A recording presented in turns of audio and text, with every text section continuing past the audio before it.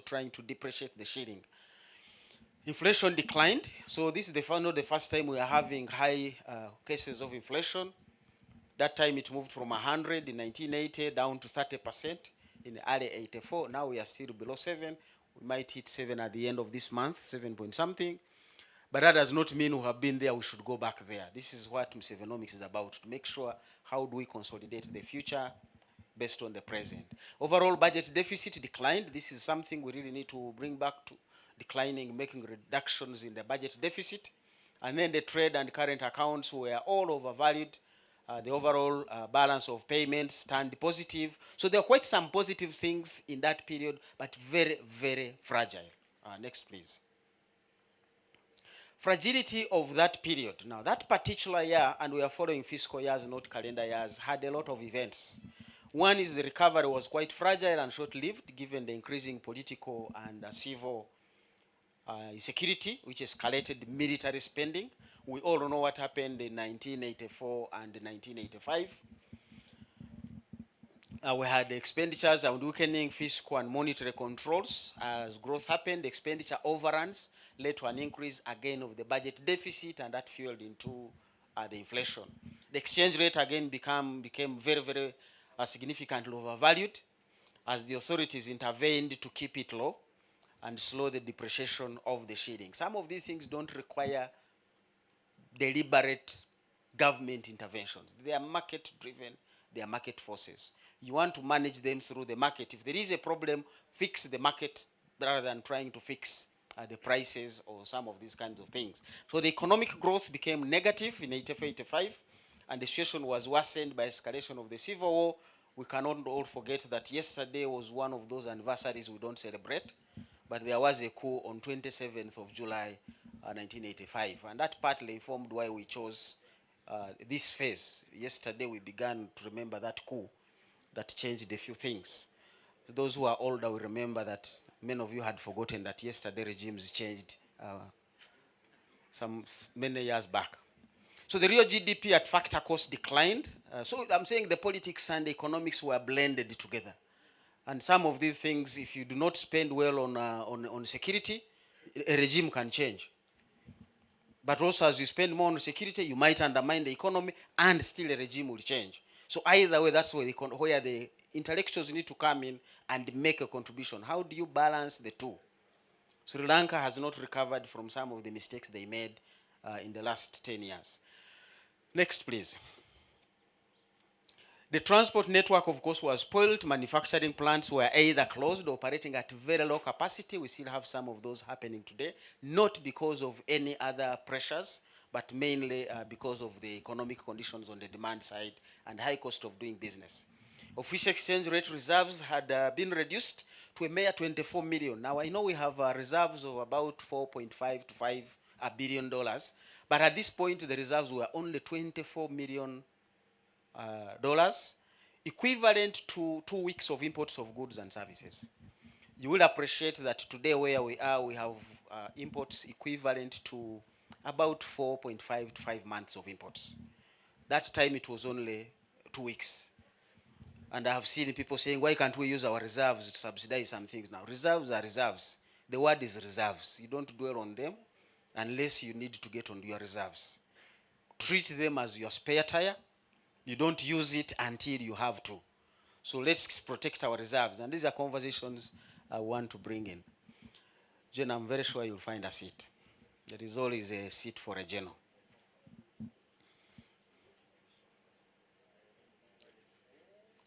We're in the trenches with Geno in those days of COVID, trying to receive those guidances of be rational, be realistic, be reasonable, and logical. So the net foreign reserves, as I've said, were also negative. The external debt burden was quite substantial, to the level that debt service scheduled for 1986 was equivalent to 50% of total exports. You can imagine you do your exports and half of it is going to pay your debt service. Now, how do you survive importing the basics like oil, like food, and drugs? Those three things brought down the regime in Sri Lanka. They had no money left to import any of those. But at least now, the Musevenomics has transformed quite a number of these things. Next, please. So here we introduce the era of Museveni. And it's important to note that much as Museveni captured power in 1986, he inherited the financial year system, meaning that the budget and the policies he found in place and ran some of those for some time had been created in 1985, and therefore he had to implement them before he could get his first official budget. So he started with a 10-point program. Many of us would remember that, and I tried to highlight at least 4 of these for the purposes of this conversation. One was to restore democracy and security, eliminating corruption and misuse of power, pursuing a mixed economic strategy, and then building an independent, integrated, self-sustaining national economy. Now, that last one required a shift from an asymmetrical global trade situation, because you are saying you want to be integrated into a global system, but also you need your own internal integration as a country in order to be resilient. So it required a symmetrical global transition involving pseudo-modern export-import economy. And we still have those challenges today, some of them related to the strong currency that we are having. And we'll see how some of the policies of the 90s tried to prevent that from happening. Manufacturing was simple assembly of imported components, and external integration did not give us any independence or self-sustenance. These are still pointers we see in our economy today. So going forward into the Musevenomics of the future, we need to reflect on some of the policies that were intended to deliver this. Did we lose it? Did we fail to implement, like Katende was explaining here, that sometimes we fail to implement the good policies we put in place? Next, please.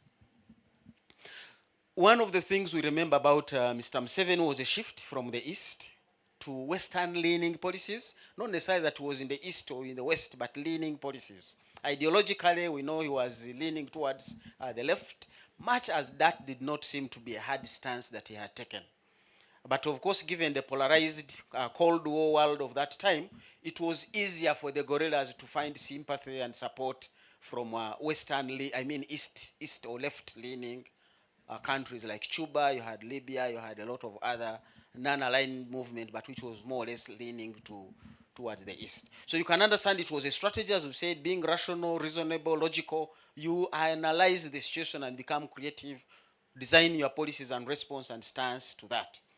So it was quickly the switch to capitalist policies, which is basically liberalization, privatization, and limited role of government in business, was hastened by 2 things mainly. There could be more, but I wanted to pick out the 2. One was the dire economic conditions. Coffee was responsible for 95% of our export revenues. That is very, very fragile. We have seen countries overexposed to oil as a resource, suffering in the other years, but now they are gaining. But you don't want to have your export revenues largely dominated by one item. But also many households had retreated into subsistence, and as you saw yesterday, we haven't succeeded attracting them out of subsistence. We're still at 39%. Some of these have been there for decades. So getting them out is going to be a concerted, strong effort of very many things. They just engaged in a little bit of coffee trade, some limited revenue sources. But also there was a push factor. They're the only people willing to support the president in those economic conditions were the Bretton Woods institutions. And what they were putting before the president were those Western-leaning policies of liberalize, privatize, and reduce this role and size of government. Now, you don't want to blame this on the IMF and the World Bank. You can only blame it on the economics. And that's why we want to have this conversation, having some economic aspects, as I said. And we'll see the reasons which were advanced to support that economics. Next, please. So the Economic Recovery Program, those who are older will remember, 1987 really. That was one of the first comprehensive policy packages Museveni had. So if you really want to understand Musevenomics, you need to read the Economic Recovery Program. But before it was the conversion of the shilling. People were beginning to carry lots of monies on themselves to buy bread, and it was necessary to reduce those numbers, but also to deal with inflation. So the 2 zeros were reduced, and they helped with the volumes of money that people would carry. But along with it was a 30% conversion tax, which was critical for raising revenue that government so badly needed at that point in time. So I can never forget that time. If I had anybody to beat, we would have fought. I had just sold my beans and received some good money as a young boy who was ready to go and spend, and then I went to change it and I lost my 30%. But those are policies. So nearly half of the proceeds of that conversion tax were used to pay off the government debt that was quite substantial, and then the other one was used as a reserve, a special fund. But most importantly, the ERP came with some additional package. As I've said, the people pushing for these reforms had some sweeteners for the president to buy into them. You don't just throw a hook in a lake, you have to put something like a cricket or a piece of meat for somebody to bite. So there was some $65 million and an additional $24 million under the African Facility Credit tied up to the Economic Recovery Program. Remember, for somebody who had $24 million in the treasury, if somebody comes with almost 100, you want to listen to that conversation. What are they saying? Next, please. So the Economic Recovery Program was intertwined or synonymous with the structural adjustment. But this is what the policies under the ARP wanted to achieve, readjust the structure of the economy. And I hear complaints of people here, which I will show you. They are coming from some of these origins, that the structure of the economy, the price relatives are really not speaking to what people would want to do. I can even ask here and say, if you got $1 billion shillings today, where would you put it? Would you set up a factory? Possibly not. We will see what Ugandans are doing anyway, shortly. So one of the core things, remember, Abenomics had 3 arrows. We can tease out 4 or 3 things, but there will be more. Restoration of economic stability. With inflation running above 200%, 300%, you want to first stabilize that ship. So that was core to the ALEM 7 days, stabilizing and bringing inflation down. The other one was revitalization of economic recovery processes. You want to revive the economy so that it can come back, production should happen. So there was effort to clean up the roads, fix the roads. I remember coming on lorries from Bushenyi to Kampala would take 2 days because the lorries of Matoka had to manipulate the potholes. And by the time you get to this side, you don't know whether you brought Matoka or you brought Menvu.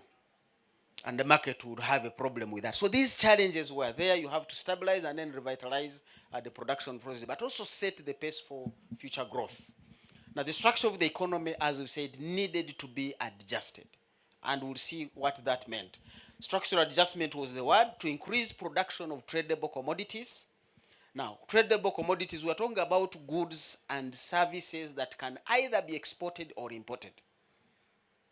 So rice these days is a tradable because you can produce it here and sell it, or you can import it. The same thing has happened to maize, but roads are not a tradable commodity because we cannot export roads. Houses that we sleep in are not a tradable commodity. Our basic education is not a tradable commodity. And you'll see that a lot of resources have been moving into those areas, just like it was at the time. So the Economic Recovery Program became synonymous with that structural adjustment process, and we'll see how that was to be achieved. The role of the World Bank and IMF, as we've said, many Ugandans still have mixed views about it. Some love it, some hate it, but at that point in time, those were the only decisions we could take. And some of them, sadly, the conditions are back with us. We still need to go back to the structural adjustment. I'm very sure the PS here for public service may have been, I don't know at what age, in the 90s when they retrenched a good portion of the civil servants. I was looking at her wage bill is 6 trillion. From where I sit, I would want to reduce that wage bill. Not because I don't like the people, but we can't find the money to pay them. So what do we do? These were the decisions of the 80s. Can we still take them? I don't know. The conversation is here. Next, please. So the distorted price relatives and resource allocation. As I've said, if you have your money, where do you put that money? The structure was distorted over time by budget deficits, which allow you to consume beyond your means. And the tradable items, which cut across all sectors, as I've said, began to lose out. People put their money into the non-tradable sector. Because the tradable components, as I've said, must be produced within the country. So if there is demand for houses, people would put money into real estate and then plan to import the rice. Because that you can import, but houses you cannot import. If there is demand for primary education, for secondary education, people will have to build the schools and then plan to import the drugs. That's why you can't find a lot of factories. All we have are assembly points, as we've said. Still in the 970s, we had assembly things. People are not ready to produce what can be imported. And that is supported by when the shilling is very strong. Because it becomes easier to import than to export. A strong shilling undermines the exporters. But because the exporters have no voices, Casita does, those who import, they will riot if there is any movement of the exchange rate. We are watching it. Will it hit 4,000? What are the implications of that? I don't know what would be your views. But economics is very shrewd or rude discipline. It doesn't listen to some of those things. It borders medicine. If your leg is to be cut off, you don't tell people that is the only leg I was left with. The doctors have decided. So some of the decisions are not going to be loved by people, and I will show that in the next slide. But let's first finish off this slide. So the Russia-Ukraine has actually given us the impression, because most people felt agriculture must shrink if the economy is to thrive. And I've had those, I would call them reckless conversations. Which country grew out of agriculture? Look at the United States. We are forgetting our forefathers who were taken as slaves did not go to work in factories. They were in agricultural plantations. We read the geography of Canada, it's about the prairies. Those were not factories. That's agriculture. You evolve out of it, but you cannot jump that stage. But thank God Russia and Ukraine have brought back the conversation that agriculture can be critical, both in terms of dominating the world, but also in terms of giving you the dollars. Ukraine alone is responsible for 52.2% of the production, global production of sunflower, followed by Russia at 20%. So two countries produce over 70% of the world's sunflower. Surely Uganda can join them. Why are we not there? Because of these distorted price relatives. Any Ugandan who gets money wants to buy land and plant eucalyptus trees. What if you planted soybean? What if you planted sunflower? Why are we complaining about these expensive things which we can't produce? Looking through the inflation trends, the last 1 year, the price of maize is moving faster than the price of rice. Because rice can be imported.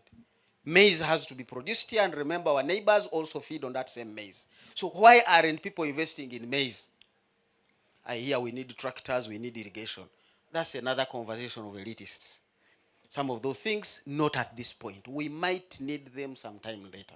So presently, you have more resources still moving into the non-tradable sector, and we're talking about real estate, land purchases, and education. Even trade is more inclined to local trading or local manufacturing, and not necessarily the production. Next, please. And this is what has happened to agriculture over the years. Professor Nwagaba, this is similar to what you composed, because I just picked your slide. I didn't have to reinvent the wheel. Look at the 60s. Agriculture was what it's supposed to be. And look at where agriculture has gone. So this is partly responsible for where we are. But because of that policy distortion that agriculture must reduce. So we did not invest adequately into agriculture. We did not invest smartly into agriculture because it must reduce. All our investments have been on roads, on energy to support manufacturing, which has not picked up. So where are we getting it wrong? This is the conversation we want to discuss on Musevenomics of the future. But remember, aggregate demand, even for factories and services, must come from agricultural households. So part of the slowdown in our economy is because agricultural households are very poor to afford the products of industry and the products of services. And once you can't sell, you cannot survive. So similarly, it will be fairer to give money to households rather than giving money to factories. Because if you give it to households in the morning, in the afternoon they will go and buy from the factories. So by sunset it will be the factories. But you'll have killed more than 2 birds with that same stone. Strategy. It's really a question of strategy. So I'm advocating, let's increase the salaries if you can. Let's invest in agricultural households, and then they will go and buy from the manufacturers, and they will buy. Any manufacturers, I hope you still buy me my cup of coffee. But anyway, the farmers will take care of me. Let's move on. Look at those investments. You've seen them. The other side is really supreme wheat flour, Busega. Sometimes it's supreme wheat flour. I wish it was supreme maize flour. You see the connection? Where is supreme sorghum flour? You want those things coming in. Ukraine still has a problem. But you see what Ugandans have done more is on the right-hand side. I could have put 1,000 pictures of the construction in Kampala, the construction in every city. Mr. PS, you're welcome. And DG, Deputy Governor, you're welcome. So you can see that the price relatives, the signals, where is the signal coming through? And Juko, you're welcome. You can see where the signals are. That everybody getting money doesn't want to get into manufacturing. I would rather import the wheat, I would rather import the cooking oil, I would rather import the chicken. We are even importing seed for planting horticulture. Can somebody produce that really? Those are the price relatives we are talking about. And we don't want to punish people and say, you must do this. That is where Amin was, that is where Russia was as Eastern countries. Can you use the market signals to make these recommendations? Next, please.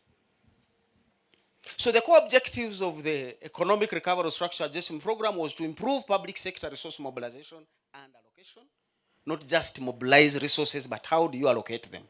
Restore price stability and sustainability of the balance of payment position. I'm glad the Deputy Governor is here. He will possibly tell us more on where are we and what are the threats he sees out there, and a number of other things. Substantially improve the capacity utilization in the industrial and agro processing. We have a lot of excess capacity, and as I've said, partly not because these industries are not connected to power. So it's not a question of transmission, it's a question of demand. And we need to have that conversation. How do you mobilize and allocate the public resources I've indicated in one? Rehabilitate existing infrastructure and installed capacity. Restore producer incentives through appropriate price policies. You don't want to regulate prices.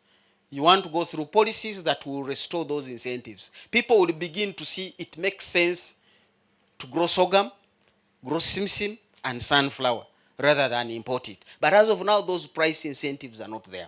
You want to restore discipline and accountability in the public sector. I'm speaking to what many of us still wish it can happen. Reduction of government spending and borrowing with a view of reallocating new and old resources to strategic investments, both the public and the private sector. You don't want to just mobilize the resources. You want to make sure they are going into the right places. But going into the right places is a market signal indication.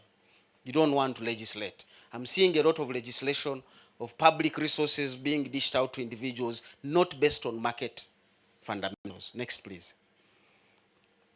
Managing the political economy, I thought I should have this slide. As I said earlier, Mr. Museveni has not only managed the economics or had the economics on his table, he also had other benefits, which we picked as pluses for the economic decisions to be made. So the core of the success of the initial Musevenomics was strong and focused political leadership, combined with regular conversations that were backed by grounded empirical evidence from the professionals. The president does not just discuss things. He needs where is the evidence. And quite often as intellectuals who have not provided that grounded evidence to guide the decision making. If the adjustment is actually adjusting the basic structure controls on an economy, success requires strong and committed leadership. And we have seen that happen in the 80s. We have seen that still happen in a number of moments these days. Reforms do represent, of course, gains and losses to various magnitudes to different groups and businesses, as well as anxiety. Even those who were committed yesterday, they may become anxious. They may be convinced. So it's not a point to delink and let them proceed. So we are saying these conversations with the technical people and the politicians and the other people with authority to make decisions need to be continuous. You cannot say we convinced so and so. He's seeing other people that evening who might convince him otherwise. So can we keep these conversations regular? And I think this is one of the things the Uganda Development Forum is going to be championing across the sector and across the economic conversations. Continuously review and adjustments is necessary to keep both the focus but also the commitment of the political and technical people who are driving the reforms. We have seen some derailments along the way. Despite the risks involved in Uganda, we had a rare case where the president at the time was also the chairperson of the NRC, which was equivalent to the parliament. So can you imagine the cabinet sits in the morning under the guidance of the president, and parliament sits in the afternoon under the guidance of the speaker, who is exactly the same Museveni you had in the morning. Easier to make decisions and quick to make the decisions. It can be risky, as I've said. The checks and balances, people from the governance side will say, but as I've said, sometimes checks and balances come in later. You have a critical decision to make. Pilots, that's why they are the cockpit is not available for all of us. They don't come to consult. Guys, we have a problem. Should we land? Should we continue? They just do what they have to do. So there comes a time when you land and say, I know this was not your destination, but we are now in Ivory Coast. Thank God we are on the ground. Get off, we will find you food. The rest we will resolve. Because where you wanted to land, there is a coup. If you don't want to land in that country with a coup, or there is some other storm. So sometimes there are those windows where you say, can we? And we had those that Museveni was both head of the executive and head of the legislature. And a number of things went through. Glad to hear. This is how we sold UCB. Parliament said what? Don't sell. The thing was sold. Today I'm glad we did. People will give us the evidence there in the house. Managing that political economy was critical and fundamental. And we still need to see a little bit of pinch of those salts and strong things. Reduction and management of expenditure control. This is just one of the sets of policies. I didn't have time to go through all of them, but also I want to share this space with others. So I need to be winding up. The reduction of government spending and borrowing with a view, as we've said, reallocating the resources to strategic areas. It wasn't that you are retrenching people and shifting them from the PS public service to save the 6 trillion for nothing. You want to redirect it elsewhere.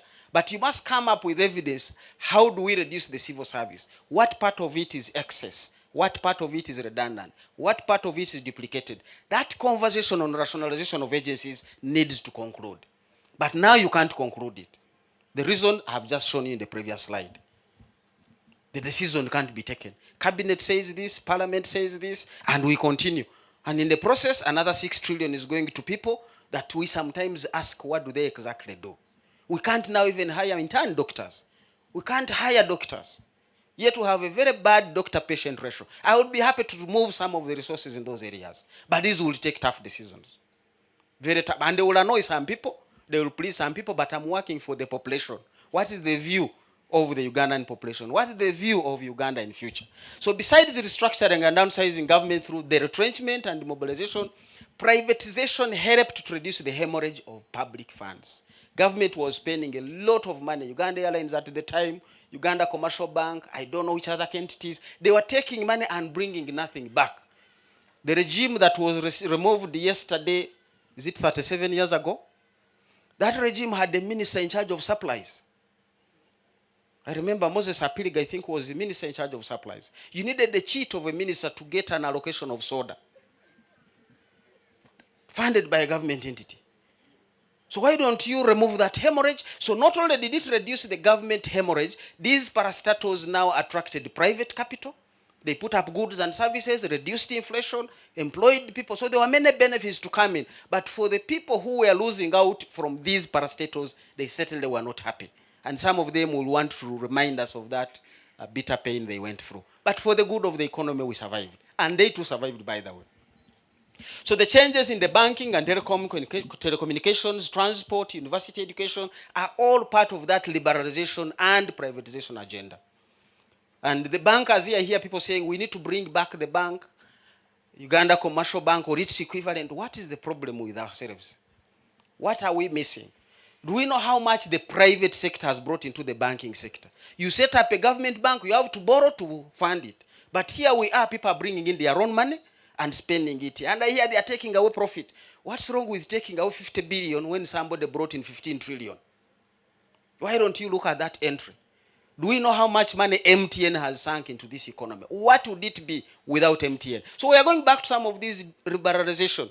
Mr. Museveni was convinced to retrench the soldiers, as I've said, being rational, reasonable. This was a conversation in 1987, but he didn't do it until 93, 94. Because at that point, you had so many considerations to do. You're retrenching soldiers. Are they going to become criminals? Are they going to join rebel groups? You also want to prepare them for the package. Some did not even have land. So you needed to do an assessment to understand where they were coming from. Next, please. So the macroeconomic focus was on stabilization. And I'm insisting macroeconomics is like this tent. If this tent was to be blown away by the wind, all of us would be in disarray. But I see people really undermining macroeconomics. Now we are getting a pinch of it. The increase in prices for all the items is a macroeconomics problem. And thank God governor still has some dollars to stabilize the shilling. If he doesn't do some selling and buying to manage that shilling and it goes to 5,000, then we'll see what was there in the 80s. So there are a number of policies we need to go back and say, how do we restore some of the fundamentals of the macroeconomics era? So the policy concerns were justifiably dominated by short-term stabilization, as I've said. Policy initiatives were aimed at stabilizing the economy within that short period because you need stability first, get on the ground, and then you can think of other things. Broadly, you need to control broad money supply. Either printing or borrowing or whatever, you want to have a control of that. Revenues need to be increased, but that may not just happen all of a sudden. You may have to do and wait for the investments, and also increase the revenues to finance the debt in the banking sector. We have a lot of debt from the banking sector that is really grounding up a lot of growth efforts that we need from the private sector side. Next. The fiscal policies, and here I've put the word reversals of these need to be reversed. We have reversed a number of fiscal policies that the Macroeconomics of the first 10 years are put on the table. So the restoration of financial discipline with price stability in Uganda depended crucially on fiscal performance. Not only must the fiscal deficit be reduced, but the financing of the deficit must avoid recourse to monetary expansion in order to manage inflation.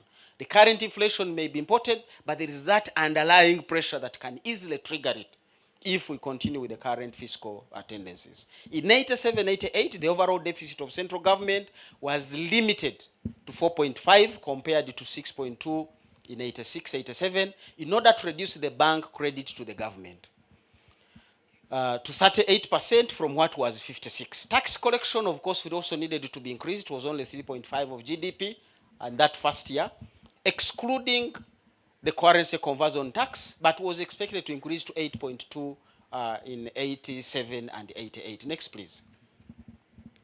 This is showing us some of the policy reversals. You can see how much government has borrowed from the banking sector over the last 10 years, or possibly less.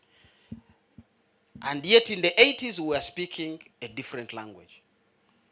So that Macroeconomics needs to come back on the table for us to have a good conversation. Next, please.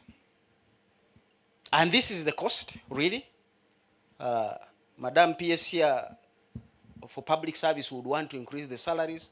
But if we are going to be committing so much to management of that debt, and debt has the first call on national resources. Sometimes, Peter, my friend, the PS, the decisions he has to go through. Any little money that comes in, you pay your creditors. Then whatever is left, you pay salaries. Then whatever is left, you say, did we have drugs or medicine? What did we need to buy? And by that time, you really are left with nothing. So to give more flexibility to the decision makers and the people running the government to address the core challenges facing this government is not going to be a conversation of outside the cockpit. Let the pilot and the co-pilot have a conversation, come and announce to us, this is what we have decided. And we don't debate it, we receive it.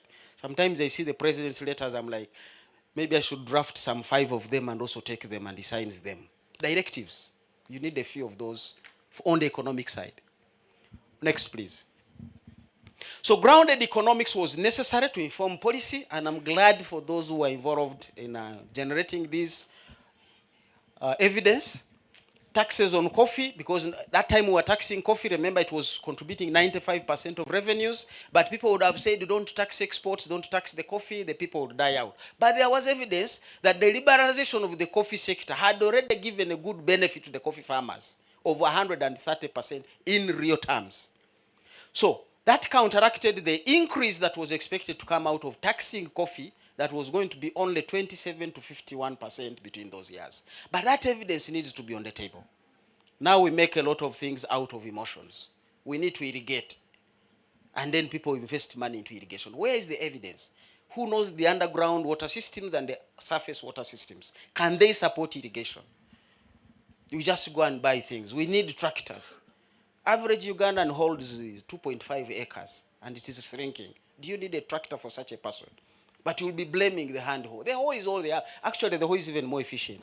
For such a land, you finish your land in 2 weeks. What do you do with the remaining 3 months of the season? So the hoe may not be the problem. It's a land tenure, and we showed that yesterday.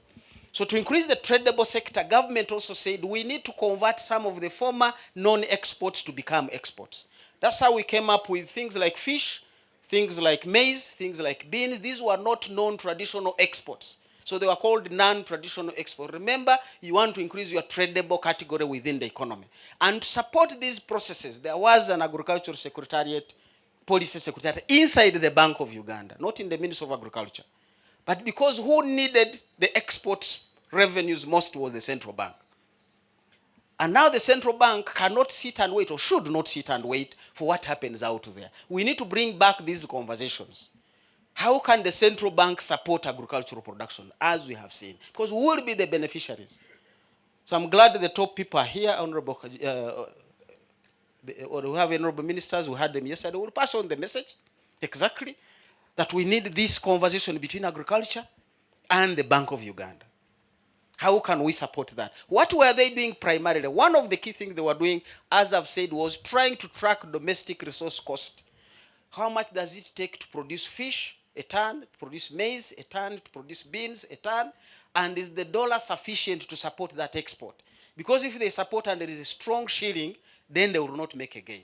And remember, donors were giving us money, which was strengthening the shilling and therefore undermining these other policies. So Musevenomics was cutting across an interaction of very many things to try and make sure the ultimate objective is realized. This is a country in the 90s we even refused donor money, because it was going to amplify and make the shilling too strong and undermine our export strategy. Today, that conversation doesn't seem to be there. Any money is welcome. And I've seen people in positions that if people are giving us money, please, we need to go for it.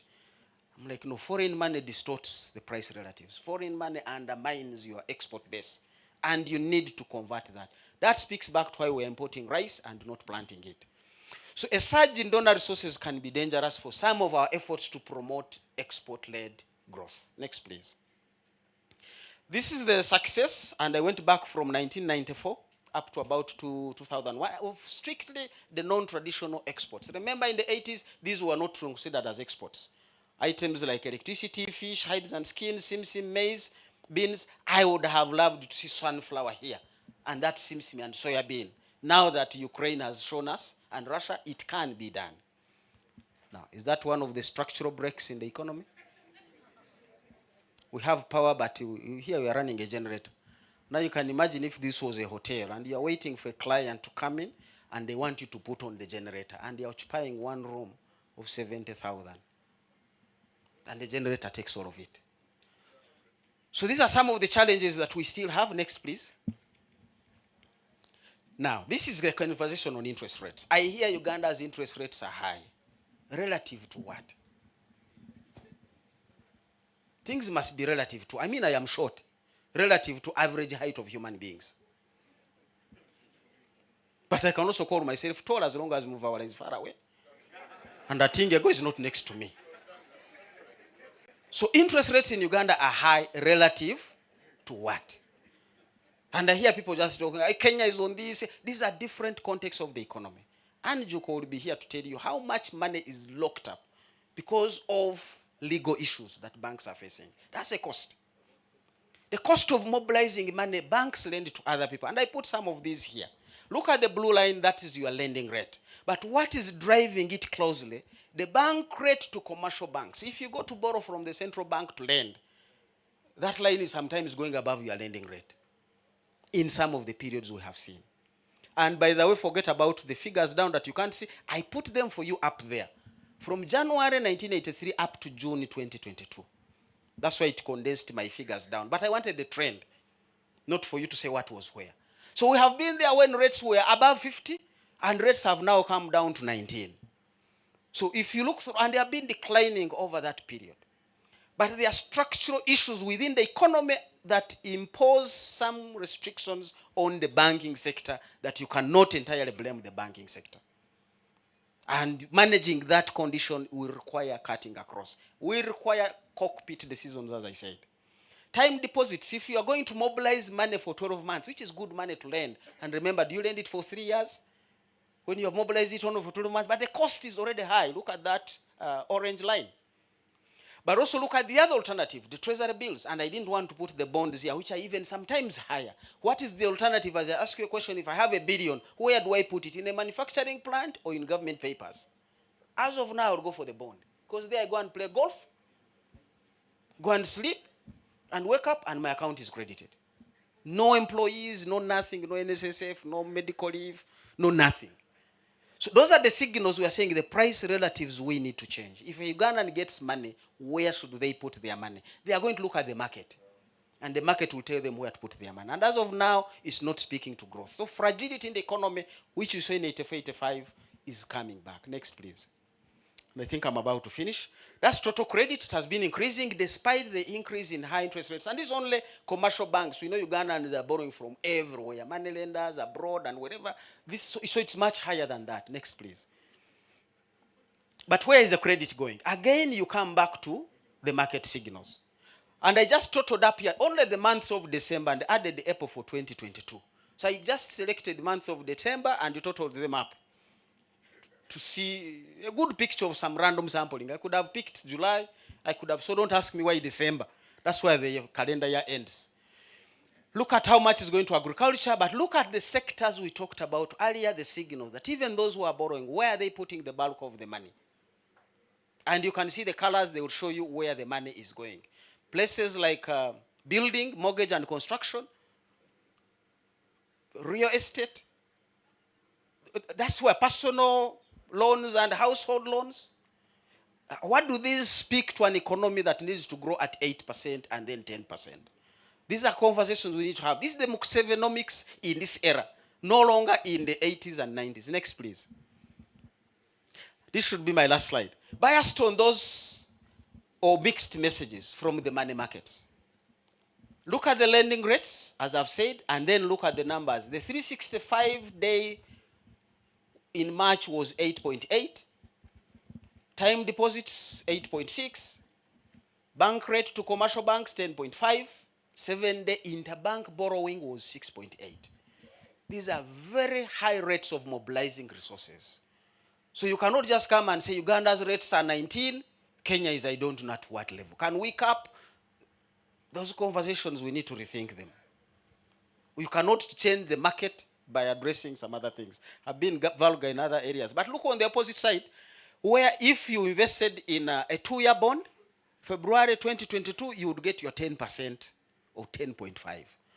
So you put there your 1 billion, you are comfortable to get the 1 billion back and then some 100 million. Why should I bother setting up a school? Why should I bother setting up a rice garden? Why should I bother? So the people with money, we are giving them different mixed messages. How do we revert and readdress these markets? Look at 14% March of 22 for a 5-year bond.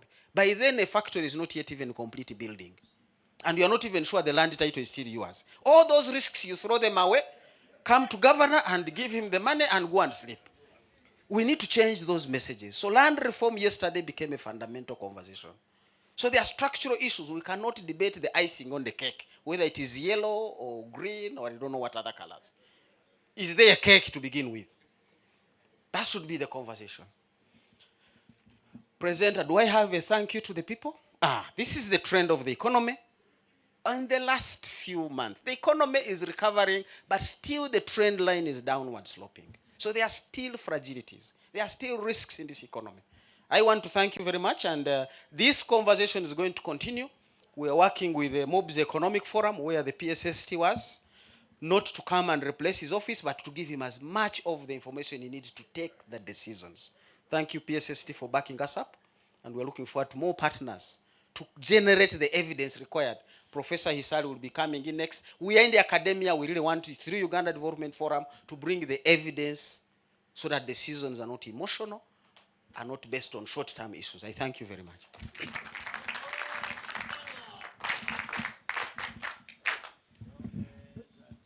That's for the President.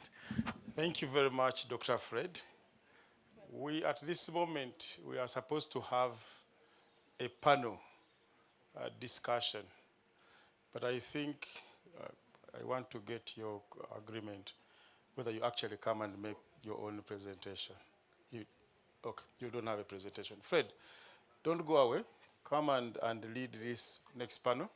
Professor Hisali, please come and join Anne. The PSST is here. The Deputy Governor is here. The ED, National Planning Authority, are here. They are sitting in up to the end. They are listening to the discussions, and at the end, they will tell us where to go from here. So for now, they are paying attention, they are taking notes, but at the end, they will tell us where he goes with the budget, where he goes with the National Development Plan, and is the man running our economy on the monetary side. So Professor Hisali, please join the floor and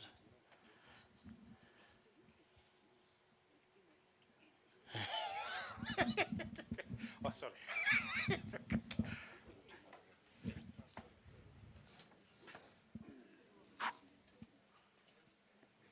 But we can do together 2 hours.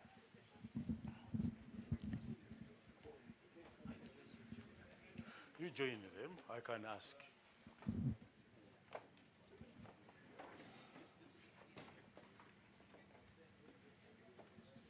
Professor Hisali, don't fear the middle. Please sit, take that middle seat. Yeah. Fred is going to join them. Where is the other mic? Yeah. First of all, you have heard Freddie's presentation. We want to give you, each of you, up to 3 minutes to quickly introduce your thinking, your thoughts broadly, and then later we can go into discussing what Fred has said. Let me start with the practitioner, the private sector. Just give us your feel quickly, anything on your mind, and then after Dr. Hisali can share with us. Thank you very much. Good morning, ladies and gentlemen. I stand on the protocol that was observed earlier, and I thank you for making the time to be with us here today. Dr. Muhumuza's conversation has been very insightful. Thank you very, very much. There is a saying that in all aspects, in God we trust, but the rest must bring data. So it's good to see that we are starting to talk about data-based decision-making. And not emotional, not political, but sound data-driven conversations. And I'm glad that you're leading us in this way. I hope that we continue in that regard. Listening to everything that has been said and thinking about where we are as an economy, I think there's no better time than now to start to talk, and not just to talk, but to go and do something about it. If my governor will permit me to speak a little about the current macro situation. It is a time of difficulty for all of us from a macro point of view. It doesn't matter what parameter you choose, it's a difficult time. If you take inflation, for example, we are well over, we are now in almost a 6-year high inflation number, and above the 5% that Bank of Uganda usually targets. If you of 4,000 over a very short span of time, and the implication of that. By extension, the CBR hasn't been spared as a tool to manage inflation. We have seen the CBR also go to a 6-year high in that regard. I think the last one was 8.5 is where we are at, and we continue to go. So it's a difficult time as we sit here. And by extension, when the CBR goes up, then interest rates also go up, or lending rates go up. And I know many people in the audience are quite keen to talk about the lending rate. So I will come to the lending rate. But before I get there, it's a recognition that we are in a difficult economic situation. It's not unique to Uganda, it is global. If you watched the news last night, you will have seen that the US added another 75 basis points to their rate as a way of controlling inflation. And this is a reality we're sitting with. So the need to have a conversation like this is is even more relevant. But more importantly, more than talking, there's the doing that must happen. after we've sat here for the better part of the morning, and those who were here yesterday, then what? What changes? What do we do differently? What is required from all of us? The truth of the matter is that the problems that we face cannot be solved by one entity. We can't say that this is a Ministry of Finance conversation, the rest of us, we sit back and relax. In the same vein, we cannot say that us, the private sector, we have all the answers, and so we'll sit back and relax and let them continue. We all have to work together. Every single one of us has a role to play. And for that role to really make a difference, we have to be talking about sustainability. Whatever decisions we take must be sustainable. Anything short of that will really leave us in a difficult place. So Dr. Muhumuza, there are a lot of things you talked about, and I will pick a few that in my ambit. Let's start with the growth you talk about. We hear, and we've heard a lot about Uganda is growing. GDP, double digit. We haven't seen double digit in a long time. We're now talking single highs, but we've been growing consistently. If you take a 10-year cumulative average, we are about 7.5% to 8%. But where is that growth? Who is that growth for? Is it inclusive enough? Economists, and there's empirical evidence that it doesn't matter what number you report. If the growth we pursue is not inclusive growth, we are fetching water in a basket or a leaky pot. So we have to come, all the things you're talking about have got to have inclusion at the center. If I stand here and tell you I'm Stanbic, I'm lending up to 8 trillion in this market, the question you ought to ask me, to whom are you lending? What are the programs you have that lend across the different sectors within Uganda? Because if it's not inclusive, if the rain is only raining on a few, the rain of growth is only on a few heads, we will not go very far as a nation. And instead, what you have, and what COVID exacerbated, is a really wide Gini coefficient where the haves have far more than the have-nots, and there's a wide gap happening. So we'll talk to you, and when I'm given a chance, I will share with you about our inclusive growth programs, because this is where we need to go as we play our part in solving for what's wrong. But while we're here and I look in the room, and when I talk about inclusive growth, I'm talking about youth-based growth. 75% of Ugandans are youth. Women-based growth. We have, sometimes when we talk about gender issues, we've been talking about gender for a long time, you people. I mean, you women, you're in parliament, you're ministers, you're VPs, really, we've finished this. The truth of the matter, we haven't, especially on the economic front. He just mentioned here, there's even female CEOs. Yes, maybe we have a few questions where we can put the answer, but where it matters the most, which is the financial growth, we haven't. Only 9% of total commercial credit is going to women-owned businesses. 9. For every 100 loans, only 9 are for women-led businesses. We have to have an intervention here. The youth is even worse. Thank you. Thank you very much. So I'm talking inclusive growth. I'm talking programs that lift the bulk of Ugandans so that they can play in the economy. And there'll be a lot coming into that.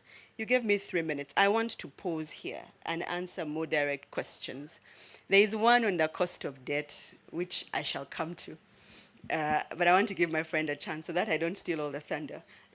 Doctor. Professor has whispered to me he has a long story, and I want to give him some more time. But let me ask another question. Yes, please. In line with what Dr. Muhumuza said, he talked about Uganda Commercial Bank, and he talked about how we closed it, and the private sector bought it, and you are the private sector. Yes.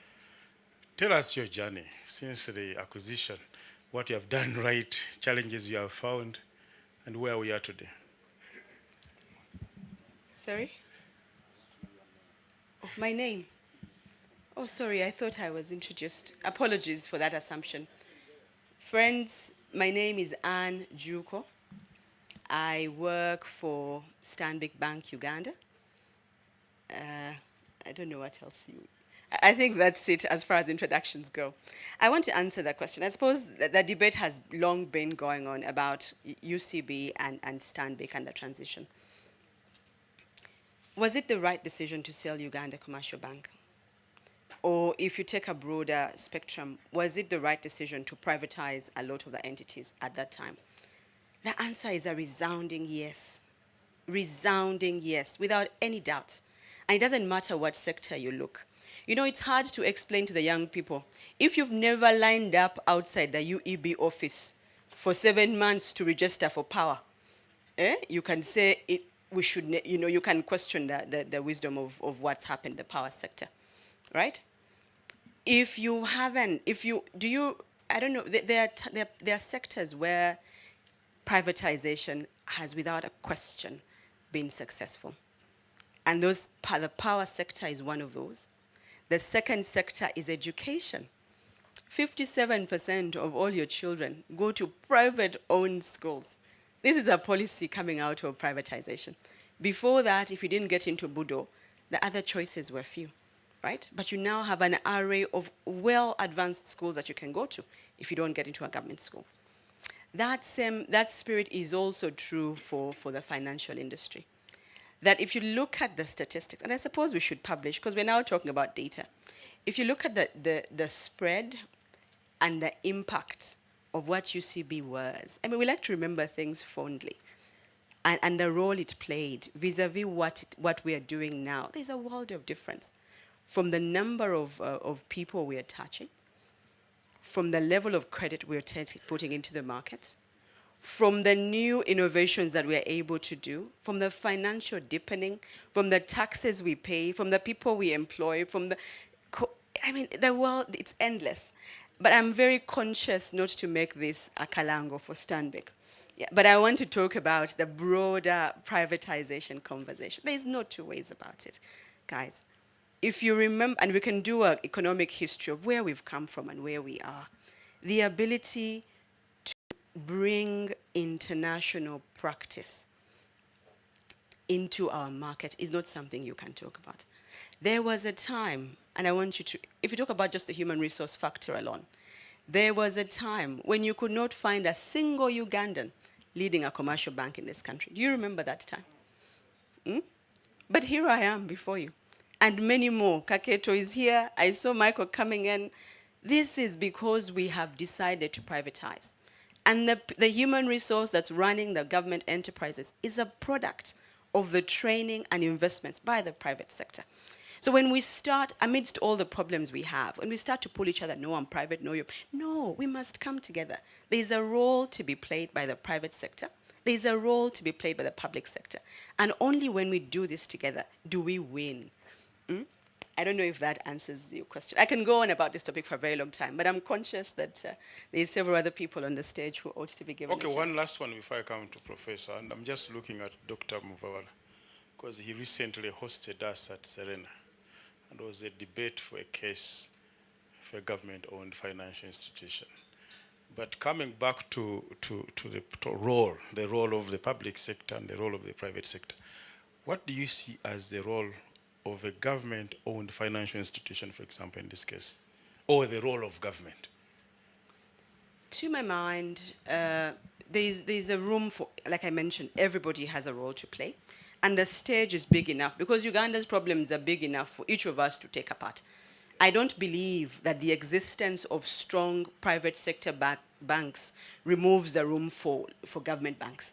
No, it doesn't. And you already have well-established, well-run government banks already doing their work. I mean, if I can just pause here and ask you to remember the results that Housing Finance posted just this last year, or the results that Post Bank posted just last year, they are making a meaningful difference. So there is no either or. There is and, guys. 1 + 1 can equal to 5. There is no either or. When we start to pull each other apart, we reduce the little we have.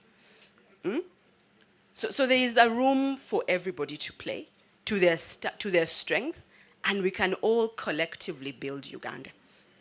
So I find that question I don't know if it's a helpful question.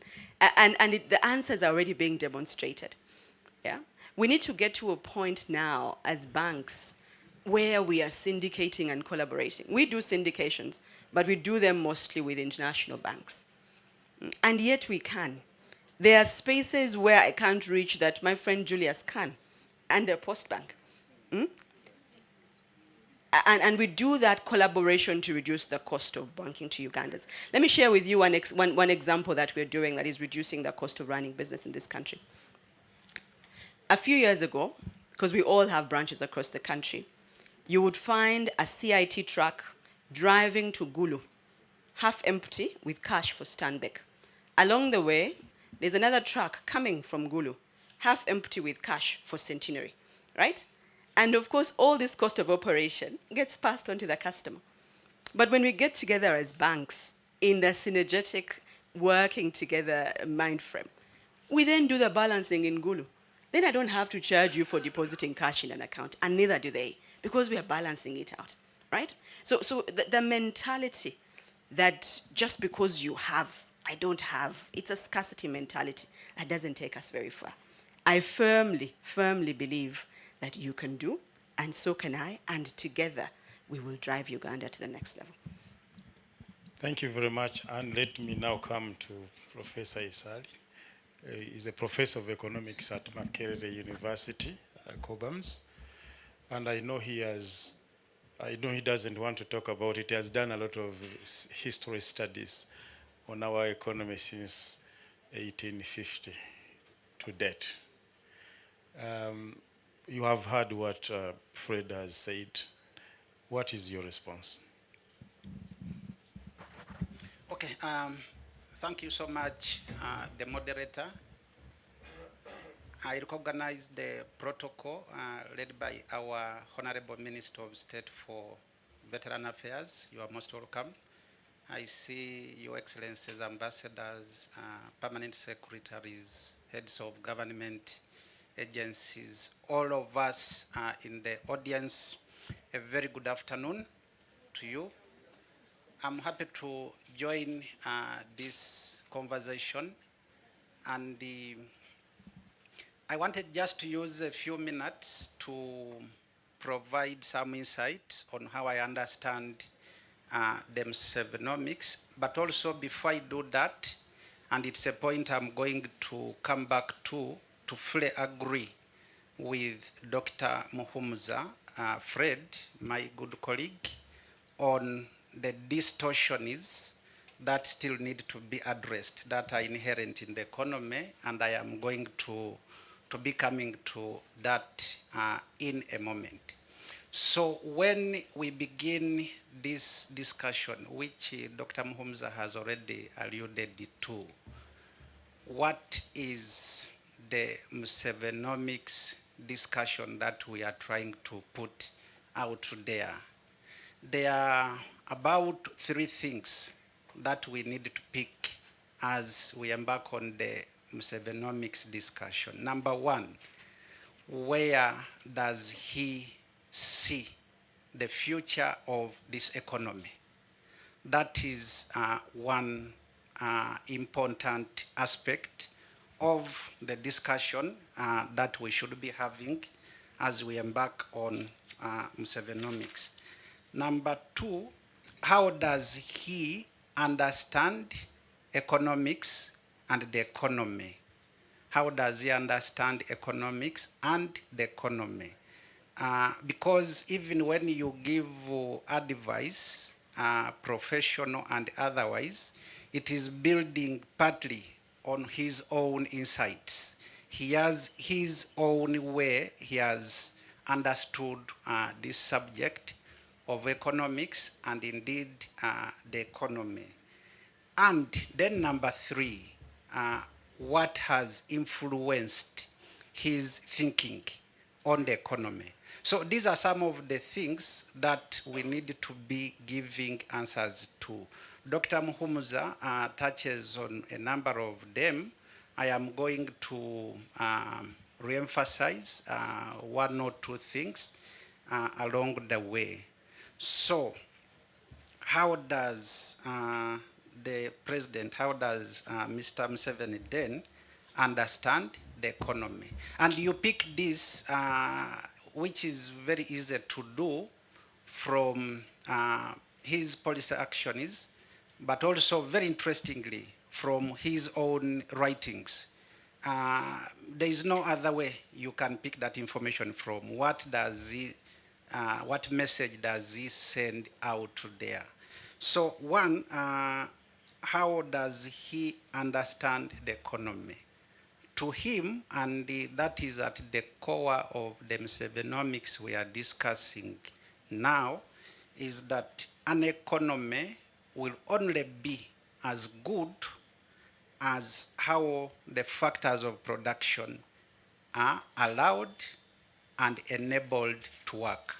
That is his philosophy, and we are going to illustrate how we come to that conclusion. You will pick it from his actions, from his writings. It will be only as good as how the factors of production are allowed to work and how they are supported to work.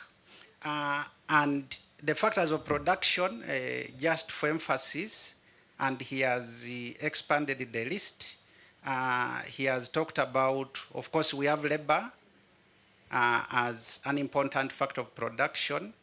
And instead of looking at labor alone, I think it's better that we look at knowledge, we look at the creativity. We need to be looking at the ingenuity embedded within the labor force. So that is one thing, and we are going to be explaining then how he's trying to look at these factors. The other categorization is capital, and Anne has talked about it. Dr. Muhumza talks about this. We are going to get back to this along the way. Obviously, entrepreneurship, land, and the market. This is how the factors of production have been categorized. So now, how does he then understand this? What has influenced his appreciation of how these factors of production work and how they should work?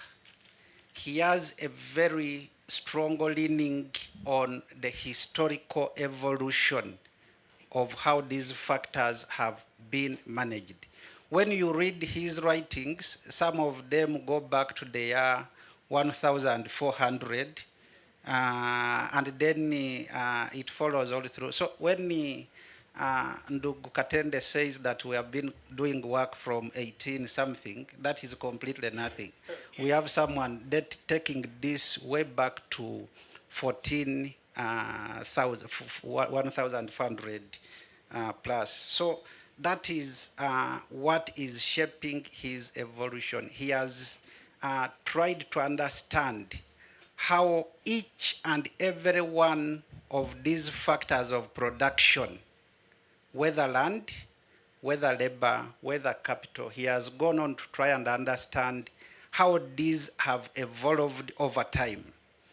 From the medieval ages in Europe and elsewhere to what these factors of production are today, and along with that, the economic outcomes that the transformation at each of these stages gives. That is a very crucial feature of the president's economic philosophy. There is very little you will read in all his addresses without giving that historical perspective. So he's tracing how these factors of production have evolved and what that then means for the economic outcomes that we see. Now, in terms of the framework, if we are to understand then, and which again Dr. Muhumza goes into, but if we are to understand a simple framework for analyzing then Musevenomics and indeed the economy as a whole, there are just going to be four broad elements that should enable us understand and mimic an economy, but also understand its functioning. Number one, which is, I think, the most important, are the policy actions. Policy actions.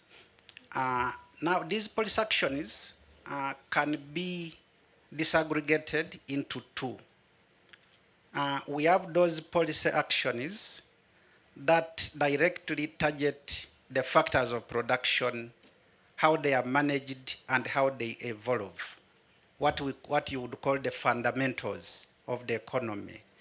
What are these policy actions targeting the fundamental factors of production? In other words, what is our outlook with regard to labor market issues? What is our policy with regard to land, and how does that then affect production? How about our outlook with regard to capital? How do we develop knowledge? So once you have clear policy outlook on this, then that is where the economy derives from. It does not come from anywhere else. The economy will be as good as how you manage your factors of production. So the first aspect of the policy action is those that relate to the fundamentals. But also policy actions can be enablers. So we also have another component of policy actions that are enablers, whether it is macroeconomic stability, whether it is peace and security. These create a good environment for the fundamentals to work. So when we are looking at Musevenomics, and again I'm going to come back to that, we need now to be looking at it from these two perspectives, at least as far as policy is concerned. What has gone into the fundamentals, land reforms, capital liberalization of the markets to enable access to capital, about knowledge. If you read today's papers, some are calling it a bonanza to the scientists. There is something behind that. How do we then grow the knowledge base? How do we innovate? And then how do we eventually become competitive? So as far as policy actions are concerned, I think we need to be looking at those two. Dr. Muhumuza touches on a number of them along the way. But in addition to policy actions, which now takes us to number two, we need to look at our natural resource endowments. Natural resource endowments are important at two levels. One, there are a number of people who derive livelihood directly from the natural resource endowments. Dr. Muhumuza was talking about the subsistence farmers. These are not a creation largely of policy as we know it today, but they are deriving their livelihood directly from the natural resources. So that is number two. We have the policy actions, we have the natural resource endowments. But number three, we have the economic shocks that have always been there and that we will continue to face, whether you like it or not. So whether it is the Rwanda pest outbreak in 1894, whether it is slave trade, whether it is the World War and how it affected Uganda, whether it is sleeping sickness in the 1920s, whether it is COVID-19, whether it is Russia-Ukraine, shocks will be part and parcel of the story. And the last aspect will be now the external operating environment, the environment within which we relate with other external parties. So this is the framework, I think also partly within which then we need to be now contextualizing the specifics that Dr. Muhumuza ably gave us. So as we look at all these, where do we place them? If we look at those policy actions, are they relating to fundamentals, and how many of them are speaking to that? How many are relating to enablers to allow things to work? how many are addressing or building resilience against shocks, how many are countering the hostile external environment. So when you listen to his speeches and you hear a lot of emphasis on market integration, on regional economic integration, you are trying to counter the hostile external environment. So there are those components that then we should be looking out for at a very specific level. So by and large, quite some progress has been made along these lines, by and large. And I will just highlight a few examples in very broad terms. In terms of GDP, which is really the standard measure of the size of the economy, the size of the economy has expanded as we talk now about ninefold between 1986 and now. When you convert, and we just need to provide clarification here, the economy is, the valuation, the size of the economy keeps on changing and how it is measured. Currently, the standard we are using is the 2016-2017 prices. We are comparing everything else against what was there in 2016-17. So when you convert the size of the economy of 1986 into the 2016-17 prices, you get a figure of around 18 trillion. So to make meaningful comparison, you would need to convert backwards and then do the comparison. So when you do that and compare with today's number, you will get a factor of around 9 times. So the economy has expanded about ninefold, which is quite remarkable. In fact, between 1986 and 96, the size of the economy doubled. Again, 96 to 2006, it doubled. The slowdown only starts after 2007. The rigidities, the distortions Dr. Muhumuza is talking about will come clearly into focus here. The GDP per capita has grown, I think now by a factor of around 3. It doubled somewhere in 2007. It's yet to double again. So there have been certain remarkable things along the way. The question then I want to end with is, are we there as yet? Are we there as yet?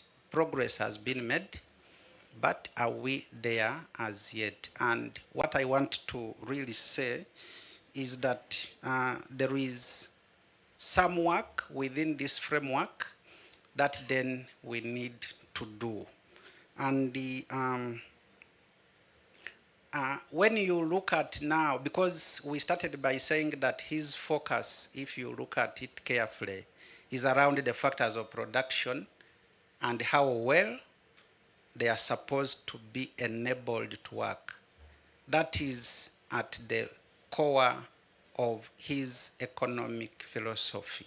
How do you enable then these things work? So are we there as yet? Progress has been made, but there are still a number of challenges.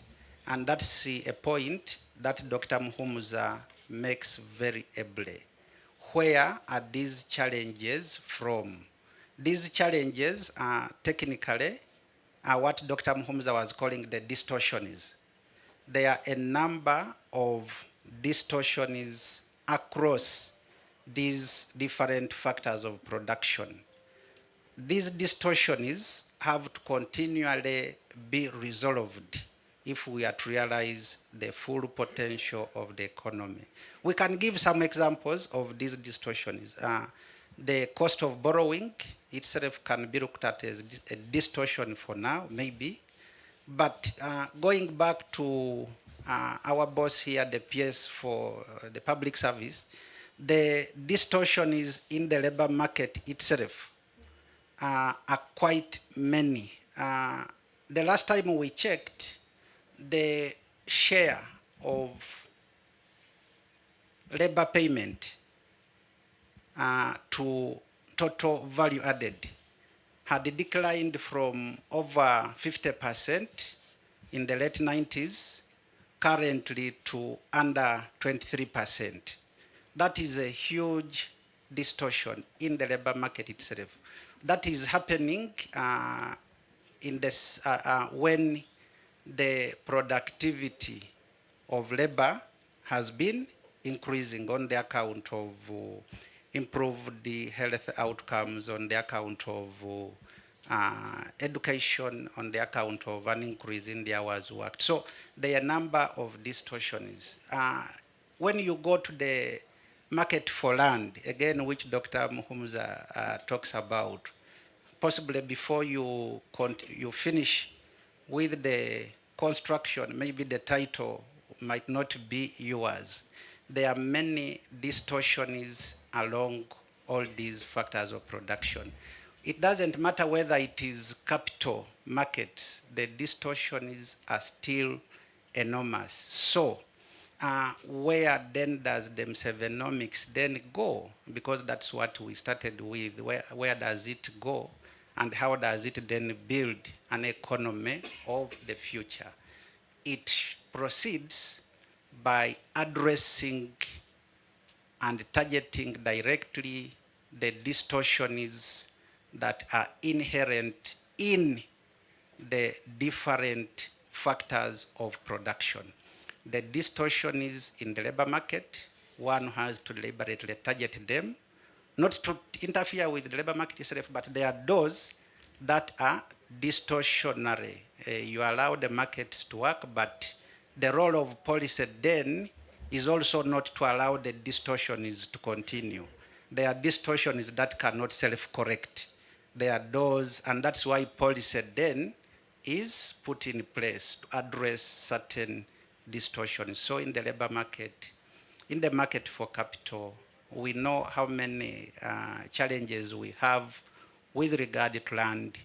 But what do we do about knowledge generation?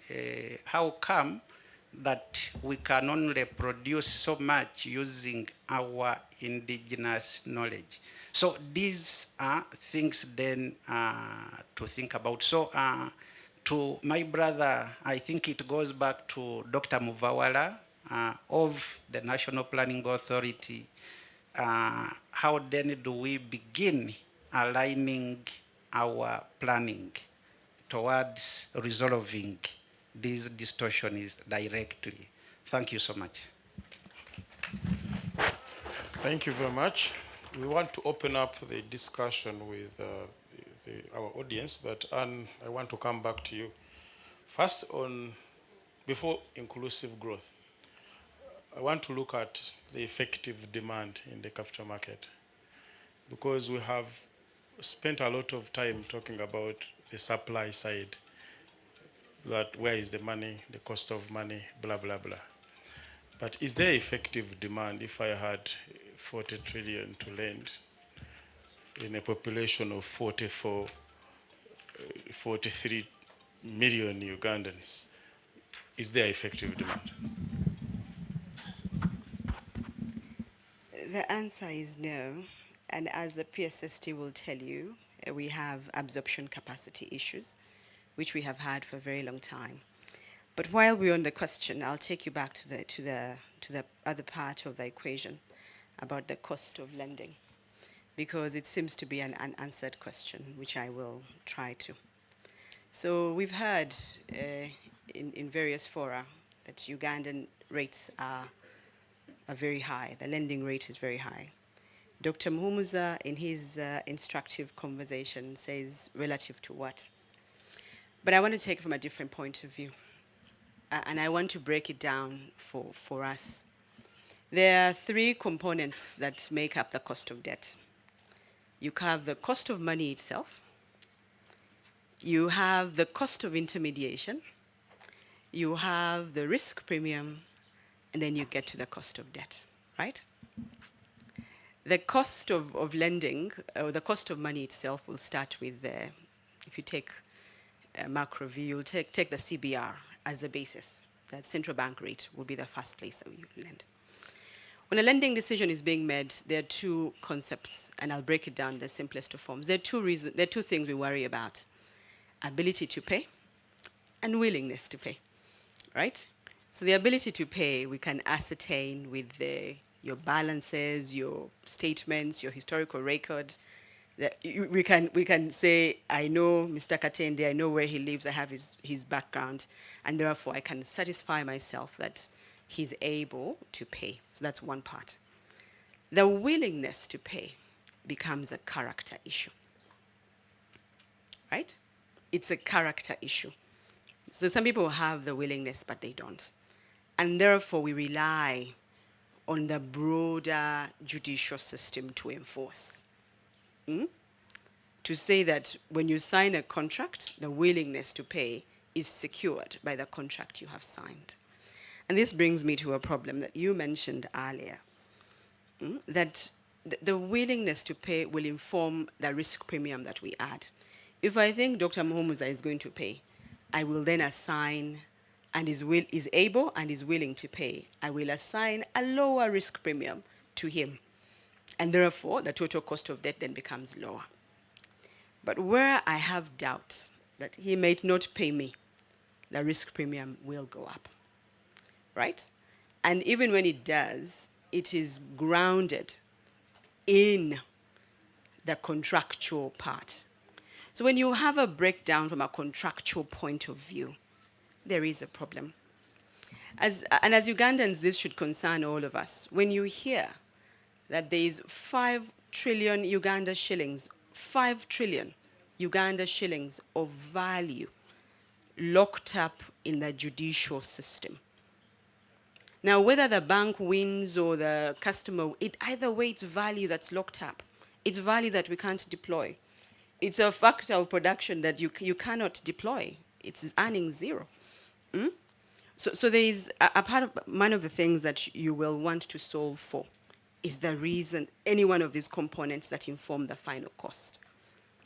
Where you have a breakdown on a contractual enforcement, it's the beginning of, you cannot touch the risk premium when there's an infinity to it. I mean, how long is a piece of string, right?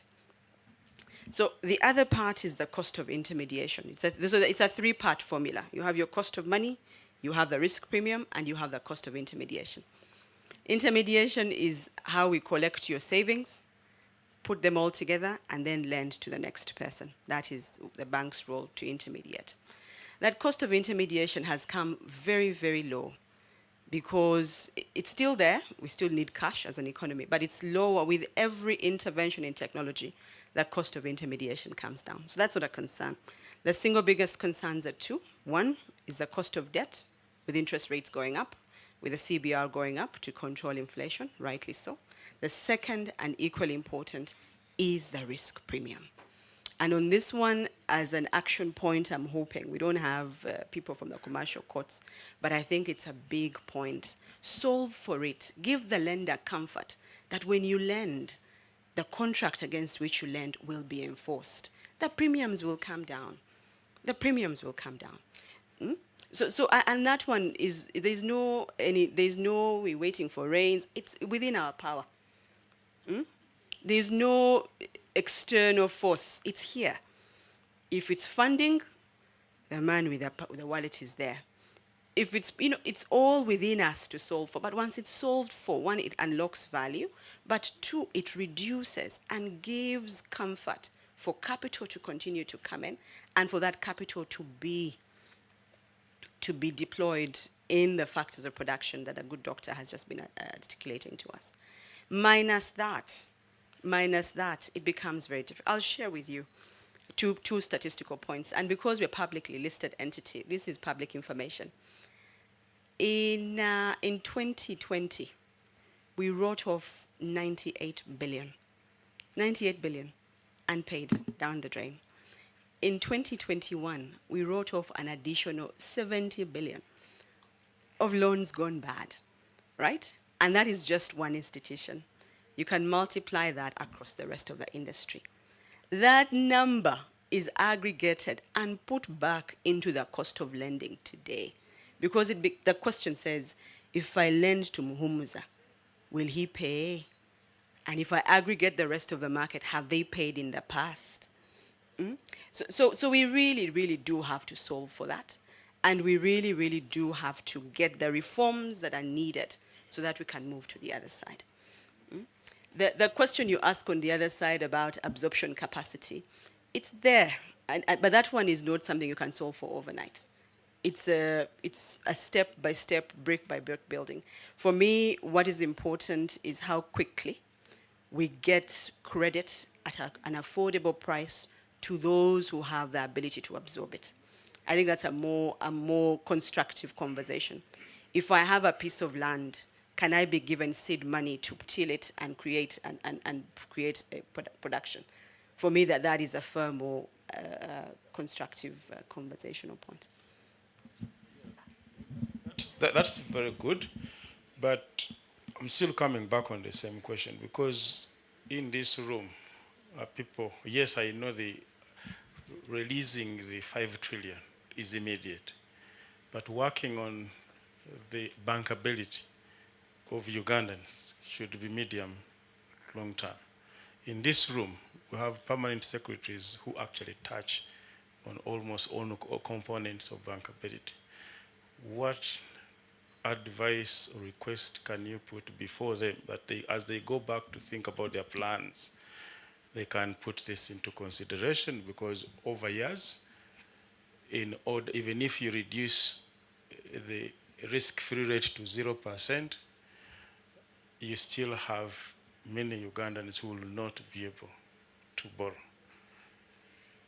So there are different things, and parts, I'll go back to my earlier remarks about the interplay between the private and the public sector, and how when we get together, we make magic. There's work to be done from a policy-making point of view, which is the public sector's role. But there's also work to be done by the private sector, which is what we are attempting to do. When you ask about Ugandans are bankable. What has happened in the past? Historically, there have been barriers. Before you could enter a bank, you needed to come in your Sunday-best clothes. They ask you for 1,000 forms and all these things. This is how we thought banking was, right? But we are removing those barriers, and we want to really applaud our regulator for removing these barriers, and also the policymakers. Because one of the biggest problems we struggled with as bankers was identification. Until a national ID, you could not ably identify Muhumuza as Muhumuza. But that problem is now gone. And the regulator has removed the restriction. All you need is your national ID to open an account. We are also using technology. Ugandans are bankable. We just have to do the work. We are also using technology to be able to say, once you have, and you mentioned data, once you've opened, and it need not even be an account, it could be a wallet on your phone, which is what we're doing now with many of our products like FlexiPay. Once I can see your transactions on a daily basis, once I have data in your business, I don't need collateral. In fact, we're moving the banking industry from this thing of landed collateral. I don't want your car. I don't want your land. I just want statistics about your business. If I can see, let's say you're a school, if I can see how many children are going to your school, what is the school fees paying pattern, that's it. Off of that data, you can be lent. I don't need the land title of that school, but once I have data, we can lend. The same is true for the Mama na Chanzi shop. I just need to be able to see how much sugar, how much soap, how much are they selling, and based off of that, we are able to lend. We just have to build the database, and we have started. There are a couple of things that we're doing. If I share with you some of the work, when you ask the questions, are Ugandans bankable? The answer is a resounding yes. We just have to take banking at a place closest to them, in a language they understand, at a cost they can afford. Those are the things that we need to do. And those are purely private sector things. Yeah? And once we've done those, the public sector must ensure that once we've lent, we can enforce on those lendings, right?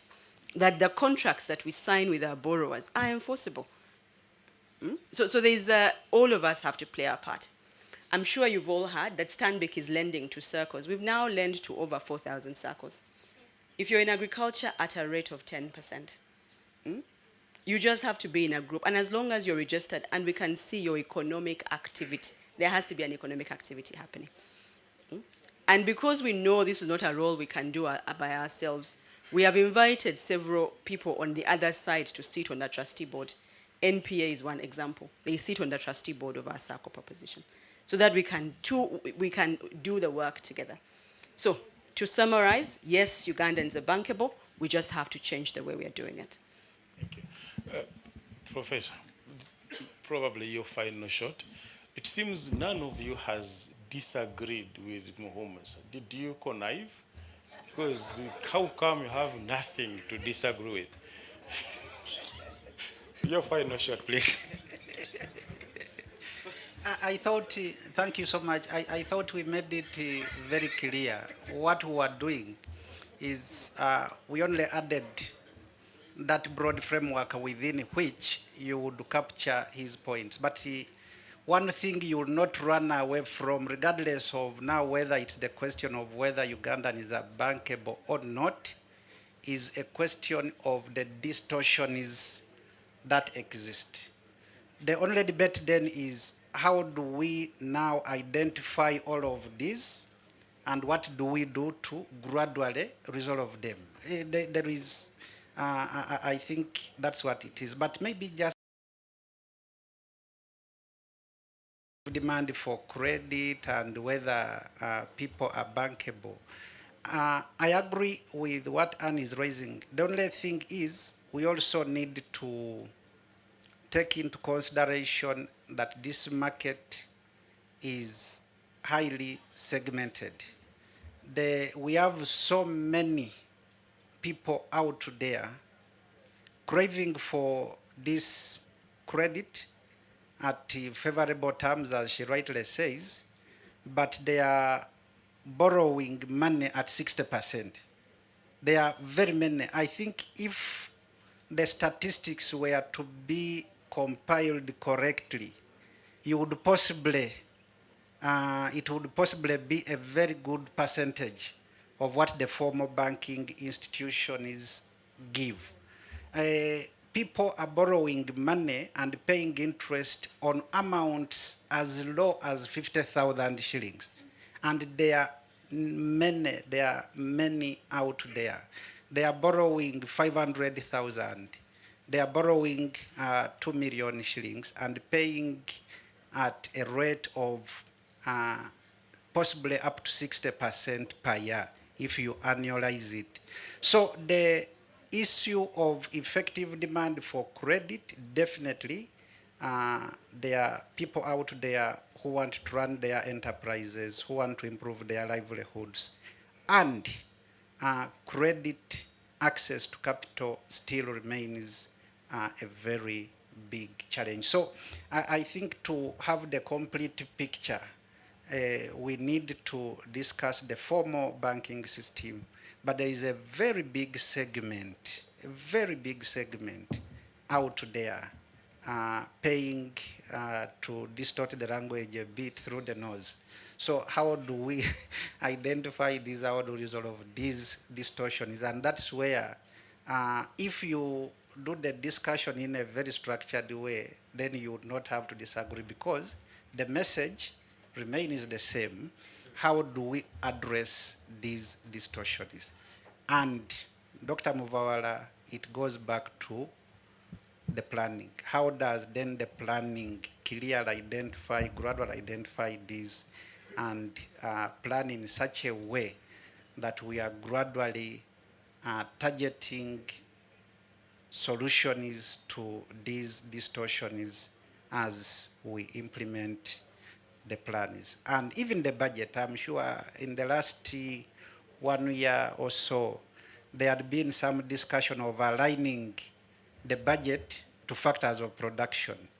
It doesn't then come as a complete disconnect. It is actually very important to to do that so that you can resolve the inherent distortions then that enable you solve the rigidities that Dr. Muhumuza talks about. Thank you.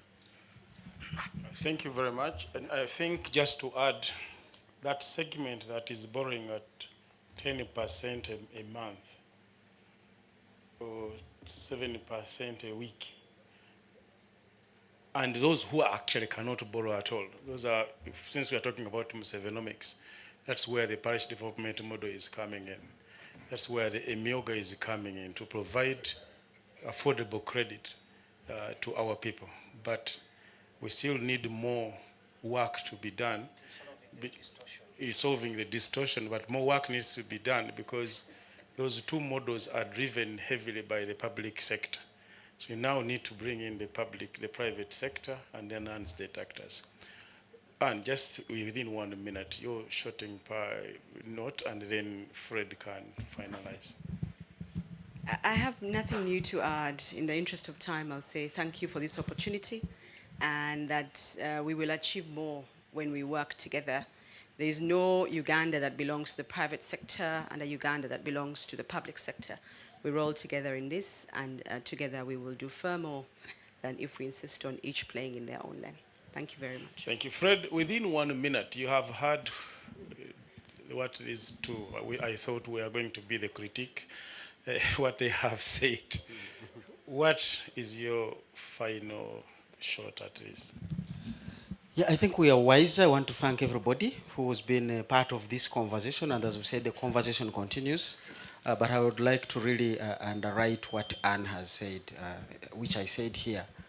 Some businesses which will come to look for credit and fail to get it from the private banks will now go to government and say, this is my problem, give me money.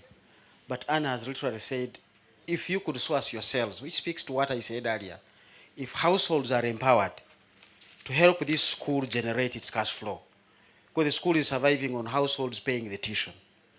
This woman who is selling kilos of sugar is also surviving from that cash, and that's all Anne is asking for. Are you able interacting with that system? So some of these things do not require government to come with a sack of money to give to this business. Actually, you make the market system work. Once the market system works, the banks will find even more money from within and from without and add to this conversation. So getting the distortions corrected, I think is going to be a fundamental thing we are going to continue with. And of course, she has mentioned how does the public sector therefore focus on enabling the private sector to do their part. If she lends to somebody and this person cannot access the tarmac road by UNRA because the district road is not functioning or the community road is not functioning, the risk premium is going to go up. Because in stretches into last year, you had nothing to sell. Not that you didn't do well on the garden. It's not a weather issue. It's actually a road issue. So I'm glad the officials, government officials, to address that other side of government enabling the private sector to do its part is within. We still are following the principle that Musevenomics was about private sector-led growth. And any deviation from that is going to really take us into a landmine territory, to talk the military language. Thank you. Thank you very much. We now come to get the perspectives of you. But since we are talking about the distortions in the factors of production, let us, yeah, these ones have left. We are coming to the people now. Her time is up. We now want to, oh, you want to see them? No. You want to ask? Oh, the public demand is that people want to ask. Okay. Ask. Where is the mic? Where is the mic? Go back. So okay, let us start with the question since we are sitting here. Ask quickly. Okay, thank you very much. I'm Geraldine Sully. I am PS Trade. For me, thank you, Dr. Muhumuza, for the submissions. I missed your submissions, but I think I've caught the tail end of it. And it's really around the land tenure system first, as well as the cost of lending that is cascaded from the International Monetary Fund, the World Bank, and all the other global institutions that lend least developed countries. So for me, if we are going to do the Musevenomics, and we are saying it's going to be private sector-led funding, private sector, for them, their duty is to their shareholders. Whether you like it or not, they will go, they are given targets, and they are going to drive those targets depending on what their shareholder wants, because ultimately they're the owners of those funds. They want to maximize profits. And some of them actually repatriate those profits. But that's fine, because those are their companies. They are private companies. Now, as government, we cannot leave that responsibility to private sector wholly. We will be absconding our duties. We have a duty to negotiate cheap patient capital at a global level. And that would start with the big institutions like the IMFs. Now, if you're going to be telling me that I'm highly risky, and then you go and lend America at 1% on the USD, and you come and lend Uganda at 13%, how do you expect me to cascade that cost of funding down to the last person who is running a cooperative? It's going to be very expensive for them. And secondly, we haven't built our insurance system to help them, the agriculture insurance. So for me, and that would even help in underwriting the risks on those people who cannot afford cheap funding. So I'm going to take you back now. IMF can actually give us, they say these are LDCs. We are classified as LDCs. Everybody knows we are least developed countries. But guess what? I don't want to go into another territory, but it was their fault in the first place to have left us least developed, and it's actually deliberate to leave us least developed. Then you tell me that I'm expensive to lend because I'm highly risky.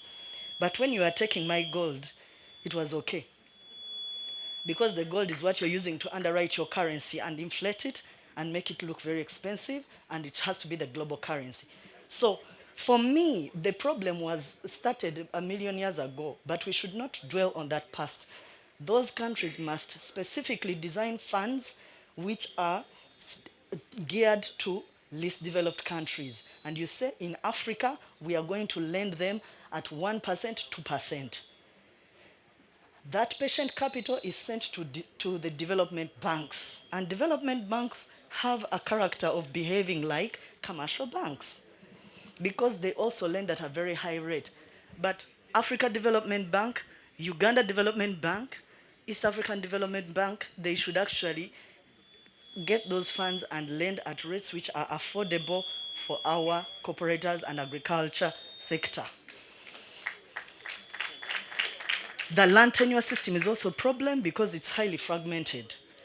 That one is beyond my pay grade, but if we had large expanses of land which can be amalgamated to step up scale on each and every single one of our cash crops, that would actually make us money rather than disintegrate it. And I think for me, that's it really for me. Thank you very much. Thank you. Let us make the comments short as possible, please. Yeah, thank you very much. Dr. Binomchisha, I'm the Executive Director Code. Just very quickly, to thank the panel and this think tank. It's very exciting and empowering. Just quick suggestions are not going to be, the land distortions, I think, could be solved very quickly by government setting up a land bank. I think government should use our money and buy land, especially for investors. I saw the letter yesterday by the president directing, I think, the Minister of Agriculture to give land for building a hospital. Now that is not proactivism, that's reactivism. So I think what should be done is to buy land, put it there, because we have the money, so that when investors come, you know what to do. That's one. The second point, I think I see that the planning function in this country is given a second-rate kind of citizenry. And so the finance people have taken a lead. In my view, planning should take lead and the money for planning. And that's why we should have the National Planning Authority leading. So otherwise, actually, we'll be now trying to plan take lead in this country. I hope I make the point clear. I think Museveni economics is very good. Yeah? Planning should take lead and money should follow it. And so I want to see a big ministry of planning, not just as an outfit of the Ministry of Finance, Planning and Economic Development. Give it its place in this country. The Museveni economics is very good. So I think really we cannot, whether you are jealous of Museveni, whether you like him or hate him, Museveni is a movement in this country. And so we can talk about Museveni economics without fear, without favor. But I think what we need to do is to present it as a policy, not as a person. So, and again, when you are discussing Museveni economics, don't also overload it with economics, because there is the political economy of it. And actually, I would dwell on innovativeness of President Museveni. Even when we are hopeless, he comes up with something that gives us hope, even if doesn't give us, finally it may not deliver. So I think he has been innovative at every turning point. When you think that the country now is collapsing, he comes up with something, it takes us another 5 years. So you have plan for modernization of agriculture, you have the Bonaba Gawari, now you have all this. I think that's leadership. And that's why so we talk about the political economy. It is politics, very, very important. So as we go along in this forum, bring in the politics. Bring in the politics, because the politics drives economics. Finally, let us all, and I want to agree with my sister here, that we seem to, the team, the think tank seems to think that private sector-led economy will solve our problems. I think we would be making a big mistake, and the experience of the collapse of the Wall Street in 2008 should teach us a lesson that government has a very big role to play in regulation, because private sector is greedy. Private sector can tell a lie and will destroy you. So the role of government must be put at the center stage. Thank you very much. Thank you very much. We are going to take questions from each side. So that side first. All right. Then you make it short. Thank you for this opportunity. I would like to first of all thank the organizers of this very exciting forum. Thank you very much, UDF. My name is Andrew Bessie. I am a Ugandan. Now, today's deliberations have been very interesting. Let me also give my own facts. I don't have a PhD, so you'll pardon me if I'm not so, but let me give my own facts. Banking.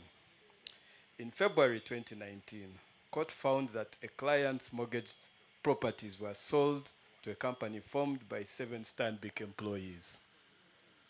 7 Stanbic employees knew that they banged the deal in the bank and decided to sell themselves a client's mortgaged property. That is happening more and more. Could we know what actions the regulator is taking to solving these issues? I've had this conversation, but no one has touched it. Secondly, Dr. Mhumza spoke about his support for the privatization of what was then called Uganda Commercial Bank. Doctor, I'd like to disagree with you, and here are my reasons. At the same time we were selling off Uganda Commercial Bank, the IMF was putting pressure on President Moi in Kenya to privatize his commercial banks. President Moi refused. Today, the 4 biggest commercial banks in Kenya are public banks. They are led by Kenya Commercial Bank. One of those banks is Consolidated Bank.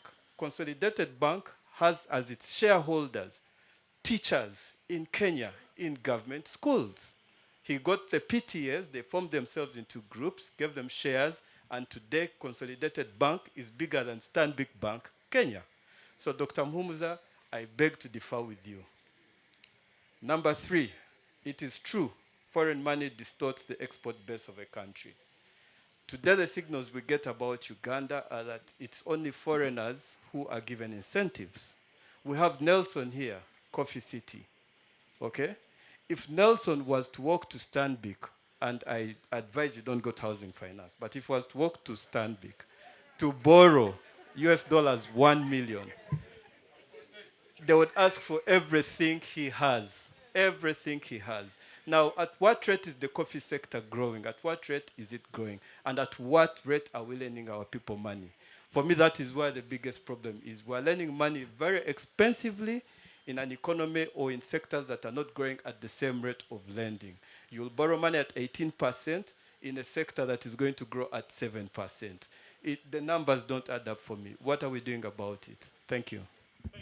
Thank you so much.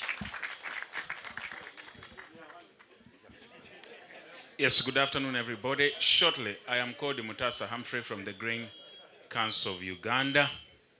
Thank you, everybody, for coming. Two things. One is what is happening in Stambik. We have worked with Stambik when we saw that some of the things before the government comes in, us in private sector have to first work out our small details, even before we talk about what government can do for us. So sometimes we need to organize ourselves as private sector before we can encourage government to even look at us. When we wanted more grain from northern Uganda, these village saving and loan associations needed recapitalization, and such that part of that money can be used even to buy seed and what and produce for us, such that we can get some grain to fill up our empty warehouses. Before even we talk about anything else in government, we had to link up with Stambik when we had that story of 10% and recapitalization of ESLAs and all these things, and group security and non-secured loans. That story encouraged us to go. We want to let you know that this is moving very fast, and we haven't involved the government at all, but already 128 groups have already been assessed, and billions are going to northern Uganda before even anybody comes in as government. So the private sector is talking to private sector. For us, we are in grain, and they share money, but somebody else needed to be organized, and we were in touch with them. So what we did, organize them. They were lacking some small monies. We went to people who sell money, they talked to them, and somehow we are going to get grain this season, however much the season has not been favorable. For us, our organized groups are already promising our tonnages. So some of these things are encouraging capital flow into the people that are non-banked before the parish development model and Miogas already. So can we also do some work before we call on government? Lastly, is the market. I am not seeing, maybe I was not very attentive. Where is the market-based approaches to drive development? For example, at least in the sector I know, the agribusiness, the market-based approaches, are they somewhere or I missed them? I thank you so much. Thank you so much. Mr. Katenda, as I get to the next person, I would like to quickly add on what he said. And I hope there is someone probably from Bank of Uganda. And I would like to make this formal report and probably right. Let me come back. From Bank of Uganda, the governor, yeah? What my brother was saying, you know, there are these things called debentures. Do you know banks they are debenching, giving your wives and everything? And you get to know it when you go to another bank, probably when you're borrowing, and they say, please, there is a debenture on all your properties, future and everything that's going to be done by your children and everything. Those debentures that you sign, go and look at them very seriously. And I think this should be very seriously taken on by Bank of Uganda. On a very serious note, it could be taken lightly, but you'll go to another bank, they say, no, your properties were all debentured by this bank. When they had enough collateral, actually I went to another bank and said, why did you over-collateralize this bank? That's what the other bank was telling me. And therefore a formal complaint to Bank of, I'm going to write, I wanted to write, but I'm going to write formally so that maybe the private sector before us can benefit from this, but I've been a culprit. I just picked it from what my brother said. Next. Oh. Thank you, the panelists in front there. Kataike Sarah, my name's. I'm a director at OWC. I have two issues. One of them has been scratched here by the previous speaker. I want to say that may be as well known, and I don't doubt my boss, them seven, no, that one, with our serious economists there. We have done so many things, even us as OWC, where we've participated, by the issue of market. I think if we had started with that, as somebody advised that, now we are talking about money without planning things properly. In that PDM, which I'm very sure will work, we are going to cause people to produce. Some of our things take 3 to 6 months, and they will produce. What are we going to do? I was a victim with my boss, General Saleh. We came here, mobilized the people. They produced a lot of maize. Some produced pumpkins, what, and we failed to market. I see we are going to do the same mistake.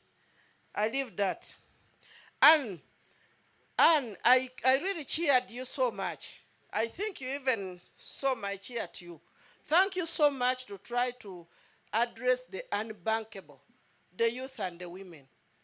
Economists, yes, you are saying the people are 39%. But me, I think we are at 70%. Because, and you said, are Ugandans bankable? You said yes. I want to tell you, because me, I'm a villager, I come from a humble village somewhere, majority of our people fear banks. Your conditions to tell somebody to have audited accounts, my God, audited accounts on a farm, audited accounts on a village shop, or audited accounts on my mother's restaurant, I think sometimes we are leaving us, the majority of the people, out. Then issues of taxation. Yes, you what? URSB. You are picking everybody. And now you are taxing smaller people with the restaurant 3 million. Is that what? Are those the positive things to get bait on people? Kindly bear with us. We are not economists, but I think I've put my point. Thank you. Thank you very much. Thank you very much. Moderator. My name is Remigio Achia. I'm a member of parliament. Oh, okay, sorry. Representing the people of Pian in Karamoja, and also a member of the team that General Saleh and others put to look at the species, the various species of our president, and come up with a report, which I think General Saleh highlighted yesterday. It is true we reached the same conclusion that Dr. Muhumuza presented, that the distortions in the factors of production in our country cannot self-correct. It needs deliberate policy actions. In examining these policy actions, one of them we looked at was a question of capital. And in trying to harness capital as a country internally, we found, although we have sufficient resources to redirect, particularly to agriculture, one of the challenges we are facing as a country is multiplicity of initiatives. You have microfinance support center, you have Pride Bank, you have Post Bank, you have a Myoga, now we have the parish model. If you put all those resources together and take a deliberate action, the question of access to capital and the cost of capital could easily come down. I want to thank the MD of Stanbic Bank looking precisely at how it arises because of lack of enforcement of contracts. But what really has been, we have as members of parliament been asking is, the president had told us much early when he was privatizing Stanbic Bank that if we give it the private sector, the interest rates would come down, the cost of capital would come down. It has not. And some of us are starting to question and even think through that probably we needed to create another bank, a farmers and agricultural bank, where we can get all this little money spread all over and put together and deliberately try to redirect this financing to agriculture. For how long can we continue with this kind of actions. Our people we have known are bankable. They can deposit money. They can save money. Why don't we take a different road if the private sector cannot help us to bring down these costs? And also to the question, I am happy that the PSST, and actually for the first time, to have a PSST who is an economist. One of the problems, as Dr. Hadar said, in this country is that most of the Ministry of Finance is full of accountants. And some of us economists feel offended when they always bring tax bills to tax and tax and tax, and they don't have a policy direction on how to promote businesses. It is high time the economists, the planners, take the lead. Dr. Musa in the Conference of Economists 2 years ago before the lockdown, we had recommended this, and we had told the president, we need a role as economists and planners, trained planners, to direct the policy actions in this country. And we have come to the same conclusion today, that we need deliberate policy actions to arrive at what we want to, where we want to go.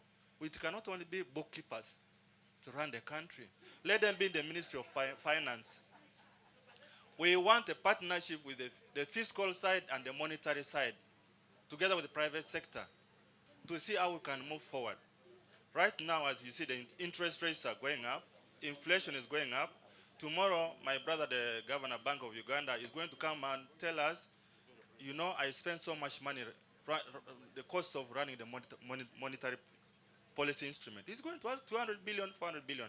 Because it's now doing repos, it's trying to buy money in order to control inflation. Those are the challenges, the distortions we have here. And as I time, I think, I don't know even how often, my brother, the PSST, sits with the Governor Bank of Uganda and advise our president on the actions that should be taken. Do they have even a forum where they sit together and advise the president on the deliberate actions in the cockpit that must be taken to save this country? The problem is, I think, on the policy side, not on the private sector side. And on also as parliamentarians, we need to look at the deliberate actions to self-correct some of these factors of production and to create an environment where people can really have a good business environment. Thank you so much. Another one here. Hold on. We want the reactions first, then we can have another round. But Honorable, as Why don't I finish? Let me also handle, Honorable, as a former accountant, I also want to defend accountants. We are not bookkeepers. We are business advisors, and the country needs us.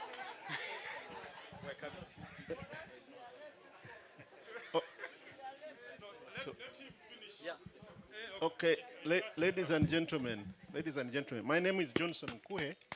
I'm the chair of the governing board of NAGRIC, the one responsible for the 12 ranches across the country. My simple question is this, about an issue that was scratched on the surface today and yesterday, and this is the oil and gas. Two questions. I have heard of the benefits, but then the downside, which is called the resource curse. How can Uganda avoid the resource curse and maximize on the benefits? Secondly, in view of the fact that there is the global warming,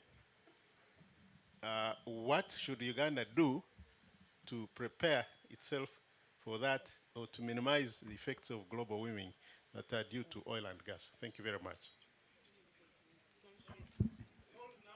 Okay. Okay.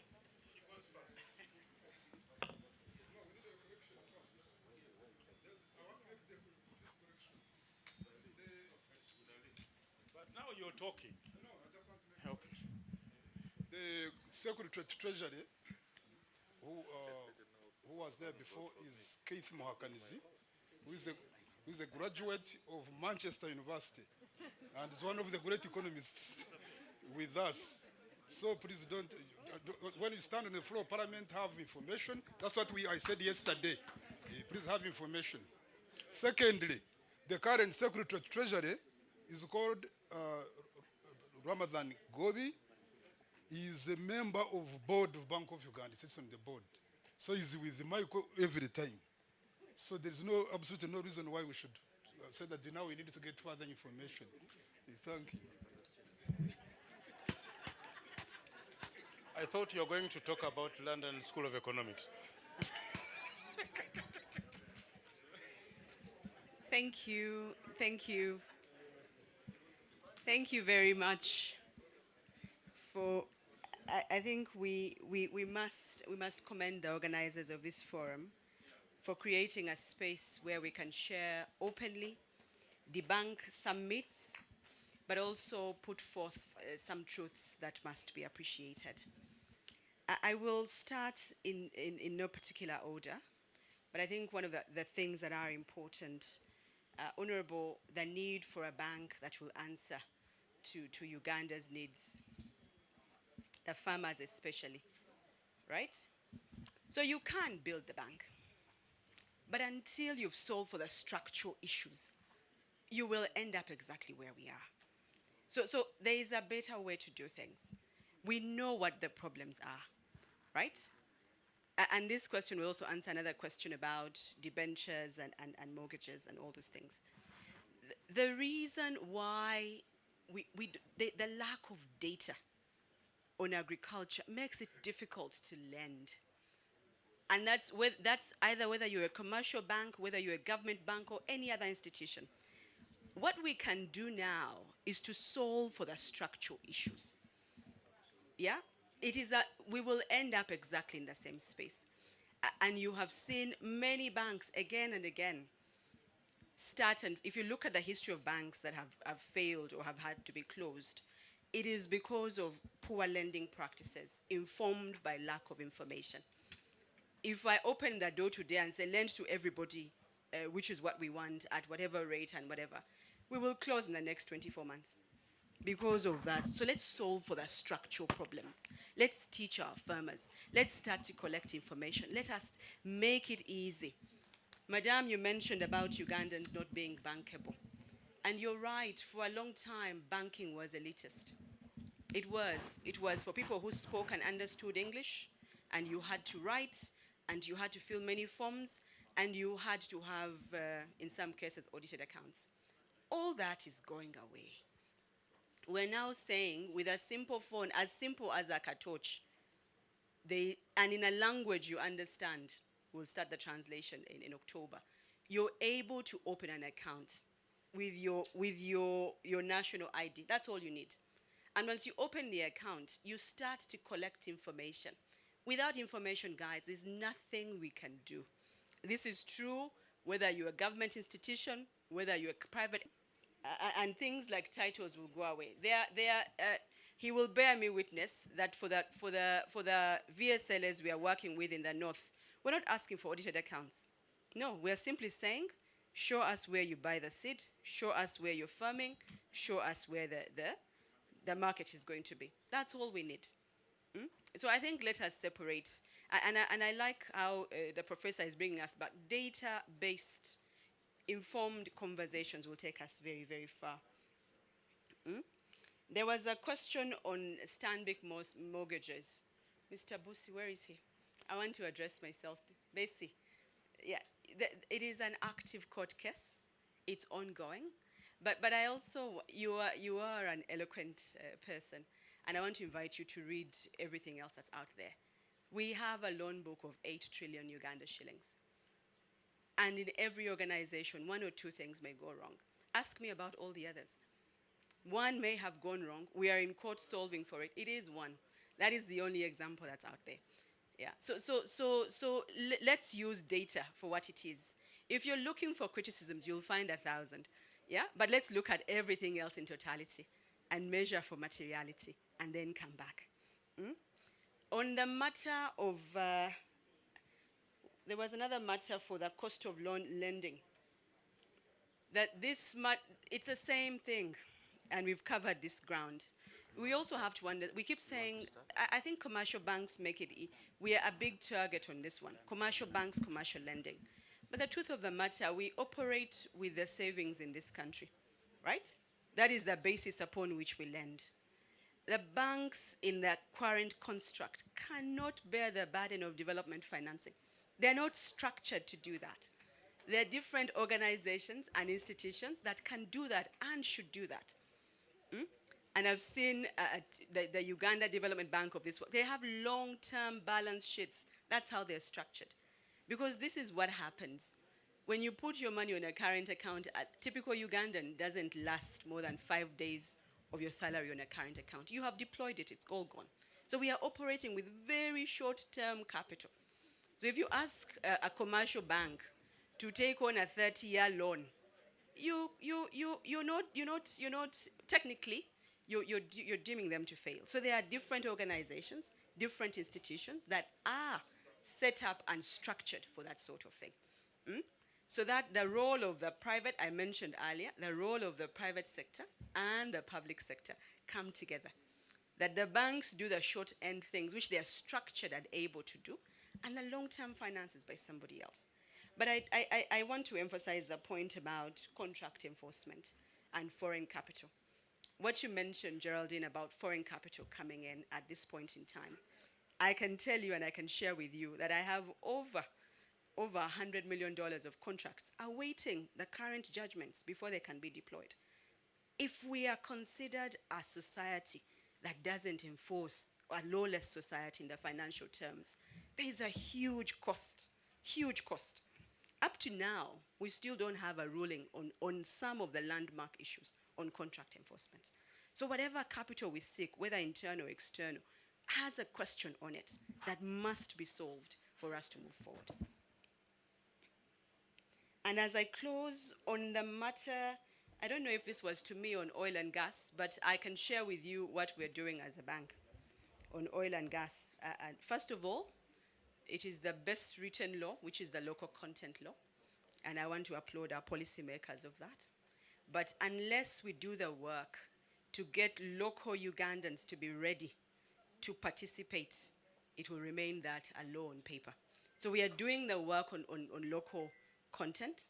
We are making sure that Ugandans and the PAU, I wish Mr. Rubondo was here, he tells the story better than I do, that there is room and ring-fenced production services and goods for Ugandans to participate so that it doesn't pass by us. But even as we participate, we must do this in a manner that is responsible. Because this country, we are merely custodians. The real owners are the youth and the people who come after us. So we must concern ourselves on issues of sustainability. We must concern ourselves on issues of climate change. We must concern ourselves on issues of conservation. And because we have been gifted by nature, the solution is very simple. Because a mathematical formula, the oil and gas project will produce an X number of greenhouse gas emissions. There is an equivalent number of trees that we can plant that can negate that equation. And that work is ongoing. When it's ready, we will unveil it. But what we cannot do is say, sit back and relax. If this is a natural resource that we have to mine, we must do it responsibly. How responsible is that? What actions need to be taken? And again, this is another space where both the public sector and the private sector can come together to do it responsibly. Thank you very much. Fred? Okay, thank you so much. I will say a few things. Maybe the specific one is on oil and gas. And the only thing I can say on oil and gas is on the second bit of the question as it relates to global warming. There are two interventions. We only need to understand the scale of these interventions. One is the LPG, which should be one of the products from the proposed refinery, should begin gradually substituting for part of the charcoal because it will be here and it should be affordable. So as we move on, that is one thing that can be looked at. But also as part of the refinery project, there is a very elaborate reforestation plan. So these are the two I can mention as far as the oil and gas is concerned. There will be more competent people to address the resource cost issue. Let me not get into that. Now, on the other issues, so you can see that across the board, what then all the, many of the question is coming in, whether directly or not, are questions that are reinforcing the point we are making, that there are all sorts of distortions across. So whether it is the disconnect between the lending rate and the growth of certain sectors, whether it is the question on the multiplicity of these financial vehicles intended to address the gaps that we have, all these reinforce that simple point. So it tells us that at this stage, we do not know all the distortions. We need to do a lot more to understand them, but it is also possible that you solve one distortion and create another. The economists call that one the seesaw effect. You seek to solve one distortion and create another. So this should be one thing we should be interested in talking about continually. We talk about it continually and find solutions to distortions as they arise. Government, private sector, in an ideal situation, we need to make this very clear. In an ideal situation, it wouldn't matter whether it is 100% government, whether it is 100% private sector. Ideally, the result will be the same, or should be the same. What then makes it different is how difficult is it then to run government to give you that result, the way the market would give you. So that's the very point then, that government would go beyond regulation. Government would also then direct the policy actions in such a way that the distortions are addressed, are identified as they arise. So that does not mean that government does nothing. Government actually plays a very central role in the running, even if it were a private sector-led economy. Government plays a very central role, and I think that message should be very clear. So you resolve the distortions, but you also handle the others, the regulations. Now, maybe something very specific on credit. Honorable is raising, and we shared in the Committee of Parliament, but also Madam Geraldine, the issue of the multiplicity of these vehicles. So I think the debate we should be engaging in, because what is it that you want out of this as government? Apart from supporting the wananchi, as we may call them, the other very important thing you are trying to do is to send a signal. For me, the signaling effect is even supposed to be bigger, and we need to be listening to that even more attentively. When you sink 1 trillion plus into the parish development model, you are sending, in a way, a signal to this money lender who has been charging 60%, that look, we can also find money which we are not going to cost at that level. So the signaling effect should not be discounted. So this intervention is also send a certain signal. Then coming from the international financial institutions, again, for as long as you haven't resolved all these problems, it doesn't matter whether they create for you money at 0%, for as long as it is not going to be used to correctly address these distortions, the result becomes the same.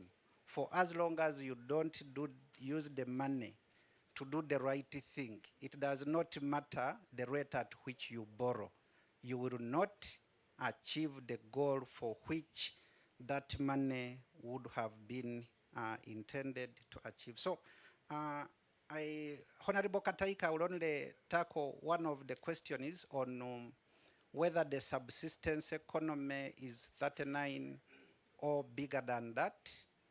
It can still be debated, but the good news is, as part of the PDM, government is undertaking a household listing exercise. That household listing exercise will give a number, and now an accurate number possibly, which is not based on a survey. So once the data process is finalized, you will have a very accurate figure. Whether it will come to 39 or even smaller, we don't know, but something more accurate will come. Thank you so much. Yeah, well, I think I just want to put together the answers that came from the questions, because some questions answered others gladly. My students, I always examine them on the context, because as you know, economists on the one hand and on the other hand. So I allow them to have both hands, but I only want to know which context are you in. And on that, I want to agree with all those who have disagreed with me, but that does not mean I've agreed with them. The sale of UCB, you want to put it into context. The Kenyan economy, the Kenyan governance structure is not like ours. So you don't say because Kenya did, we should. And at the closer time of UCB, it was a governance issue, that you could not find people to run a public bank at that point. Now, that has changed. We have 3 government banks running, and their CEOs are here. I have sat on some of the boards of these banks, and things have changed. But also, UCB was being funded from where? Remember, we said we needed to reduce the government hemorrhage. It was not bringing anything inside, but every year, it would take out money. At that point, it was stabilization. You want to stabilize the loss of funds from government. And even switch it to today. I've shown you government is issuing a 5-year bond at 15%. So you are going to pick money from Stanbic at 15% to go and set up your own bank. Those are the distortions we are talking about here. Emotions aside, let's face the realities. When government finally finds its own money, because shareholder funds, that's what Bank of Uganda looks for. Don't find other people's money to set up a bank. You must have your own money to start with. So if government is going to be a shareholder, where are the shareholder funds? These are basic questions you want to feel in that form. So we can be emotional, we can be patriotic, but the evidence that goes to the cockpit is what I want to put on the president's table. Do we or should we not? This is our situation. So I think those are things we need to look at. Same thing with my friend Bainomugisa. Do you want to set up a land fund for government to buy a land? For who? If an investor can't buy land for themselves, are they an investor? I mean, we have all invested. Haven't we bought land for ourselves? So why should you buy land for another? But also there is the distortion that comes into the system. Yesterday, Honorable Kasaija was here. He told us how they were doing the road. And the road in Kibale really was going through big chunks of rocks. And they wanted to divert and avoid those rocks. The owner of the land told them, pay me 5 billion. Now, the moment you go as government to acquire land, you distort the land market. This person wanted 5 billion for just like a small thing like this. Then he said, okay, I've reduced 2.5. Eventually, they found another alternative. Now, we are saying, Mr. Government, get out of the land market. Only go in if you must, and there must be a business case. Don't distort these issues. Because if government buys, then all of us will wait for government to buy for us. But it is borrowing from Stanbic and distorting the market, increasing the interest rate, increasing the risk. So can we get back to market fundamentals? I mean, if you want to invest, please welcome. Should we create a planning authority to do what finance is doing? Is that a problem? I mean, the budget is a political tool of the president. Politically and constitutionally. It is very clear, and I remember emphasizing this to be in the opening statement of the budget. The president shall cause estimates of revenue and expenditure to be presented to Parliament. The budget speech begins that way. It doesn't matter whether it came from Planning Authority or Ministry of Finance. Both belong to the president. And budgets are never submitted before the president has approved them. So the budgets and the plans are to be harmonized at the president's level. So it doesn't matter which institution, but you can have your own other views. For me is what information goes to the president? What content is in it? Do we have a deficit of institutions to put that document before the president for a decision to be made? It is his budget. So if anybody comes to tell me there is an institutional issue, the president not getting the right information, then I want to listen to that. But sort of that, I agree and disagree. And we can move on like that, happily. Grain Council, I think the answer came through. Why are farmers not getting money? Why are we picking what the farmers should grow? Who are we? Who are we? Why do you go and tell farmers grow melon, grow? Who are you? Are you a trader? Are you a processor? Are you a buyer? And these are some of the distortions we already have in the PDM. Government wants to go and decide what farmers should grow. We said, no, that was NADS. Give the farmers money. They will sort it out. Grain Council, thank you very much. They have solved the problem. They are in touch with the bank. They are solving the issue of what should the farmers do, organize them. Once that is done, the money will flow. And that's what Grain Council should be the one to determine what the farmers should, because they have a market for them. The moment me and you determine, and we have no market for them, Honorable Kataike, we are going to end up with no market. Why are we distorting the markets? Let them do their role. You play your role. And I want to appreciate the military. Don't say you did that before government came in. No, you did that after government came in. 15 years ago, you didn't have done that in northern Uganda. Thanks to the generals in the house and out there. They brought peace. We discussed it yesterday. Now with peace, private sector can proceed. And that's why we're saying a budget for security, fundamental. I remember my own experience going to northern Uganda. I had to be parked at Karuma waiting for clearance into a convoy. The next time I was going there, I drove my own car and arrived in Gulu at midnight. No scares, no nothing. So security and fundamental. But this is what we're saying, government, do your role so that the private sector can do its role. But please, if markets are not working, it's no guarantee for government to come in. Fix the markets. Some of them, of course, they are missing. Some of them will require government entry, but with an exit clause.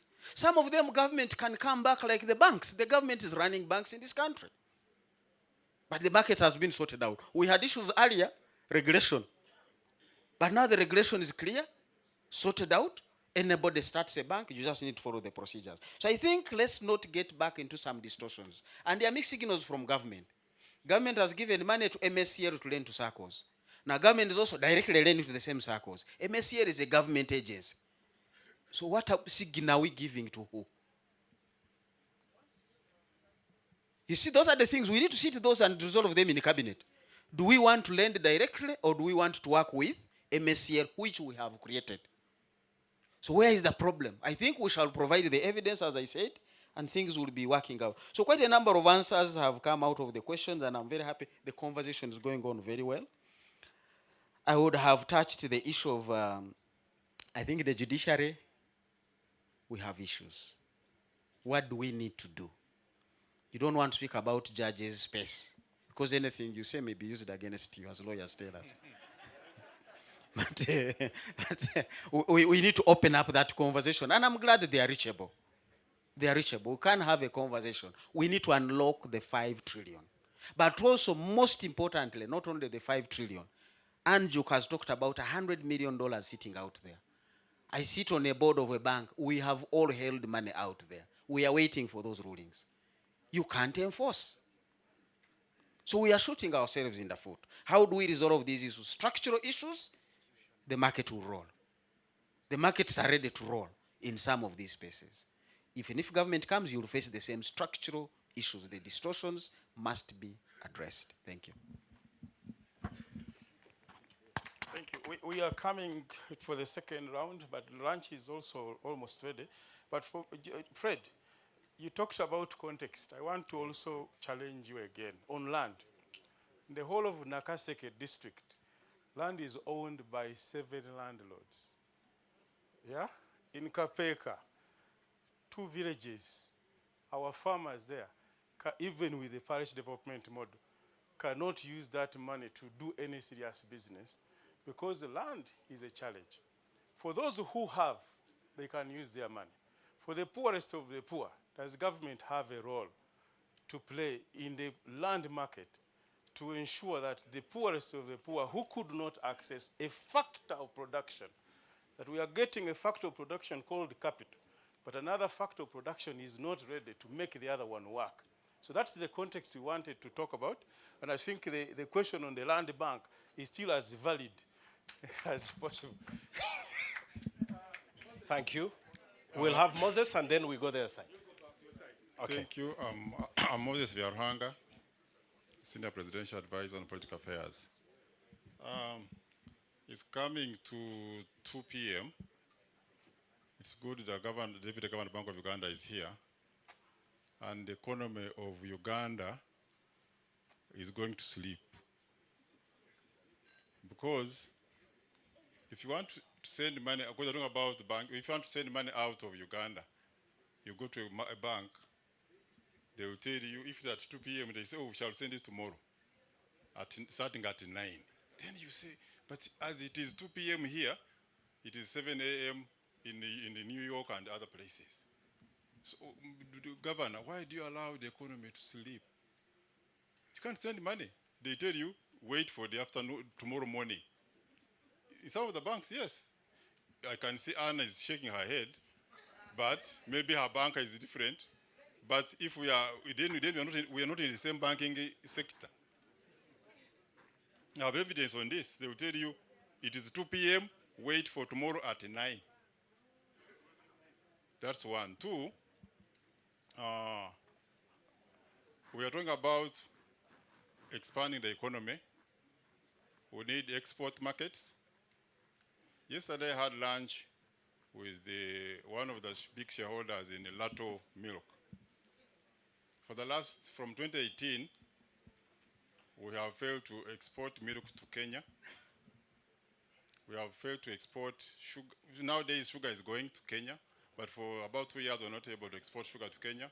Not because our products are expensive, but on the other side, notwithstanding that we are in the ESC, Customs Union, but because in Kenya, they are not giving permits for traders to send in our commodities.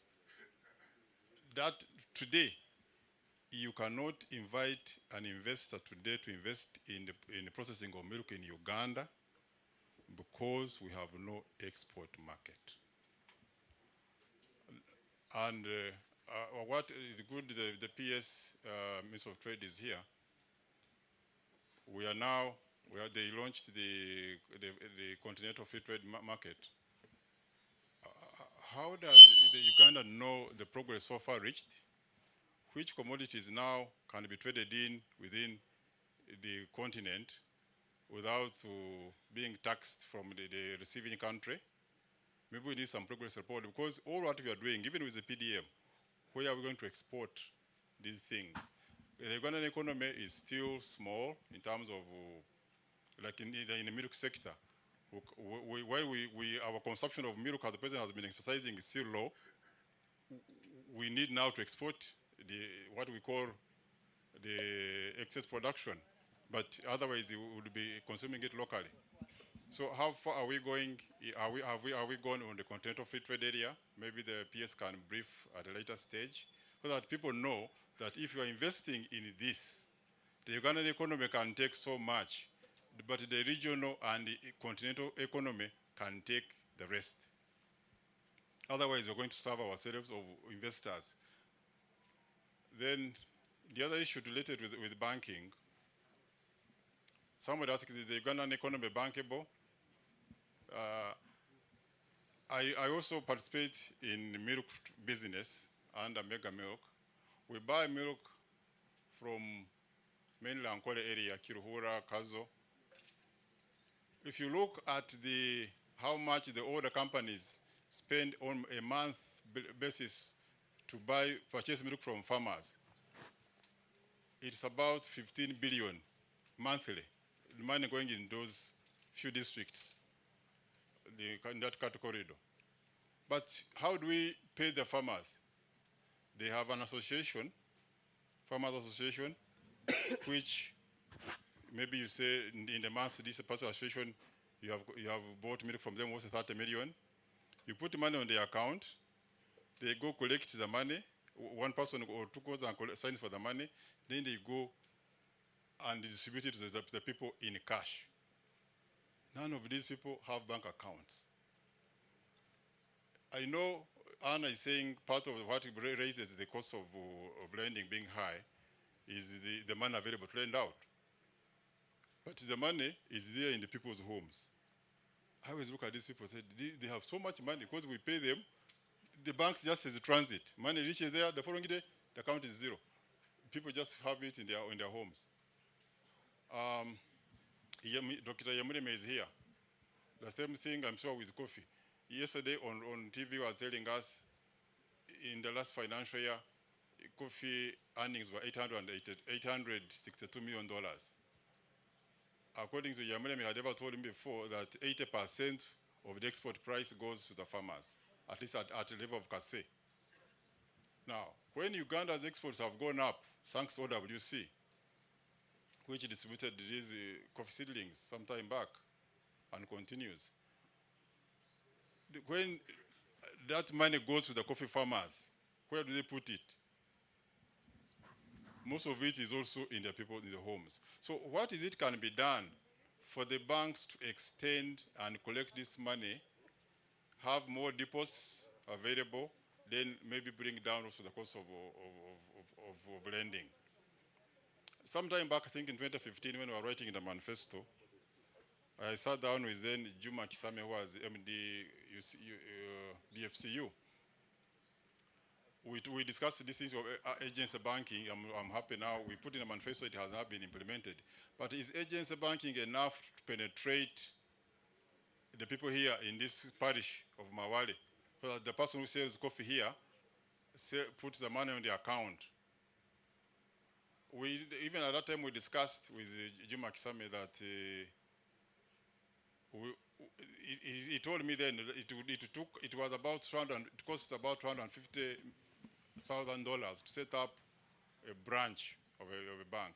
And his idea was if government could underwrite the cost of setting up commercial banks, so that branches rather, so that these branches are able to expand much further, then we would have more people coming to the banks. With agency banking, I think maybe it's helping those already in the banking sector, but are we getting new people in the banks to collect more money from the villages, or are people just keeping their money in their homes? In the milk sector, I can testify that people are keeping money in their homes, not in the banks, and so the banks are not reaching out to all of those. Then lastly, it's good, here we have the Deputy Governor Bank of Uganda. The PSST is also a board member of Bank of Uganda. And the commercial banks, Anna Juko is here, Housing Finance is here. Some of the issues when you talk to the commercial banks, because the banks will say we have so much money to lend out, notwithstanding that they are lending to government, but also they have money to lend to private sector, not even when government borrows from them. But they will tell you the rigidity of the central bank, questioning them so much that they are unable to lend out money. I will not go into all the details, but I think we need a meeting where there is openness. Because the commercial bank will say, if I say that, the Bank of Uganda will be on my neck. You Bank of Uganda, these commercial banks fear you. They say, if I do that, then they will open up against me. But there is a lot of things which the commercial banker will say, if the central bank allowed us ABCD, we'll lend out more. Thank you so much. Thank you so much. Before I go to the next, probably David Prokol, I would like to say something to the Governor Bank of Uganda. There is something that really, my name is Nelson Tugume, and I'm a social entrepreneur and a coffee farmer. But I also grow coffee until the cup. I really would like to understand something. I'm not an economist at all. I did information technology at the university. But it's something that puzzles me. You know, a tomato to grow up takes about 3 months to go to the market. Passion fruit probably about 6 months. Coffee about 2.5, 3 years. But Mr. Bank of Uganda tells commercial bank that 90 days you must close and advertise. I am not a student of economics from London, but that really you need to answer me on that. That has disturbed me always. And to you, PSST, and it is evidential outside here, government versus private sector. When you go outside here, you realize actually about 90% of the cars are government. Where is the private sector? That we are talking private sector-led economy. So I'm asking Mr. PSST, how are you going to stop government competing with private sector? I am a practitioner of business. No, not on cars. I mean, I was just giving evidence that when you go out, you'll find that there are more government people here than the private sector. I don't know it's Katende who did invite the private sector. I am not sure.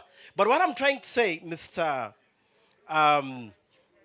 PSST, is that as a practitioner, as a real practitioner, as a businessman, I have encountered scenarios where government has competed with me. I've encountered scenarios where government actually has eaten my business when it is supposed to promote me. I have encountered moments where actually you go to a public office and they look at you as a private person, as a muyai, as a router, as what have you come to do? Like making profit or making money here is like a crime, is a sin. I never read that in the Bible. And lastly, friends, we talked about capital. I know from the private, from the commercial lending, I started, my first big loan was from housing finance when I was in year one at the university. Michael was, I think, a legal person. He was not even yet an MD. They gave me about 89 million when I was at the university. So I've been in this, I've lost money. I have made it.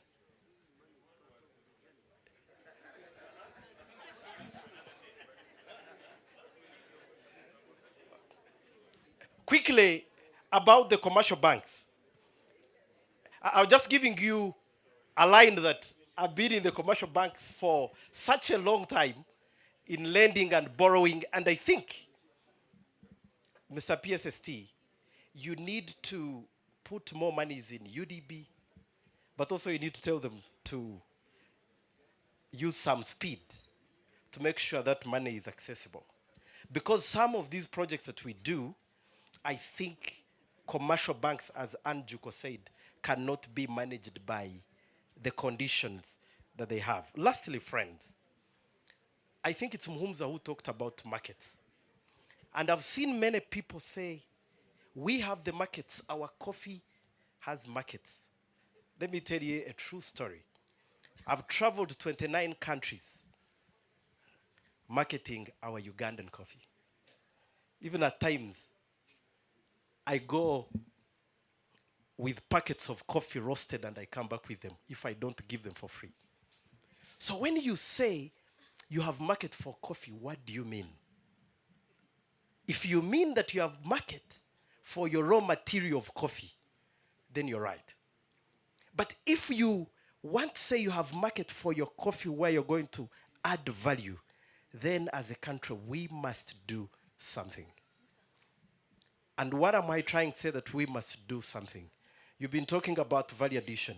You're talking about the parish development model to make sure, we have more coffees. Where do we exit it to?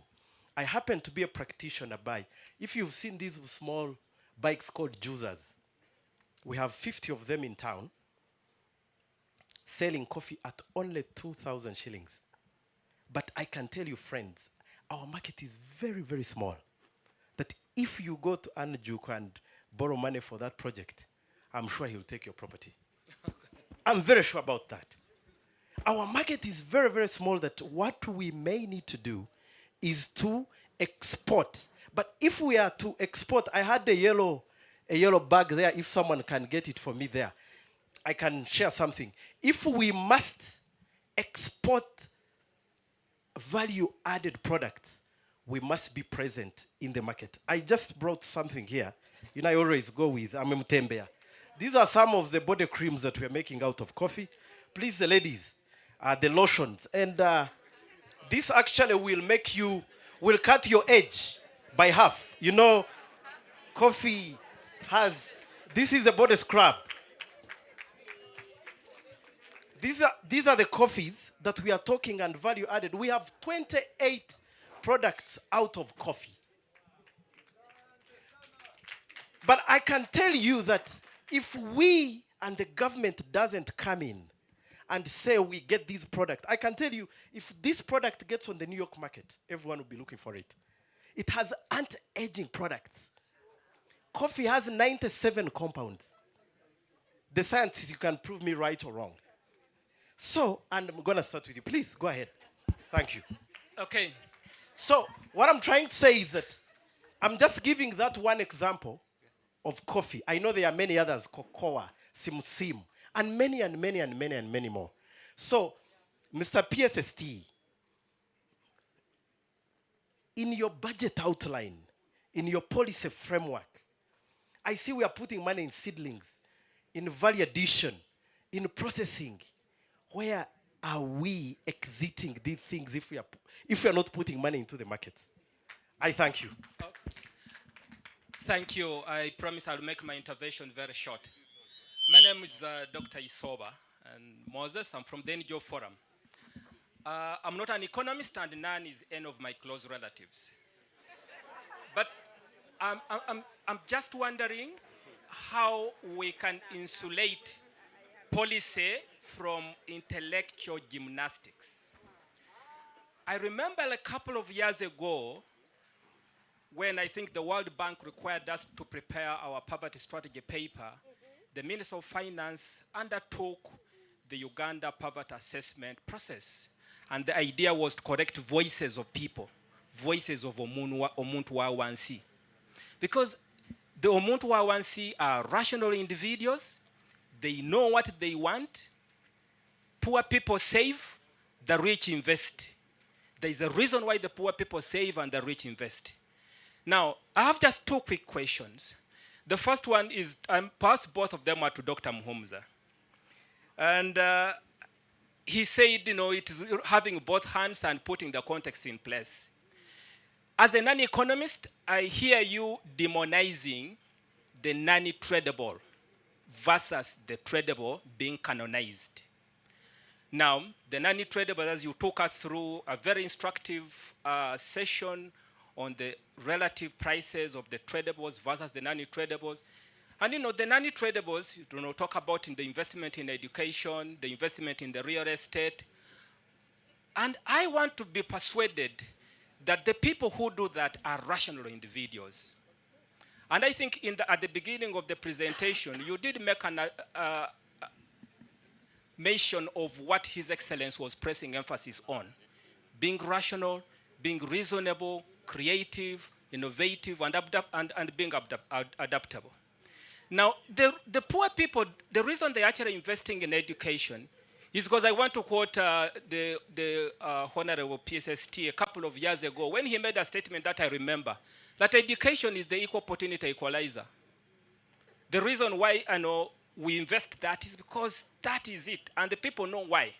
So I'm just wondering why, you know, one would be able to create that dichotomy of and pressing a higher premium on tradables versus the non-tradables.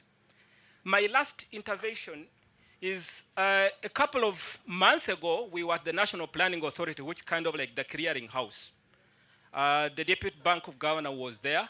The point of conversation was on credit, interest rates, and affordable housing.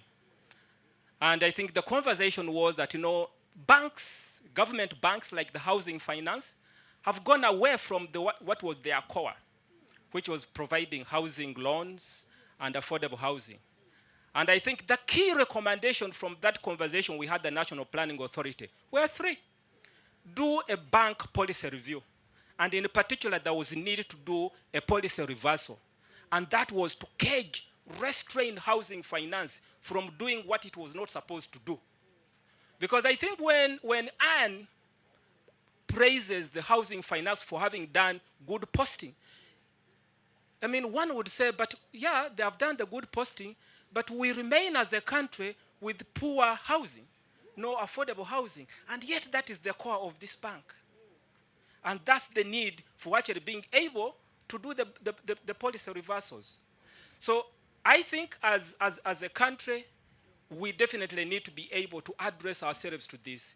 The public investment is very important. The banking policy review is very important, and perhaps reduce our government borrowing. But let me end on one thing. The private sector-led development versus government initiatives like Operation Wealth Creation. Is this an issue of ideological disorientation? Do we need that clarity?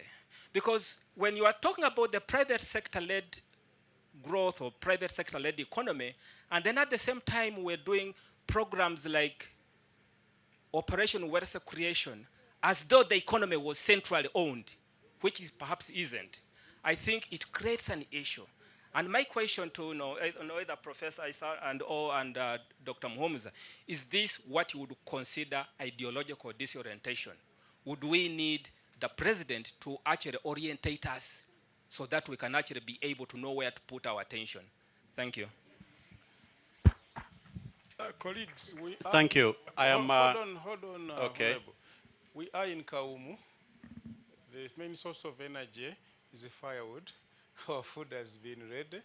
We have no warmers. They have to eat. So let us take one question, break off for lunch before it cools.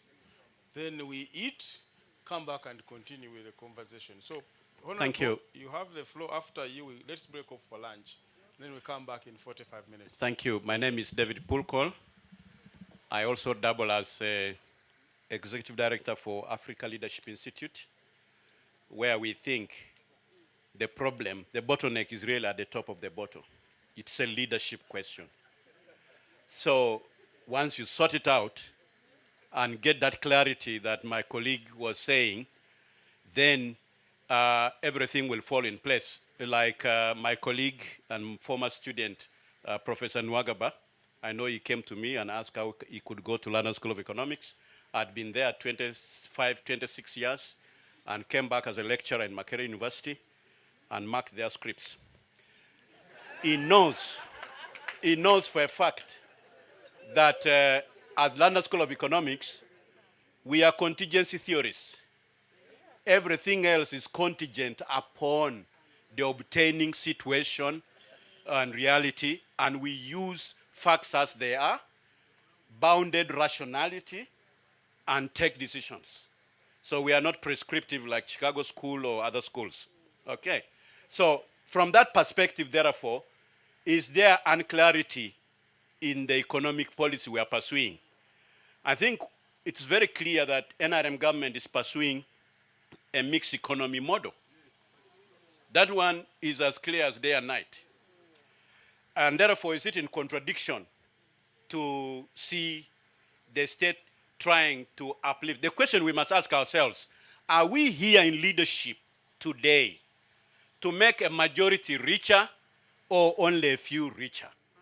I think that question has to be answered. And I think for NRM, that's the real tare sitter. For the military, the people who gave you intelligence, who hid you in their homes, who fed you, who even gave you their cows to eat on loan, on credit, hid you from the other government soldiers. They lifted your big guns. They hid you. What did they have in mind? That when you take over power, you are going to use that power to organize society, organize the economy, and come and lift them after chasing the fiscal insecurity. Then come and lift them from poverty. you saw where they lived in. That's the real tare sita. So this whole effort of Musevenomics should be about going back to those wananchi. Does this country have owners? Yes. They are called wananchi. And there used to be a lot of talk about wananchi. We must revive that talk. Yes, we are all wananchis. But like, for example, did we make the country stable for others to loot? Definitely not. So what am I saying here? Land ownership. My colleague yesterday, Professor Nwagaba, was tempted to recommend a reversal of the land title of Uganda back to the state, what they call radical title. People are talking about this, but that's where we came from. In the colonial government, apart from Buganda, the kingdoms, the 1900 agreement, 1901 agreement, Ankola agreement, the Torah agreement, which gave those people freehold and gave others Milo land. The rest of us were put under crown land. It belonged to the queen. And so when the independence government came, it made all that land public land. And therefore, you could apply to the state to allocate it to you on leasehold. Now, Amin came, of course, while the others who were kingdoms, who had gotten freehold and Milo land, continued to operate on that principle. Milo, freehold, you own it paka milele till Jesus comes back. But for the rest of us in the rest of the country, it's leasehold. So we came to the Constituent Assembly, and said, what is the situation here? Idi Amin tried to abolish Milo land. He literally failed. The bureaucracy administered both Milo as well as leasehold. Now the issue then was, how about those of us who come from customary land ownership? In fact, today, the land in Karamoja, 52% is owned by government and ministries and departments of government. Government is the biggest landlord in Karamoja, 27% on wildlife, Kidepo, and others in the game reserves and so forth, including our home, okay, where our burial grounds are. Forest, 9%. And the rest of the land in 65 was made the game reserves and controlled hunting area. So effectively, the whole of Karamoja was a conservation area. So we could not even build any permanent houses. You're allowed to roam there. You build your grass thatch. The termites are miscome. They reduce it to nothing. You again tomorrow, you do the same. And for Karamoja in the colonial time, which you need to bring out, none of us was allowed to go beyond Primary 6. It was a government policy. They blocked. You had to get permission to go to Karamoja and to get out of Karamoja. So even now when we talk about equalization grant, I think let's reverse. They say, how many kilometers of feeder road do you have? Then they calculate the money to send to you. How about us where government did not invest on those feeder roads? How many hospital beds do you have in your health centers? How about those of us who government did not invest in health centers? Buganda King Mutesa surrendered the whole of his salary in the 60s to Karamoja. They built about 9 dispensaries. Some of us would not be here. Now, schools and so forth, where there was no investment. There was a time where all health centers in Karamoja, 9 districts, were equal to health centers in Mukono only. Supposing you were living in such a place, what would you be like? And you're in a debate like this. So land ownership is so key. And for us, we said in the CA, either we are part of Uganda or we are just an annex. In that case, an appendix. Okay?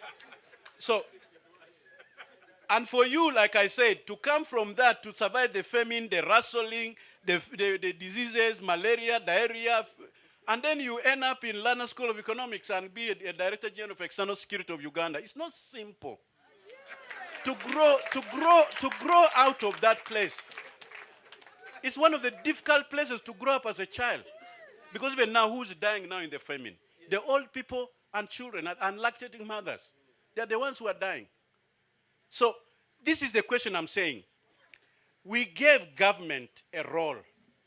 Let land belong to the people in their different modes, but land use planning and regulation is a function of government. Government should not be complaining about the land tenure policy. Because if you are here now, you have seen the Munkera Industries.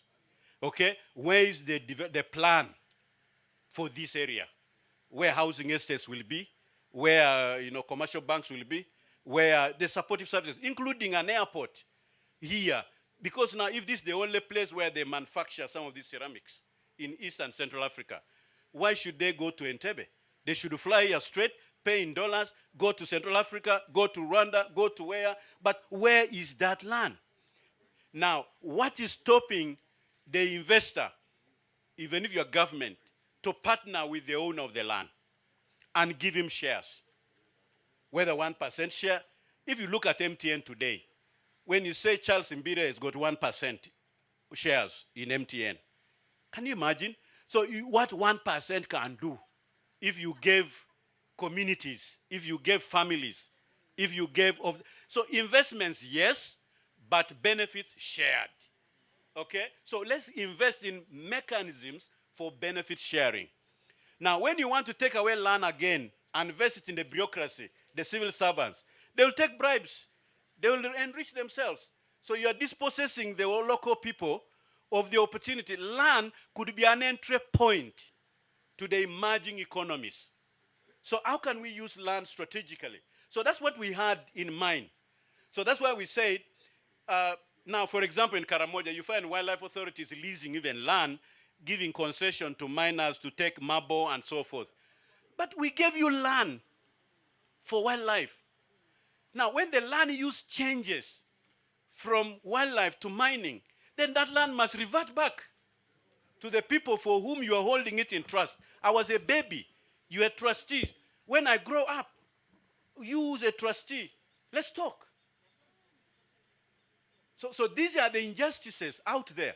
So I'm actually supporting Dr. Mumza, saying should government be in this business of land. For example, if you say Bombo Road, we cannot, for you to be there, you must put a building, it's a government plan, which is 6 stories and above.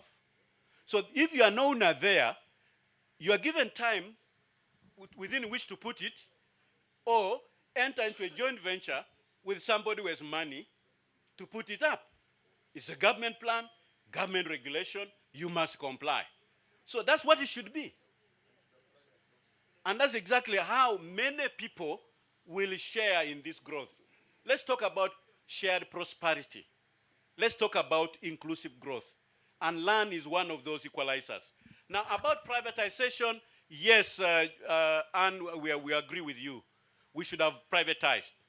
The only quarrel we have is the manner in which it was privatized.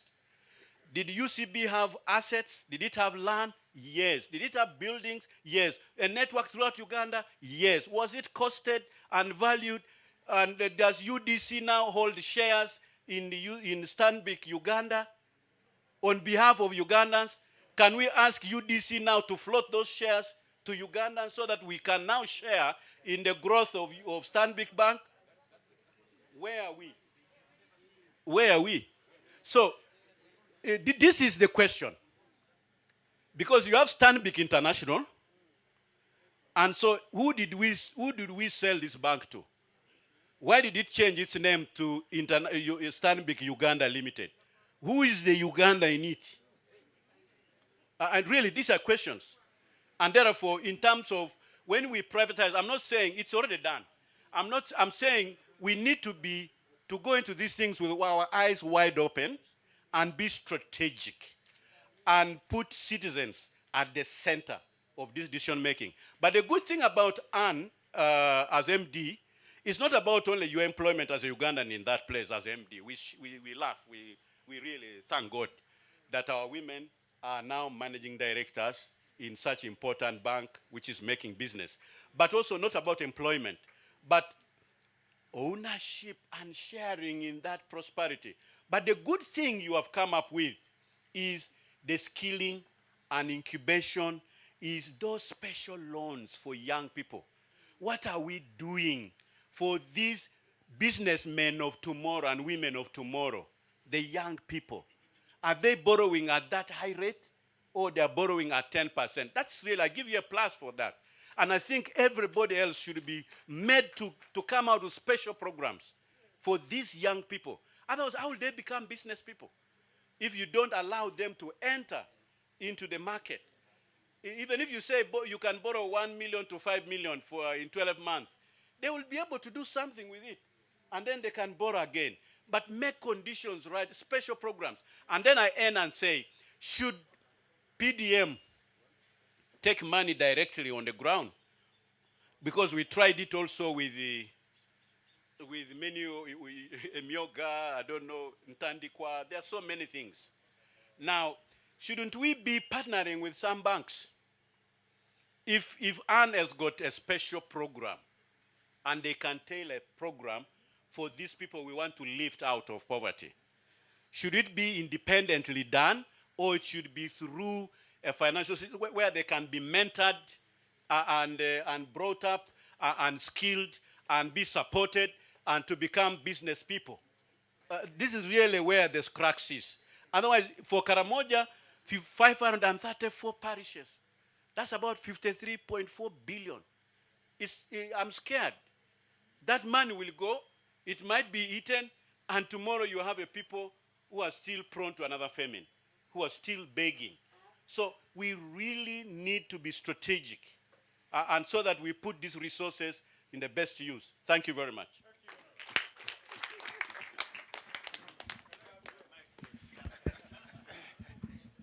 Thank you. Professor, please answer quickly, and then we go. Okay. Yeah, he is running away. There is very little. Your friend will answer later, but yes, only there is very little to answer. But I think what is emerging from the debate, listening to Honorable Purkol and the others, is that there won't be a monopoly of ideas anywhere. Debates like this clearly bring up many of these issues, and I think we need to encourage this. We need to create these platforms and strengthen them. Then maybe just to comment on what Mr. Biaruhanga is raising, the issue of the market. It's very important, but now the market, we are going to look at it at two levels. Of course, our neighbors, and I'm happy PSCS is here, they have been hiding under the issue of rules of origin, especially for sugar. That is something that can be debated. But I think the bigger issue then on market that we need to be discussing is, yes, you will have some output and you want to sell it. In the grand scheme of things, how much is this? Are we able to sustain some of these markets? Because it is one thing going with the 5 million bags of coffee in a market of so many millions and thinking that will sustain, because then how do you sustain this supply chain? So it is the issue of the egg and the chicken. Where do you start? Do you get market and then produce and then get and then take that market, or do you start by producing and then have the quantities that can sustain a market? Or how do you get a blend of these? It is something that requires to understand. I think I will leave. Maybe I like the comment on the bounded rationality, and which is coming from our friend Mr. Isoba. It is something that we need to put attention to, and this is what actually happens in practice. Thank you so much, and I think I will leave it at this. Thank you. Thank you. We can now have our lunch, but just to correct Mr. Tugume, the man who asked where is the private sector, he is part of the private sector. And we invited many of them here, and they are in the room. And we welcome you to the UDF family. We did the census at the beginning, and she is private sector seated between public sector. Thank you very much. Let's have lunch. And the politicians and are we'll also come in back with their within senior 45 minutes to continue with our dialogue. Thank you.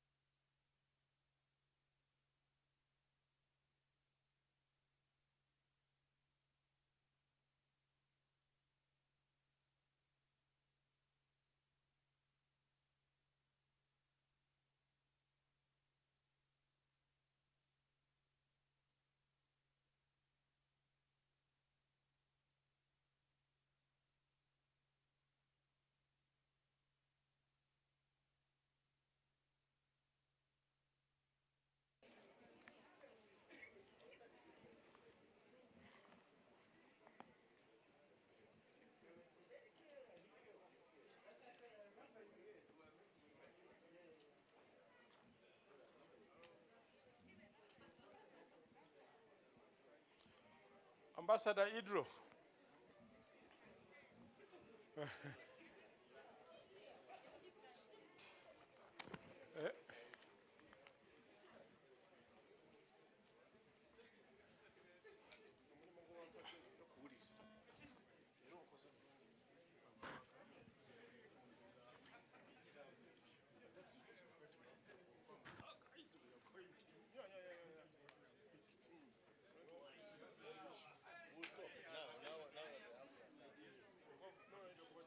But it's moving well. Oh, thank you. Remember we put macadamia among the 18 value chain. We keep that. Yes. I have to come and see him. Yes, you give him your card. No, I promise I'm going to see him. Okay. This is macadamia. You have it in the NPP3, but these guys are already doing it in Uganda. Yeah, he educates people. He's the company.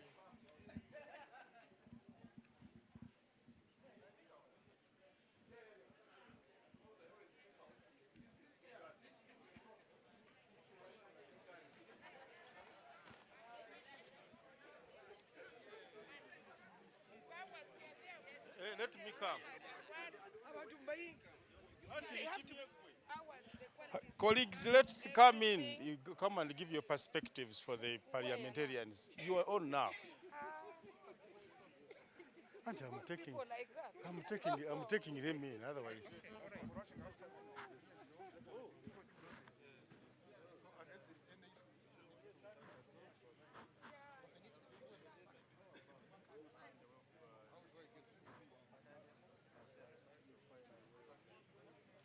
Yes, I can. Let me first put these people in. Forgot about it.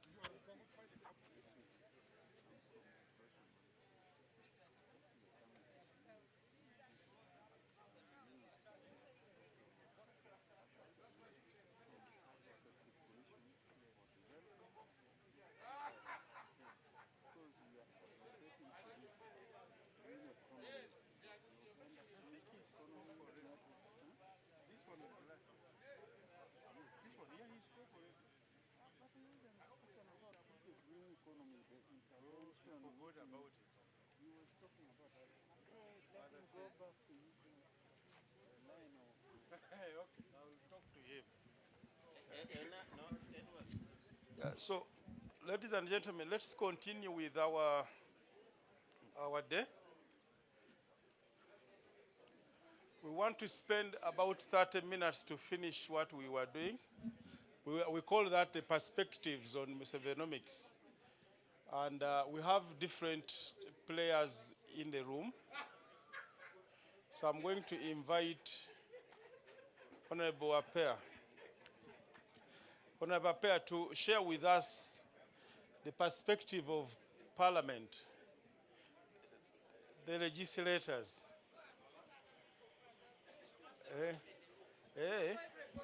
So why don't you use your powers as the Member of Parliament to help me usher them? Let me bring them.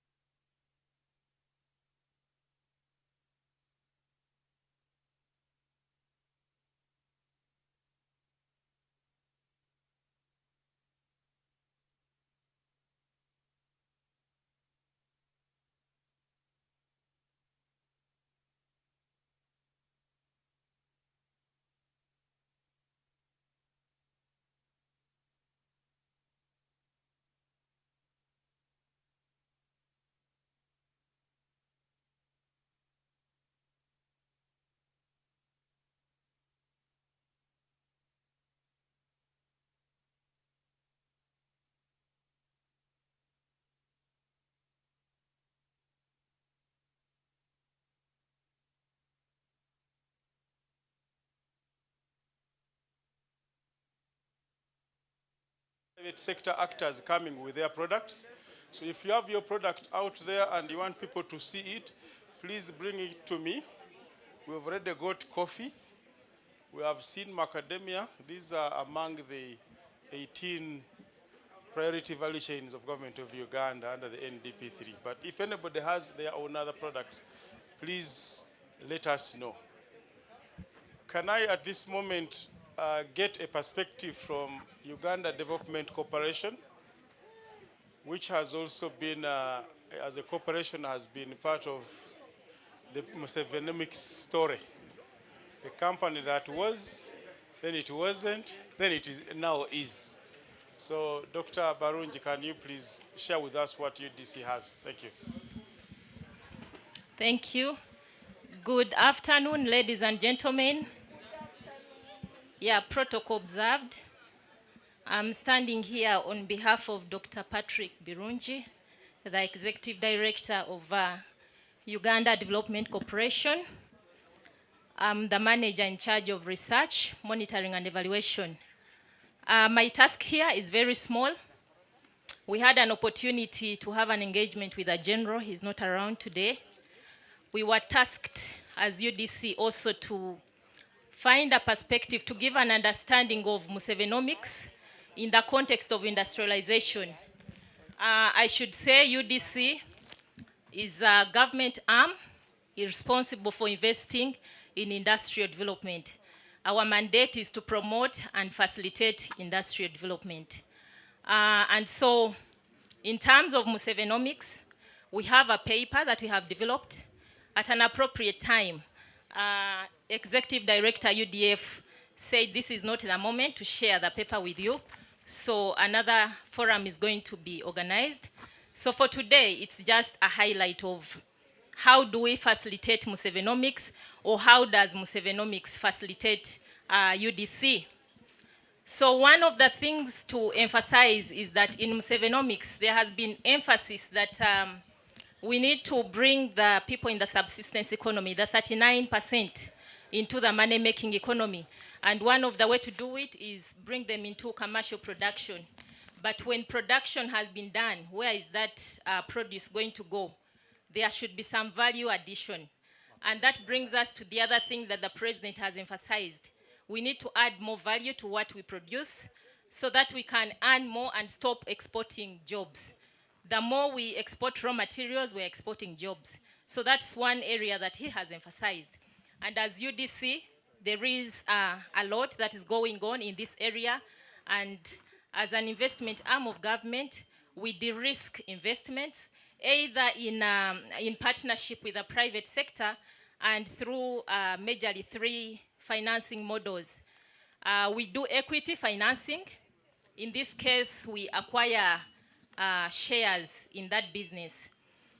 We also do shareholder loans, and that is only limited to investments where we have shares. We also do lease financing. And over the past few years, we have invested in different sectors of the economy that are of priority to government, sectors that are thought to cause so much change. We have some principles that guide what kind of investments we are going to make. One of them is utilization of local raw materials. So in this regard, we have established a number of agro industries, but also revived those that were at the risk of foreclosure. A number of tea companies, old ones like Mabale, Mpanga, Kigezi Highland Tea, and remember this is one of our key commodities. So we are contributing to that aspect of uptake of raw materials. The other area that we are looking at so much, again in line with Musevenomics, is the issue of exporting commodities of higher value. And I should mention, for those who come from Nwoya, you are aware of Bukona Agro-Processors Limited. This is one of our flagship programs that is adding real value, not just primary processing. It is producing fuel ethanol, denatured ethanol that is used in cooking. And 98% of this is being exported to Kenya, Vivo Energy. So already we are contributing to Musevenomics in that aspect of exporting value-added commodities, moving away from primary commodities. The other thing we are into is infrastructure. If I guess many of you here maybe have been to Kalangala. If you've traveled by MV Pearl and MV Sese, that is UDC investment. So Kalangala is no longer a hard-to-reach area. So UDC is also into that aspect, knowing that one of the factors of production that the president emphasizes is the issue of cost of production. If you're not connected to the rest of the world, definitely even transportation of inputs is going to be costly. And so UDC is in that space.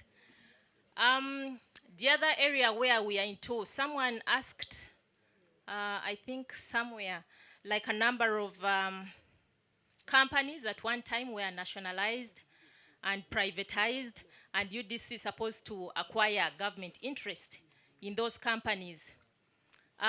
It is going to be a long process, but I should report in this meeting that already UDC has acquired interest in a number of government entities, one of them being the Munyonyo Commonwealth Resort. UDC owns 25% shares in that company. The other is Nile Hotel, Serena.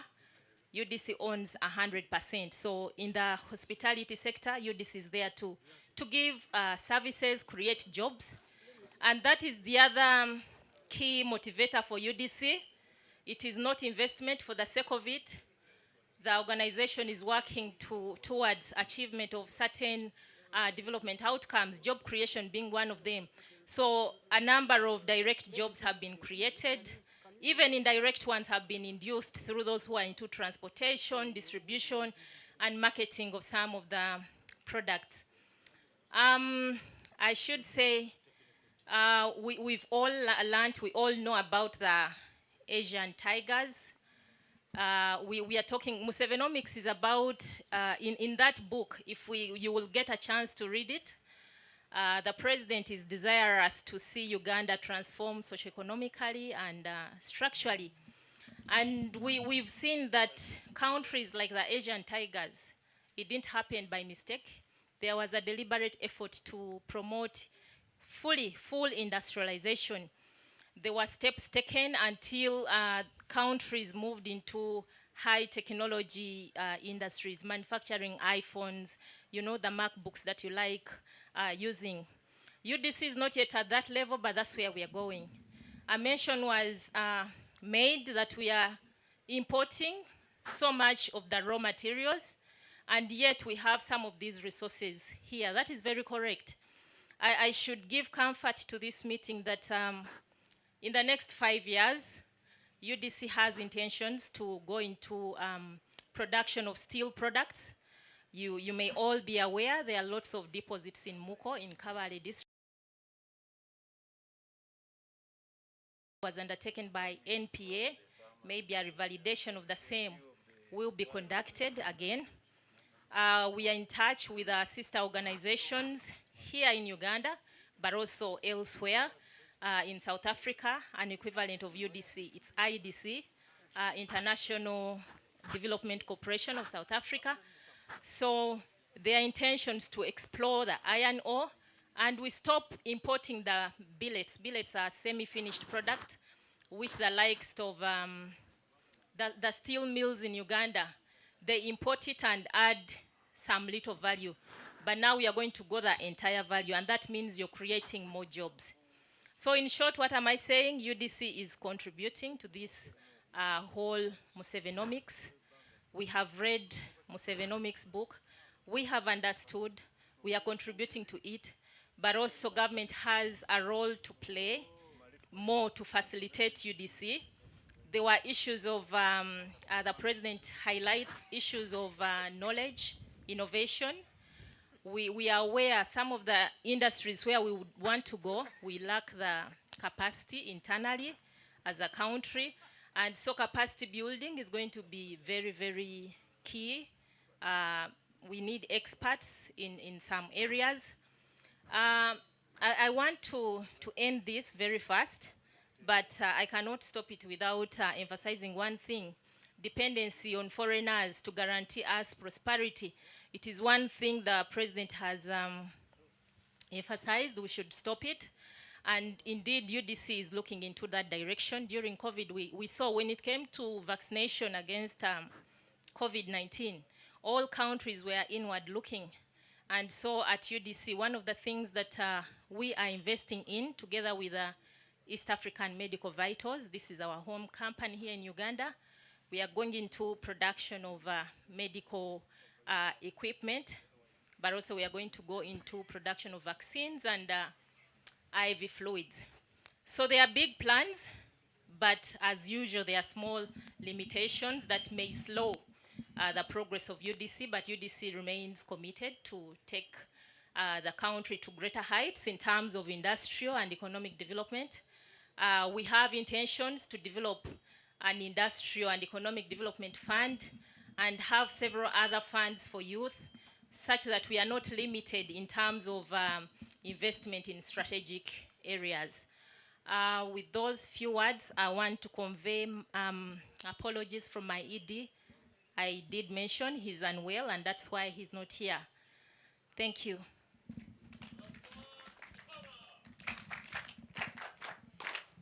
Thank you very much. I've been told that some of the money people need to go and close the markets. So we need to get the PSST and the governor to give us what they have picked. And then you can also have time to fire them the questions. This one is the custodian of our money. So as the custodian, not as a permanent secretary, but the secretary to the treasury is the custodian of our money. So we can fire as many questions. So let me give them this opportunity to share with us what they have picked and then what they can carry forward. Thank you. Thank you very much, Mr. Chairman, moderator, MC. Oh, there is COVID. That man has to be having COVID. Has been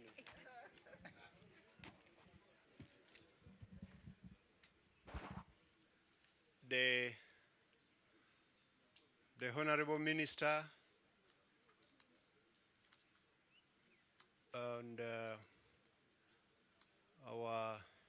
Your Excellencies, the ambassadors, my colleagues, the permanent secretaries. Oh, so I'm very sorry, they are members of parliament. My good friend Triple A, and so many others. Our colleagues, the permanent secretaries, the generals.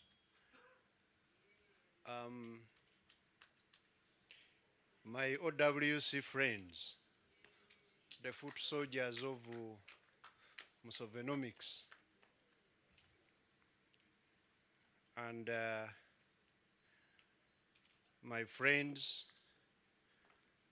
we have a team here who put together the manifesto of the National Resistance Movement. Some are there. I've been seeing some of them. I was part of that team. The private sector,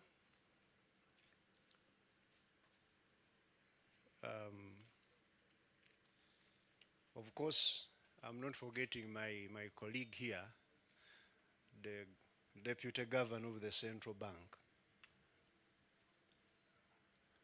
All of you, ladies and gentlemen, good afternoon, and we are happy to be in this place. I'm happy to be in this place because I know a little bit of the history, the evolution of issues to come here eventually, to Kaumu, via Kapeka. I know Kapeka is a father, but to come here in this conversation, I'm sure those who share a little bit of that history understand what I'm talking about. Most of the things we are discussing today, as far as Musevenomics is concerned, they are contained in 2 documents. The National Development Plan 3.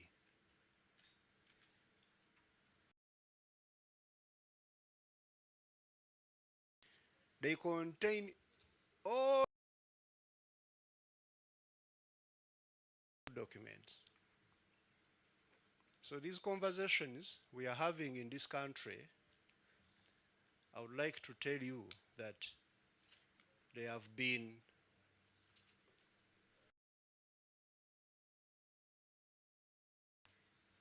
debated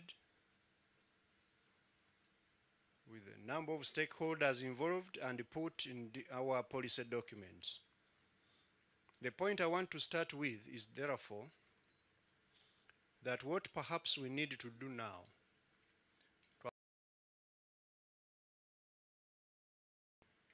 is to craft and enforce implementation planning, so that most of the things we usually talk about are structured in a way we can deliver them. National Development Plan 3 is an elaborate document. I don't know how many of us really, before we go to have debates, we go to prepare presentations, we look at that document. The policy makers in the cabinet, in the parliament, in the ministries, I would really request that we adhere to following our plans and putting in place implementation documents with the clear roles, clear tools that we need, and then deliverables and timelines of those deliverables. It's until we do that in this country, we are going to engage in a lot of circular conversations. I've been listening very attentively since we came, much as I've been moving up and down, because my job these days requires me not to concentrate on one thing, but I've been listening. And I wanted to start by saying, in a way of implementing our policymakers' guidance and the policy propositions that I've told you are covered in NDP 3 and NRM manifesto, we crafted a strategy for this year and the medium term, which is in the national budget, which we have started implementing in a very difficult year. We thought COVID had brought us difficult, and we thought we had emerged out of COVID, and therefore we are going to now move, much as we still have masks and so on.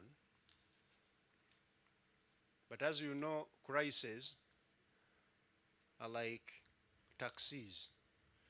Another one is always on the way. As one leaves the stage, another one is coming. Then this other crisis came in, which has brought us problems of macroeconomic instability, and we are unable to implement our Q1 as we thought we should, because we have first to contain the inflation. But that shouldn't take us away from our strategic vision, which is, and I wanted to remind the audience, the president has guided us. And if you are really believing in Musevenomics, you should go out of this place knowing our main task now in Uganda is to monetize the economy by getting the section of Ugandans who are not in the monetized economy, which the president simplifies as money economy, to get into this economy. And this, he has defined the areas, commercial agriculture, to which he created this demonstration, that these things can be done. You can see it's the dry season, but when we look around, there's a semblance of productivity. It's a demonstration that commercial agriculture can work. Somebody may say, he's the president. He can do these things. But when you look around, are these things presidential? Do they require also just the president to grow matoke and coffee and so on? So he's saying commercial agriculture, then industrialization, then expanding and broadening services, digital transformation, and market access. That theme of that budget was worded in a cabinet by His Excellency the President. We had a theme which was along these lines, but he made it clearer for us. And we adopted it. There are 3 specific objectives that we are pursuing to ensure that we achieve this theme. The first one is socio-economic transformation. To facilitate socio-economic transformation is the first objective, by getting households which are still in agriculture of subsistence nature into the money economy. But most importantly, by changing the structure of the economy. The second one is supporting businesses and the overall economy to recover from the pandemic as well as the emerging shocks. Government is committed to this. And the third and last one is sustaining the peace, security, and macroeconomic stability. Which is the anchor, that third objective, on which the other 2 can be achieved. We can't sit here if there is instability to talk about this. We can't discuss lending rates when there is instability. Now, as a Ministry of Finance, working with our colleagues now at the NPA, because National Planning Authority, which I don't see Dr. Arthur, but Mugisha, I wanted to, is he still around? I wanted to teach him that, because he said the problem is that we don't have a ministry of planning. I wanted to let him know that actually one time Uganda had 2 ministries running the economy. There was a Ministry of Planning, Economic Planning, and there was a Ministry of Finance. Actually, the other ministry was Ministry of Planning and Economic Development.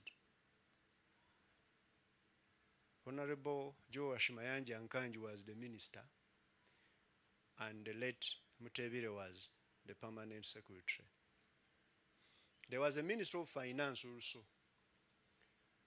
Those ministries in '92, a decision was taken to merge them into one ministry of finance, planning, and economic development. That's why we have one of those ministries with the longest name. Why? To restore fiscal discipline. Uganda had a challenge where planning was being done by someone and the financing of the plan was being done by another person. So those who were financing other things, not what has been planned. When these 2 ministries were merged, from 92, 93 financial year, Uganda said bye-bye to inflation. Up to today, What you are seeing today as inflation, people saying we are about to die, inflation is killing us. It is 6.8%. In 1992, it was 57%. 57, and that was also itself.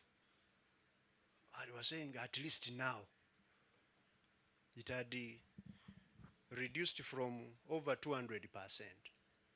What was causing inflation? Indiscipline. Spending money which we don't have. When we started spending only the cash that we have, we restored the discipline and inflation went away. So, there are certain things we have agreed to do with the National Planning Authority in the driving seat of defining what we do. When I went to Ministry of Finance, I told my colleagues that from today, the plan will define what we budget for, not the other way around. So I wanted to assure Arthur, my friend Arthur Bainom-Gisha, that we no longer have those issues. If you are not aligned to the development plan, you can't enter the budget. So the following are some of the actions which we are required to do in order to achieve the Musevenomics they are talking about here.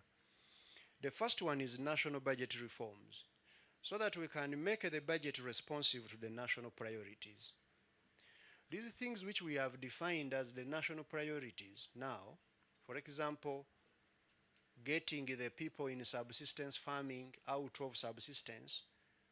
At one time, they were just mentioned on paper without resources.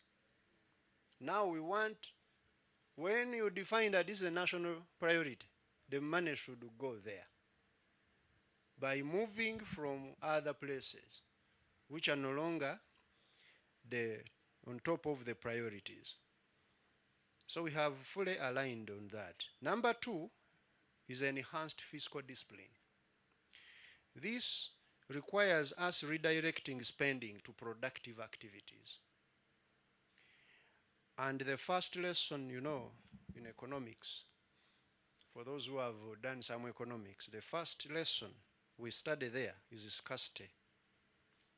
There is never enough of anything to satisfy all those that we want. But the first lesson of politics is to disregard the first lesson of economics. You know? And this is what we want now to ensure that we reduce. Spending money defined by politics is bad. Economics. And therefore we are trying as much as possible to ensure that fiscal discipline is enhanced. And here I'm talking about those things like a supplementary budgets, which are emerging out of things we didn't budget for. We need really to get concerned about some of these things. Last year, we issued a supplementary of 6.8 trillion. A few years ago, that used to be a budget in itself. And that causes us problems. So we are saying, let us confine ourselves in the budget that we have and implement it. And the supplementary, of course, those who made the budget, our leaders, seated in the room as members of parliament and some ministers, they put a 3% for those things which you can't foretell and yet you can't avoid them. Most of those things, if you realize, they are usually around security and industrial policy. Security and industrial policy. Industrial policy means government intervening to support the private sector so that the economy can be vibrant to create more revenue. But now, I've been getting so many of those requirements, requests for supplementary for wage shortfall. Those ones we shouldn't. they should be considered in the budget. Request to buy a car, supplementary to buy a car for the Honorable Minister. That the car is very old. When did it get old? Why didn't you budget for it? So those are the things which we are going to try and reduce. And the good thing, I have so many of my colleagues in the room, you know. Request for cash limit. Like this quarter, we are constrained by the COVID-19 repercussions the president told you last night, as well as this Russia-Ukraine war. It has caused inflation.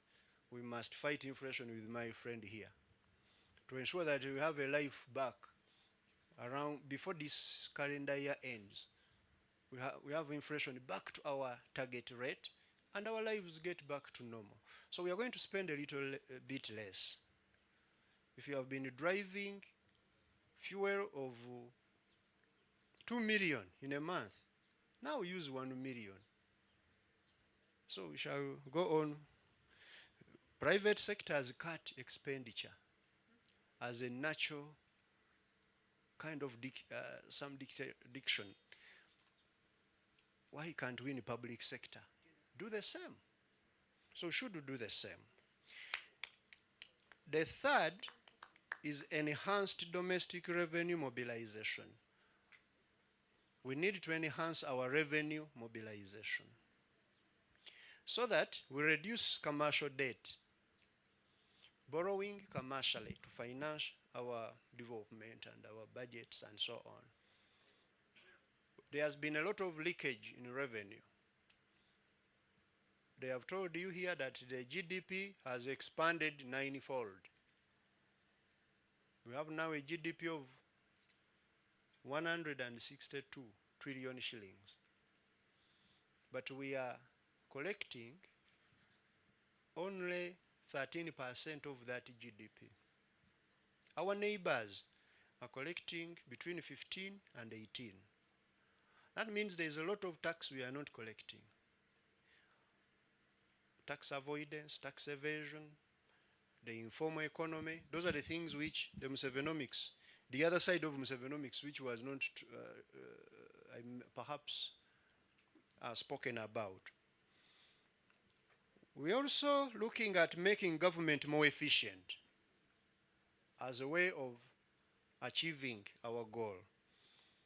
This can be done through, or is being done through, 2 ways. Number one, automation of processes and systems to reduce bureaucracy and leaky bucket problem.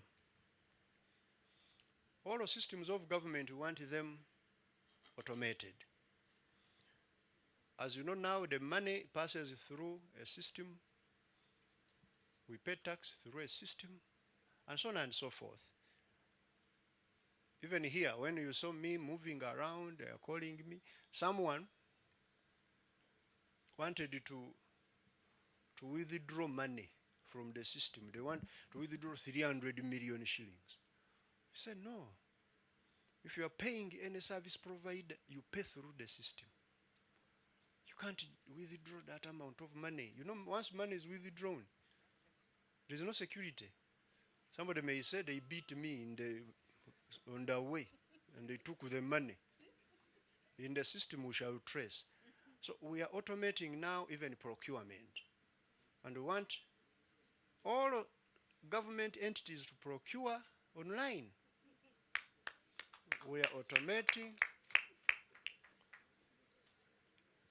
automating the education system.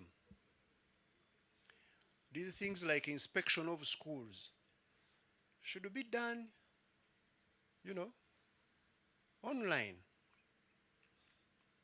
You remember school inspectors? There is a school in Kaumu here, primary school. They announce, they make a rota that on this day we shall be in Kaumu. That day every teacher is around, the school is clean, because the inspector is coming. Now I want to inspect kids. Are they in school? Are they learning? So in education you have a teller and the EMIS. public service has automated now our human resource management system.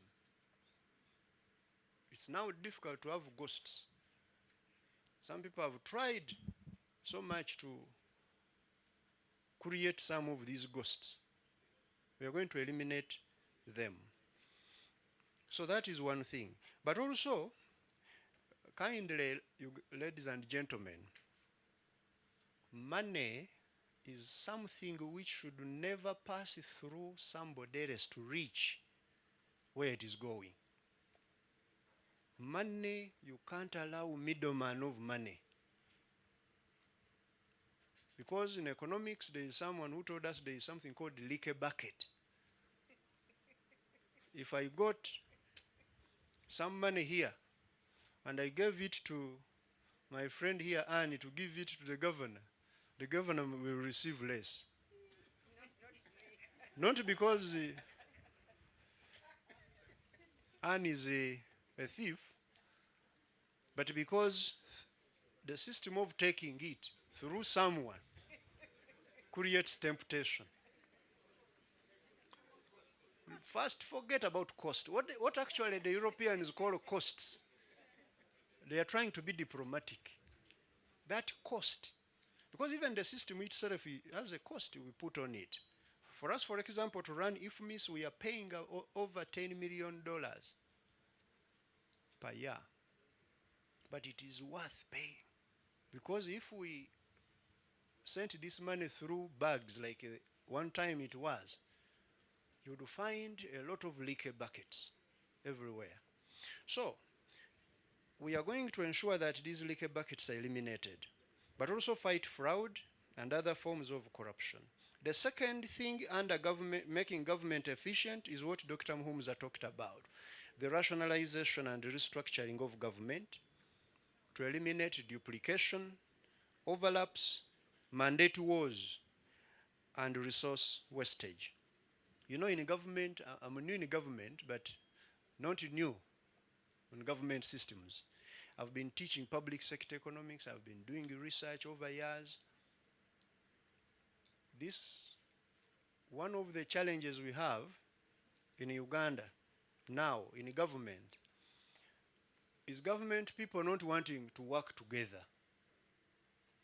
Everybody wants to work alone. People don't want even to sit in one room to discuss things. They say, no, for me, give me my money and I do my own part. But your part cannot deliver results, outcomes, if the other part is not functioning. So, by rationalizing and restructuring government, which public service is leading us, we hope we shall be able to reduce these mandate wars, realign ourselves, and implement the NDP 3. The last major thing we are doing is implementation reform. Implementation reform. Before I joined the government, I remember we had a discussion on why is government not implementing what they set out to implement. I've been now learning this last year. I've been in the laboratory now.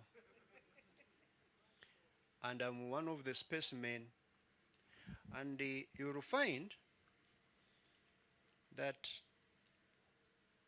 you can't implement things on which you don't agree on, all of you. So goal consensus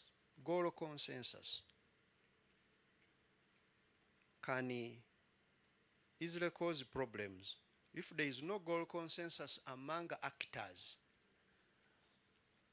That's why I'm so happy that we are here in UDF and discussing a common agenda. I know this is perhaps the first of the kind, but I hope in the future we are going to be more structured in our conversation. We come with a paper which has been researched, and it has recommendations, and we discuss them, and we agree on how we are going to implement them. Goal consensus. so that our conversation is very well structured. But also you can't implement if policymakers are not able to stop us bureaucrats from engaging in budget games and easy life games. You know, budget games, easy life games. Usually whenever I go to my ecosystem,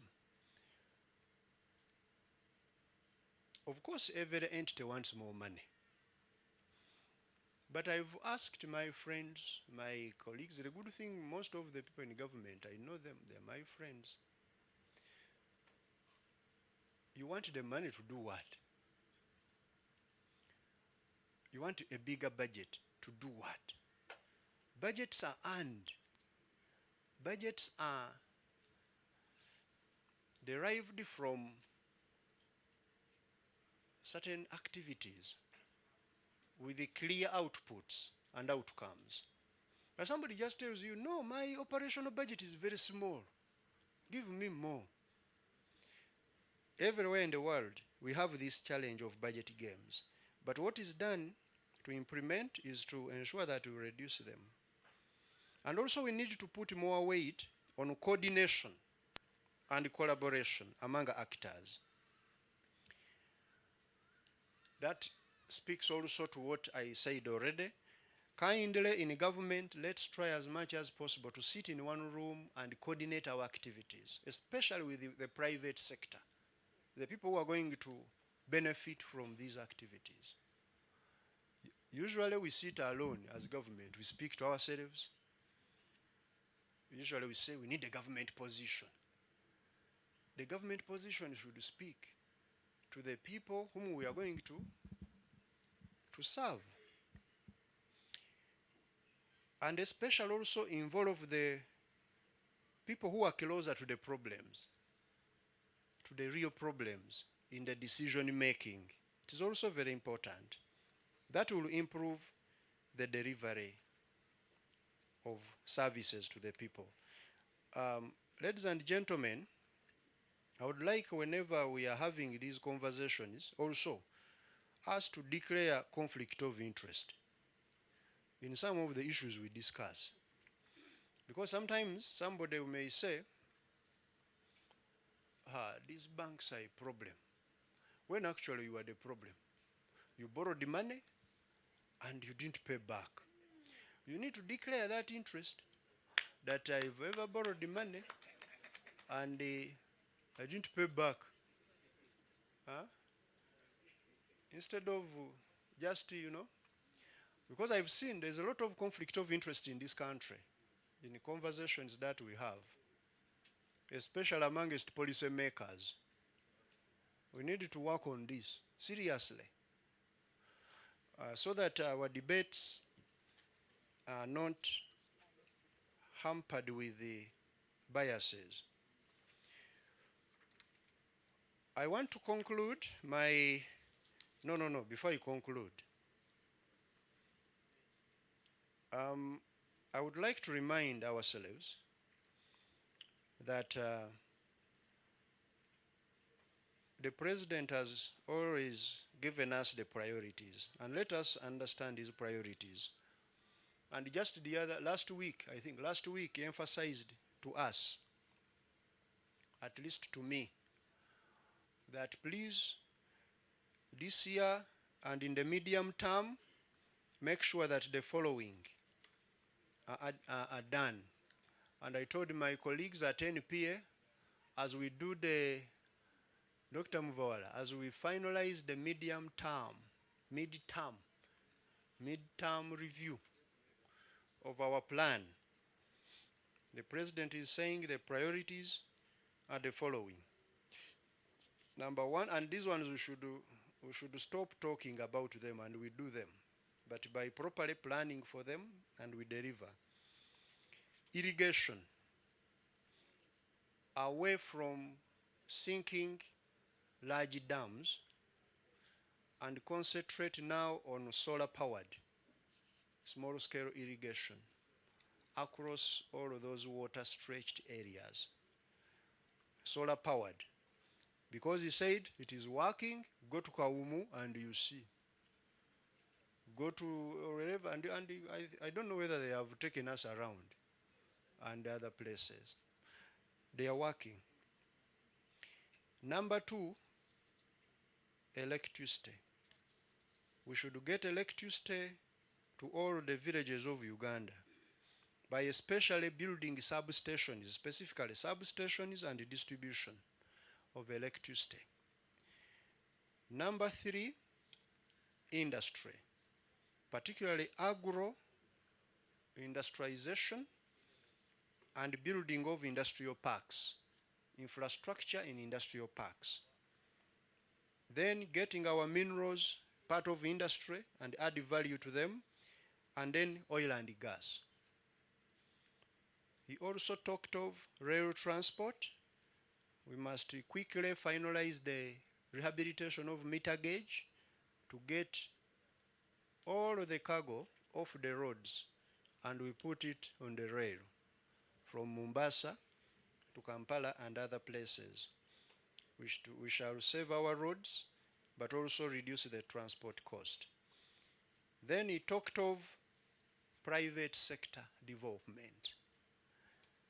Private sector development. He wants us to support more UDB, UDC, and SMEs, because he believes that these commercial banks here will not do longer term.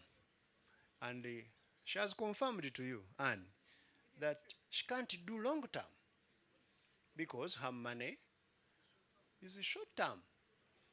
We are the Ugandans who deposit money with Anne. Some of us, we open even what we call savings accounts. You save in the morning, you withdraw in the evening. Sometimes you don't even wait for the evening. You change your mind as you are walking out of the bank. You save through the banking hall, you withdraw through the ATM. Yeah. I have a student of mine who told me, sir, you are right. I was teaching them about these things. He said, you are right. One day, I had deposited my saving. You know, government pays them some money as allowance for being on government sponsorship. So the younger man said, I had deposited my money. As I was crossing the road, the border was about to knock me. I just jumped, and now I started thinking, I would have died. Huh?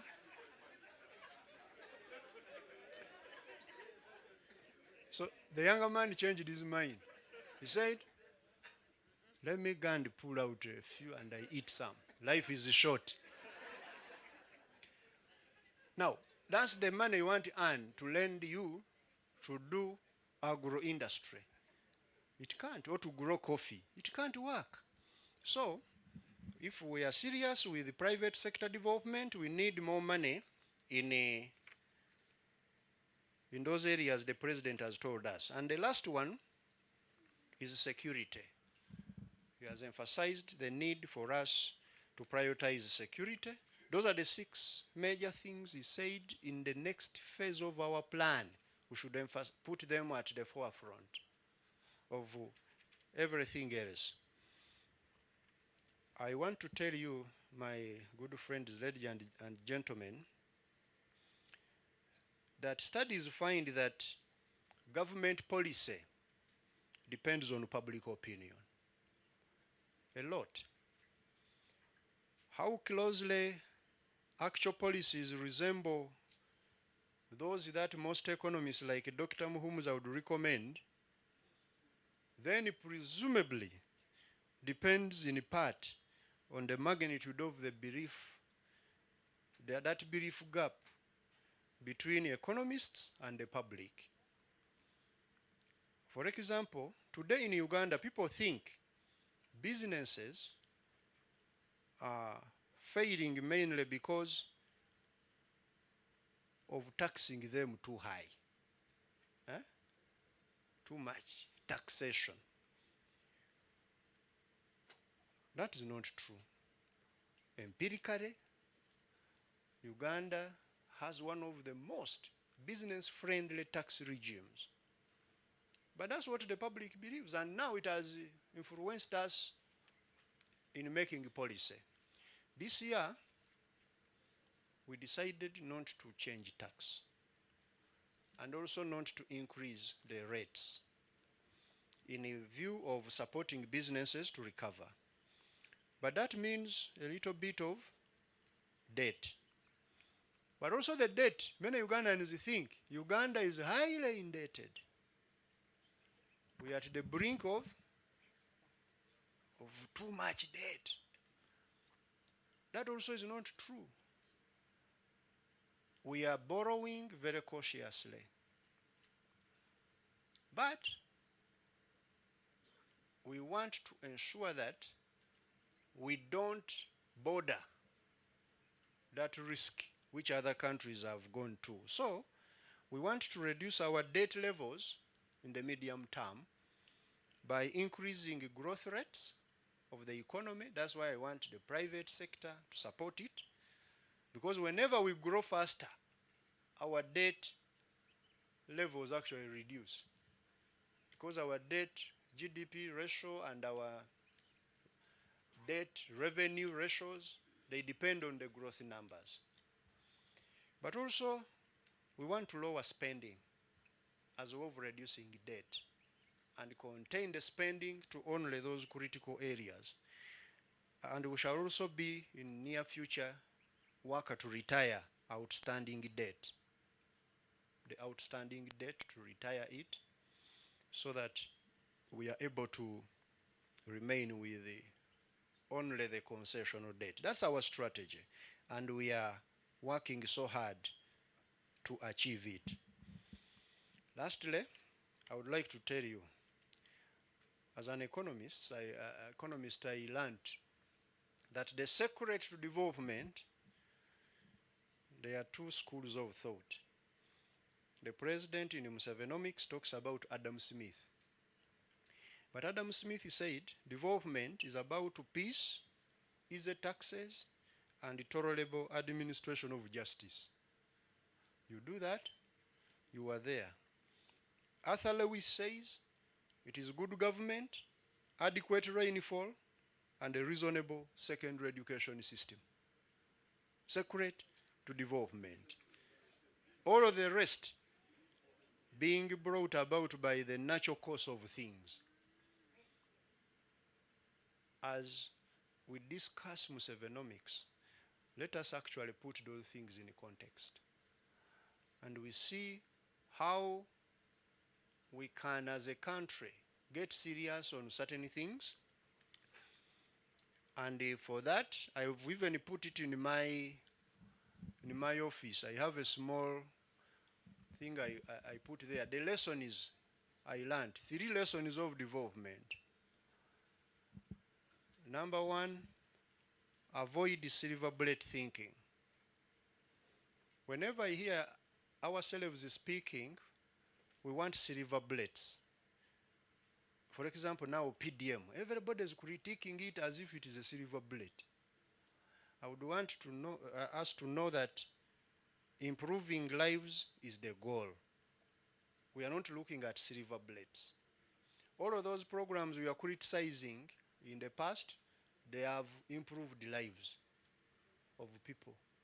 Of course, with some bit of failure here and there, but improving lives should always be our goal, number 1. The second lesson, it's not about projects. Kindly, my colleagues in government, let us stop this obsession with the projects. All we can do is to help shift policies. Policies and programs will change lives of people more than projects. I know projects come with benefits, project management teams, new cars, allowances, travel to benchmark, so on. Development has never arrived in any country through projects. And lastly, everywhere is different. That's a lesson of development. Everywhere is different. What works in the United States of America might not work in Uganda. America could be so far. Even what works in Kenya might not work here. Uganda is Uganda, has its own structural realities and history. And those things we need always to remember them. I will say that I've listened to so many conversations. I think I am now inclined to think that we need to start thinking of how chaos theory works. Chaos theory. The man of London School was reminding his friend here, for them, they were about contingency, they are contingency theorists. They are speaking in tongues, bounded rationality. Chaos theory is very popular among mathematicians. It is a study of random or unpredicted behavior in systems governed by deterministic laws. This gentleman, whom we have come here to discuss Sevenomics, I think he has taught us over the years, through actions, that chaos sometimes is what you need. Chaos theory, not chaos in this chaos you cause on the streets, to cause change. We need to start thinking on how can we use these resources now we have to create a difference in the lives of Ugandans. I thank you very much. I will react to any questions later if need be. But I'm glad that I came to this place and I've spent the day here. It's one of the most incredible days I've spent, a few days in the last year, because where I work is next to fire. Thank you.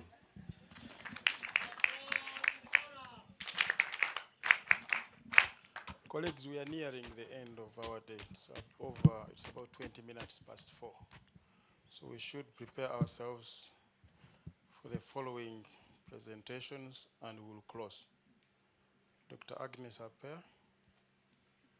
the chairperson of the Sevenomics team in Parliament. Professor Waswa Balunywa is online. He's going to join us.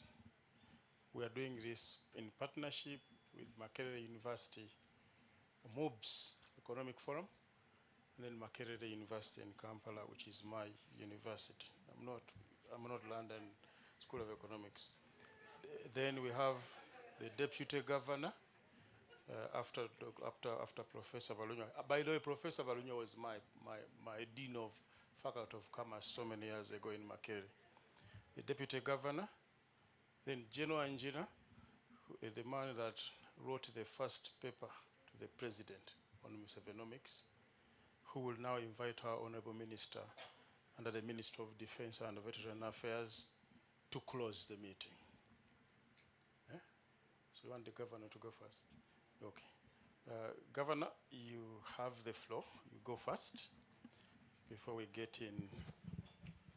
Dr. Agnes will forgive us. Thank you. Yeah.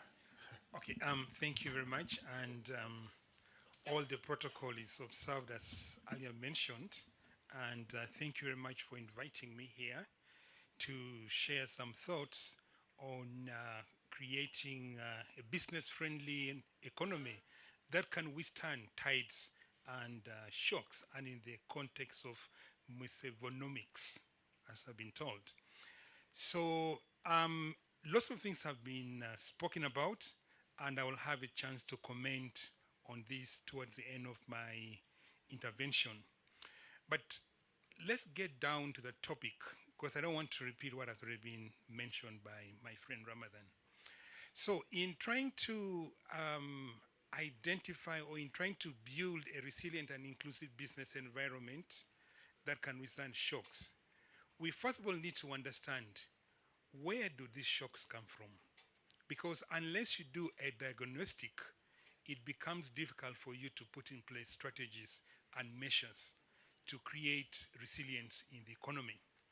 So we need to identify what are the vulnerabilities that we are faced with, what are the risks that we are faced with, so that you are then able to look for the appropriate policy, strategy, interventions. So I want to break this down into the following. There are some shocks that are localized, and there are others that are global in nature. And each of these shocks, you don't require the same kind of policies. So you need to really try to identify, how do I deal with the locally generated shocks and then the ones that are imported. Now, the ones that are localized, in my view, you need to have some kind of a social, economic, and political strategy to deal with them. And I think that's why we are having this topic here, Musevonomics. Because I think we have looked at what has really kept Uganda where it is. And in so doing, of course, you are not only limiting yourselves to what is coming in locally, but you're also preparing yourself to deal with the shocks that are imported. These are the global shocks. Now, these shocks take all kinds of forms. Some of them are health shocks, and if they're local, they're called endemics. And there are others which come from insecurity.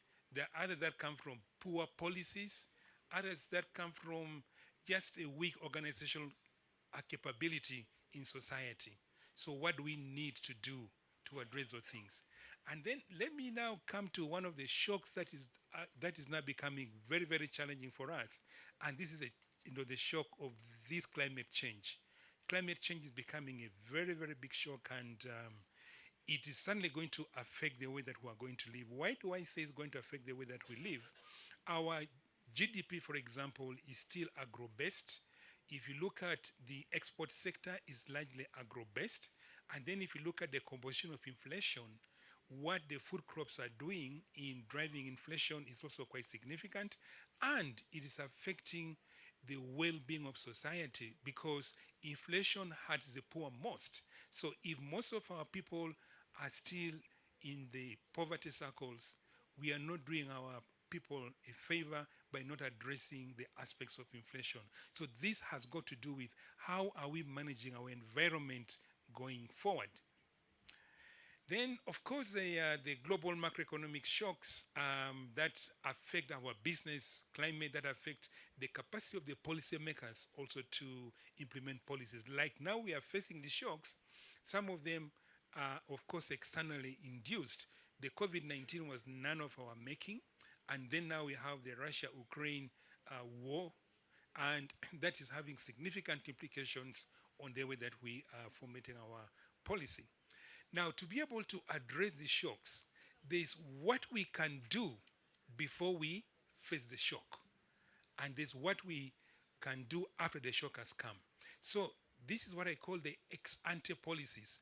What are the ex-ante policies we are putting in place to minimize the impact of these shocks hitting? How are we preventing these shocks from hitting us? And then when the shock hits us, what can we do to reduce its overall impact? So what policies do we need to put in place? So let me now go back to the localized shock, which is driving the socio-economic and the political strategies that the government is pursuing. And these, of course, are linked to the Musevonomics that we're talking about today. The socio-economic transformation, in my view, is what is addressing this. Because when you talk about socio-economic transformation, this is mainly, or is commonly defined as a process whereby the role of other sectors, particularly industry and services, begin to dominate the production and the employment. But today, as we talk, the PSST has already talked so much into that. As we talk, there's still a number of people who are living in subsistence. They are still living in a non-monetary economy. About 39% or so are living that economy. So these people are very, very vulnerable to any kind of shocks that hit us. I'll give you an example. When COVID-19 had just hit us, financial sector, depending of Uganda, did a survey, and they came up with some very interesting results that close to 57% of the urban population could not survive a 1 day of lockdown because these guys live hand to mouth. They're the guys who go on these building sites. They're the guys who call these taxis, these taxi touts. These guys who live hand to mouth. So now, if you close down the economy, 57% of them cannot survive 1 day. And then, if you extend it further, close to 82% cannot survive for more than 2 weeks. And then you ask yourself, why is this a problem? What that survey came out with, that these people were financially excluded. They could not smooth out their consumption patterns because they didn't have the mechanism to adapt and to be able to cope with that kind of shock. So we need to see how we can reduce the number of people who are in subsistence, bring them into the monetary economy, and maybe if they have some savings and investment, then they can create a track record where they can begin smoothing out their own consumptions and their own investments. So in discussing socioeconomic transformation, I one time had the chance to interact with His Excellency the President on this because he wanted to find out what are really the key objectives of the central banks, what is the key mandate of the central bank. And well, of course, I say that it's fostering price stability and a sound financial system. Then he said, okay, so how does my grandmother in the village benefit from this? And well, I tried to explain that if inflation is low, then she's able to preserve her savings. But she said, but she's not in a monetary economy, so what savings is she going to preserve? So we had a very, very good discussion on that. And at the end of the day, he said, look, you need to focus this thing on socioeconomic transformation. You need to link this to socioeconomic transformation so that you pull the likes of my aunties, the likes of my extended family, who have no relationship with the monetary sector into it. How do we lower the ratio of those in subsistence into bring them into the monetary economy? So as a result of that, when Bank of Uganda was crafting its strategic plan for the year 2022 to 2027, we changed our mission statement to read fostering price stability and a sound financial sector in support of socio-economic transformation. Now, that in support of socio-economic transformation is fairly loaded. It's picking so many elements from the NDP3, the Vision 2040, and also, of course, there are some elements of the NRM manifesto as well. Yes. Because it's fully aligned, then there are elements of it in there. So now, how do we then now go ahead to implement that? So the first thing is going to be adoption of technology-driven environment. Technology has come into the financial sector to assist in the operations of financial sector intermediation through a process that is popularly known as fintechs, because there are a number of small companies out there that are designing applications to increase, to bring a broader coverage of those who are currently unbanked into the monetary economy. Even just the aspect of the receipt of mobile money. There are many people who had never actually had the opportunity to be in a banking sector setup, but because now they have this mobile money, the platforms that are being offered by the mobile money, these are being linked together with the commercial banks, all right, through some apps. So we're able to bring them now into the monetary economy. So the role of technology in reaching the bottom of the pyramid, the people who are deep in the village, has been very, very instrumental. Because if you go to most of the upcountry now, most people have access to mobile money. These are people who initially had not any access to the monetary economy. So what we're doing there is we are supporting the financial inclusion agenda. We by expanding on financial inclusion, we are certainly going to make sure that the 39% of the people who are in subsistence get reduced because they are being integrated into the monetary economy. But we need, of course, to increase the savings and build resilience against shocks, because there's no point of just having mobile money and you don't use that platform to grow other financial products like savings, like credit and insurance and what have you.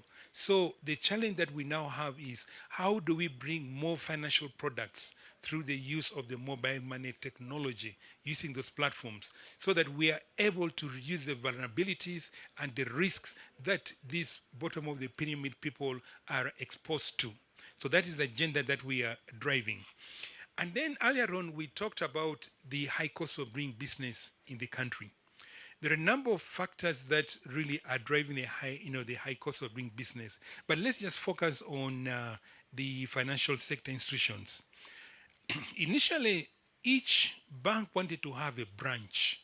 Sometimes you get a politician coming to UCB those days that you open a branch in my constituency, all right? Whether it's making profit or not, all right, you open a branch there. That brick and mortar banking is very, very expensive. You need to have a branch manager. You need to meet the cost of the property, the cost of the security, the distribution network, the vaults and everything. It's very, very expensive. And it was really piling up costs in terms of the branch networking. And those costs, of course, get factored into the final lending rates. But now with the technology, all right, it's not anymore very useful to have as many branches as possible. And also through the introduction of the agency banking, where a number of agents are transacting business on behalf of the commercial banks, the number of branches also is now reducing. And we think that with that reduction, we are lowering the cost of doing business. And the beauty about it also is that not only is it lowering cost of business for the financial institutions, it's also enabling most of the people who are using those platforms to establish a history of financial transactions.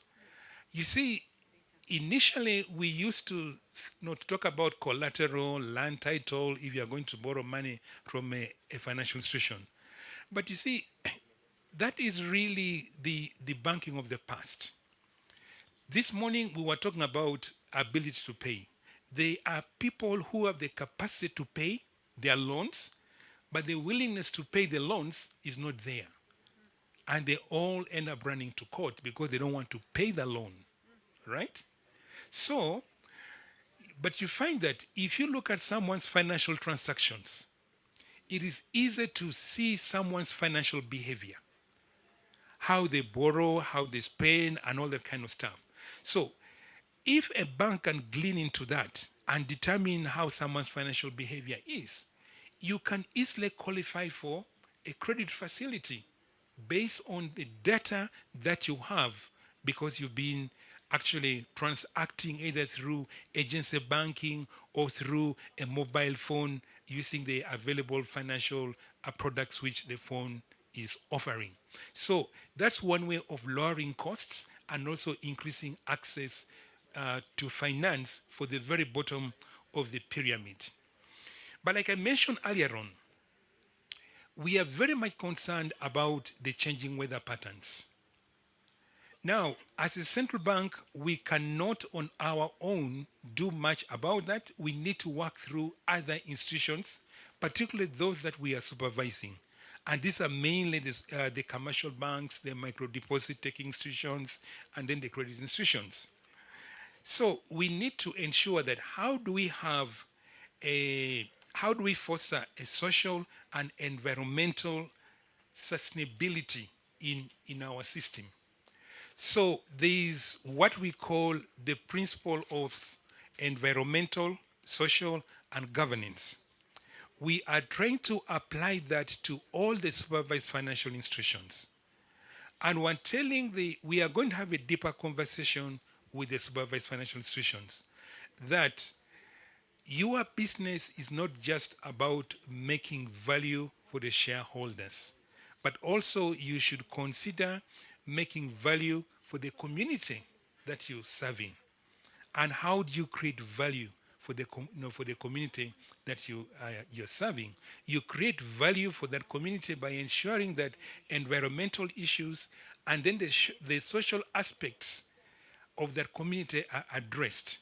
So, like Anne was saying, that in as much as they're learning to oil and the gas, they know that that oil and gas sector does some carbon emissions. So the question is, what are you doing in the form of your lending or in the form of your activities to lower on the carbon emissions that you have generated through your lending? Are you growing? Are you learning to agroforestry? Is your corporate social responsibility going towards planting more trees? Are you also lending to the to the community to ensure that this bottom of the pyramid are getting access to credit to generate some economic activities that is going to enhance their incomes? How about those innovators, the small, medium enterprises down there in the village? How are you lending to them? The banks may not necessarily have to go to directly deal with them because of the nature of their businesses, but they can work through some intermediaries like the fintechs that I told you about. They can work with the micro deposit taking institutions and reach the bottom of the pyramid. So we are going to have a conversation with the supervised financial institutions that in your reporting, don't show us only the financial records. Show us also records of your lending that are creating social value, that are creating value for society and environment. How much did you lend to women and youth? How much did you lend to the entrepreneurs in Katwe? How much did you invest in environmental issues? So in that way, we are able then to reach those people who were not initially part of the monetary economy. They're being now crowded into the monetary economy, and therefore we are now reducing those in subsistence. Remember, activities like oil and gas, these are known renewable resources. After 20 years, maybe that oil and gas will not be there, but your environment will still be there. So, will your oil and gas leave a degraded environment, or is going to leave you with a clean environment because you have been lending in a sustainable manner, and lending in a manner that ensures that your environment is preserved and that your people are benefiting from a number of activities? We need to be much more richer in terms of the environment, in terms of social sustainability, even long after the oil and the gas is gone, because it is that environment that enables the likes of ants to make profit. You can't make a profit in an environment that is degraded. And then the other thing that we also need to look at is the creation of the value chains, because we need to add value to our products. There's a whole aspect of agro-processing. There's a whole aspect of building a tourism ecosystem. These are sectors that are environmentally friendly. So the discussion that we are going to have is to what extent, for example, are we financing value chains that are meant to add value addition? The other day, the Uganda Bankers Association had their annual conference, and really the sectors that they were focusing on were agribusiness. They were talking of tourism, and then what was the third one? Manufacturing, right? And that on its own, all right, is showing that we are trying to get to the bottom of the pyramid through financing of value chains, which are going to create value addition.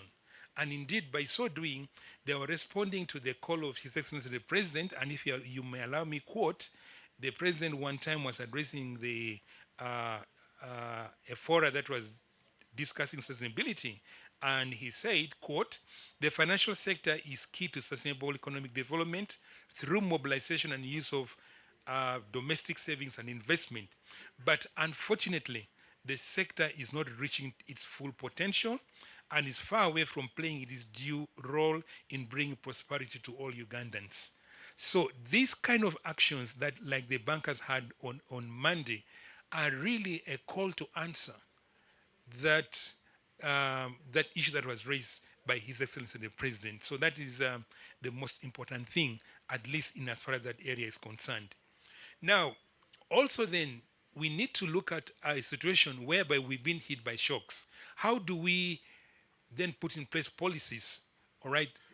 So once a shock has hit you, you cannot just lie down like that. You need to re-engineer your business processes. That how do I adapt myself to a shock that has hit me? So here we need to talk about structural reforms. And by talking about structural reforms, it is important because these are critical based on the lessons that we've learned. For example, what have we learned from COVID-19? What are we learning from the Russia-Ukraine conflict? Because this is not the end of the shocks, like the PSSC said, all right? There are still more shocks to come. So what are we learning out of these shocks? How are we readjusting our business models? How are we becoming flexible and adapting to situations that give us shocks? So there are a number of things that we need to look at: monetary and financial sector policies, and these are policies are critical in trying to ensure the sustainability and inclusive business, because you need flexibility in these policies, particularly in terms of the pricing that Fred Muhumuza talked about earlier on, because the price signals are very, very important. To date, you look at what's happened to the exchange rate. You may ask, why is the exchange rate depreciating? This is an adjustment to a shock, because Ugandans have not reduced significantly on how much they're importing.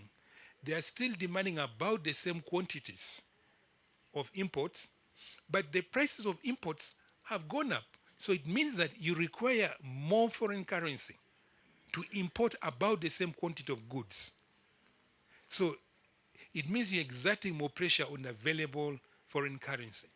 And that's why you find that the exchange rate is partly depreciating on account of that. So let me come to a very important issue, and that is governance. Governance is critical.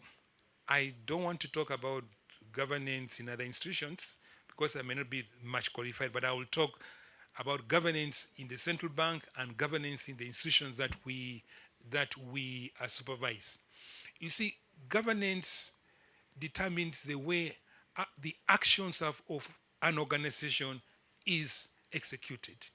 And if you have weak governance, no matter how good your policies are, they will not deliver the intended objectives. So that's why we are thinking of enhancing governance at the central bank. And to date, we are trying to revise the Bank of Uganda Act to ensure that governance is much, much entrenched, and that is that governance that's going to deliver on the objectives of the central bank that we're talking about. But also governance in the supervised financial institutions is critical in ensuring that there is accountability, there's transparency, so that the users of the financial sector, the users of the financial institutions feel safe that their cash is there tomorrow when they go to withdraw. So let me just end by mentioning some things. I think my key takeaway from these discussions are that in adaptability, we need to lay much more emphasis on science and technology, because it is science and technology that helps us create value, that helps us create value for society to deal with emerging challenges. And to support science and technology, we need to invest more in research and development.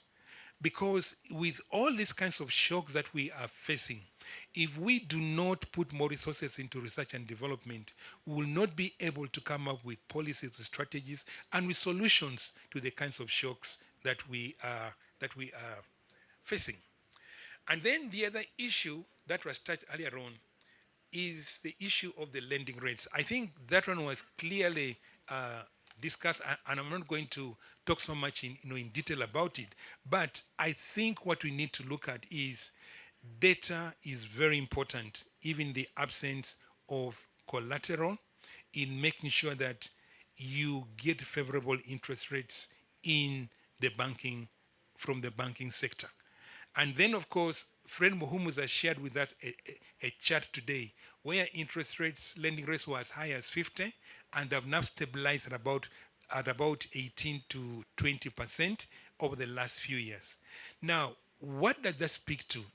that it's become difficult to lower these interest rates below the 16-18 level because of some structural constraint in the economy.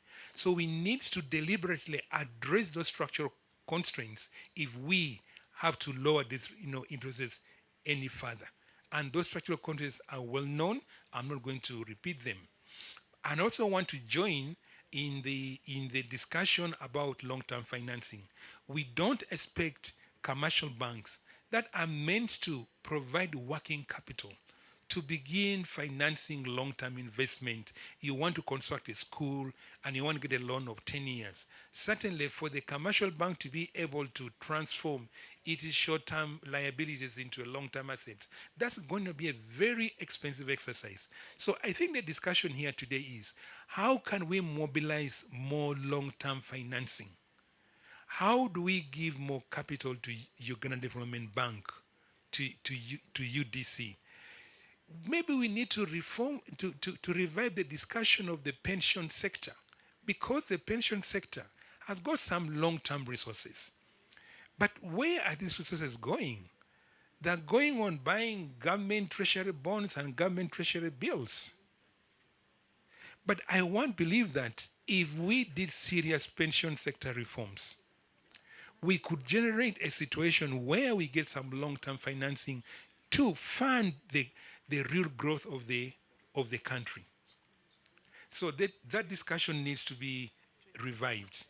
And right now, there are a number of challenges that we are going through. The issues of rising inflation.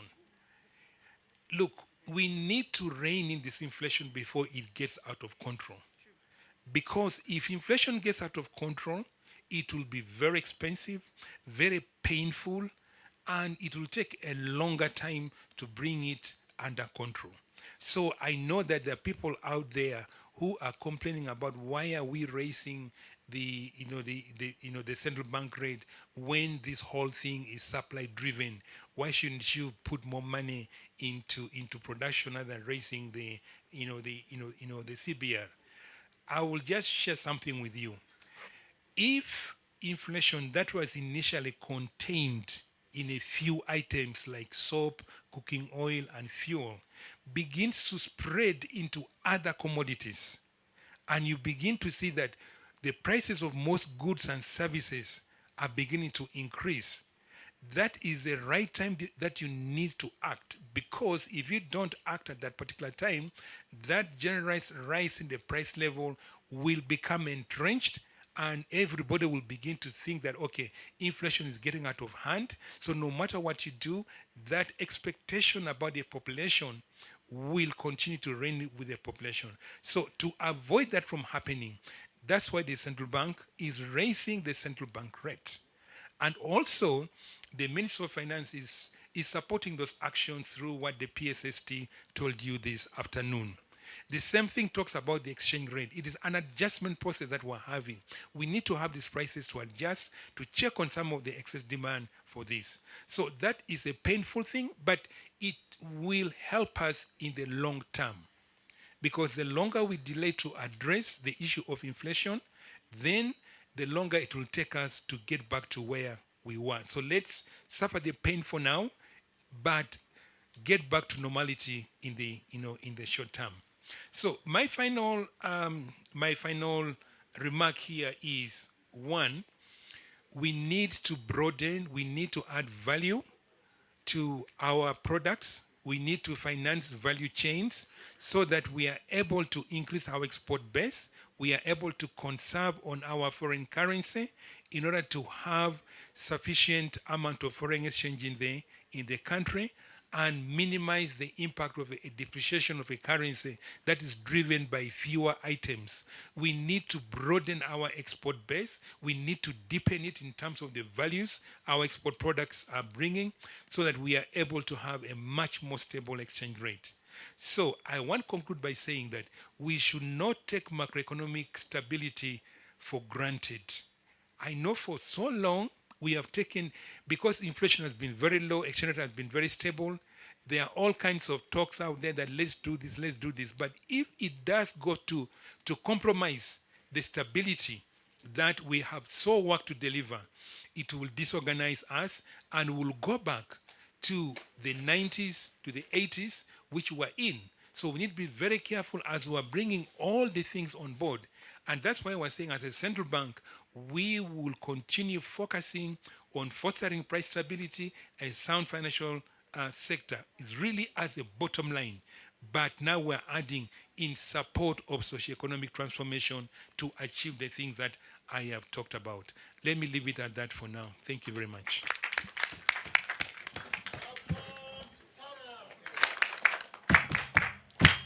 So one more from the, are you the executive? Because I now want to go to the politicians. So Dr. Mvola, you complete the side of the executive.